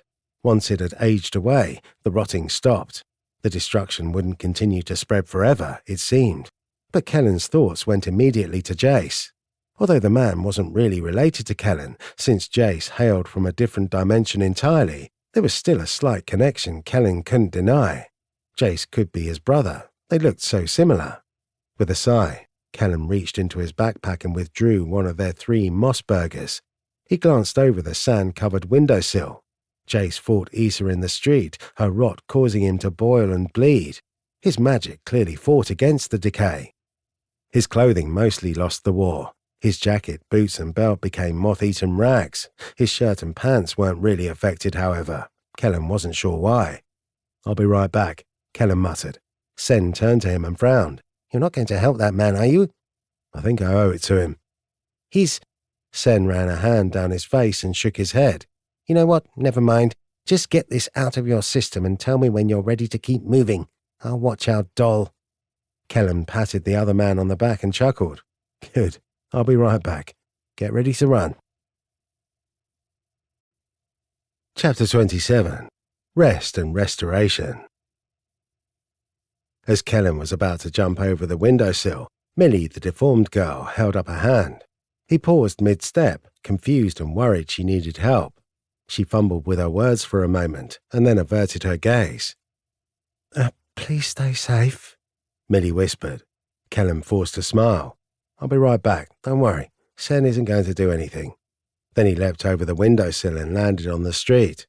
Finally, unencumbered, Kellen dove into the darkness and shadow-stepped down the street, avoiding the dust, rubble and debris. When he emerged a few feet down, he just dove back again, using the shadows like a dolphin used waves. Issa and Jace fought in the middle of the road. Issa used her shadow blade, lashing out with surprising ferocity. She too leapt into the shadows and exited in strategic locations, trying to get Jace from behind. But Jace seemed a few steps ahead of her. Every time she attempted to outmaneuver him, he turned to meet her blade with one of his own. Then he went invisible and struck her from the side. The rot on his body caused him to bleed, but his personal healing seemed to stave it off. That required a lot of mana, though. Kellen leapt out of the shadows. Issa dove away and exited the darkness on top of a nearby bus bench. She glared at Kellen and lifted her blade, as if preparing to fight him as well. "Here," Kellen said. He threw the burger at Jace, underhanded and gentle. Jace caught the burger and then turned it over in his hand. Then he gave Kellen a puzzled glance. "Who are you?" Jace called out. It occurred to Kellen that he still wore Shang's perfect illusions. While Brenner could sense it was a disguise, most people were incapable of seeing through her mind magic. Kellen still appeared to be a member of Team 33. "I'm just helping you out," Kellen shouted back, "so keep this in mind next time you try to steal my key." The last statement was cryptic on purpose. Jace would understand, but Issa probably wouldn't, which was exactly how it played out. Issa stood on the bench, her blade close in hand, her eyes narrowed. "Would you two stop making out and face me? I can take you both, and I need the arcana." Jace just smiled as he unwrapped his moss burger. After a couple bites, the wounds on his body slowly faded. The immunity to rot would make the whole fight easier for him. "I didn't think you'd be here," Jace said between bites. "You're braver than my father, that's for sure." He held up the half-eaten burger. "Cheers, mate. See you on the other side." "Oh, your boyfriend thinks he's leaving," Issa snorted as she smirked. "That's not going to happen." She waved her arm, and the shadows sprang to life all around the road. The shadows of the street lamps, fire hydrants, and ruined trees all formed into tendrils that shot for Kellen. Fortunately, his Void Knight ability made him immune to the shadow control of others. His gold arcana and apex magic was just more potent than Issa's. When the tendrils attempted to grab him, Kellen simply slid out of their grasp and shadow stepped away, diving into the darkness again and appearing farther down the road. Issa gritted her teeth, her hands shaking. "The hell? Why can't I grab him? What the fuck is this?" "You're making me jealous," Jace said with a dark laugh. He waved his hand and telekinetically threw debris at Issa. A whole wave of rubble went shooting her way. She dodged and slipped into the shadows, cursing the entire way. "Stop talking to other people and face me." Although Kellen couldn't see Jace's stats or magics, it was obvious that Jace had Eclipse and Mind at the bare minimum. Eclipse mages could become invisible, and Mind mages had the power of telekinesis. What else did Jace have? Kellen didn't have time to deduce everything. While they were engaged in combat, Kellen took the opportunity to flee. He jumped through the darkness, but halfway back to Millie and Sen, a bullet grazed his chest. Hank Gardner shot Alex Kellen for 6 damage. Alex Kellen reduces damage of each hit equal to his armor rating of 2. Alex Kellen's Shadow Shell absorbs 2 damage. Alex Kellen suffers a total of 2 damage. Damn it. Kellen entered the darkness and then exited in the restaurant, reuniting with Sen and Millie. His tyranny worms did their best to heal him, 1 point of damage at a time, but that wasn't what concerned Kellen. The streets were littered with enemy teams. Hank Gardner was a man from Team 80. If Kellen hadn't been illusioned, he was certain that Hank wouldn't have fired on him, but here they were. All this meant was that there were several teams just lying in wait, some obviously with snipers. They were going to kill him or his doll, or they were going to do it from the safety of range. A smart plan, but Kellen couldn't linger here, and he couldn't risk running in the open. "Are you okay?" Sen asked. Kellen nodded. "I'll be fine." "Merry Christmas," Millie said with a sigh of relief. Sen stood and pointed to the back of the restaurant. "The source of magic is this way, and the corruption feels weaker now, which means Husker is probably done with this fight." As Kellen scooped Millie into his arms, he hardened his gaze. "Is Husker still alive?" "I'm not sure, but since my sister picked him specifically to deal with Brenner, I would guess that Husker was victorious." That would be a boon. Which was why Kellen was certain it hadn't happened. Nothing in the Nexus ever came easy, it seemed. Together, the 3 of them ran to the back of the restaurant. While they went, Kellen took note of the bizarre decorations. Bullheads, Japanese kanji, and pictures of lions adorned the walls, and the place smelled of so much urine it gave the New York subway a run for its money. What kind of establishment was this? The Nexus seemed to twist together 4 different themes, each one more bizarre than the last. Sen slammed through the kitchen doors and dashed by the many cooking stations. Kellen stayed close, constantly glancing around for Yami or other teams. They could be attacked at any moment, and Kellen hated that he was unfamiliar with their surroundings. Once they ploughed through the exit door, Kellen had expected to land outside.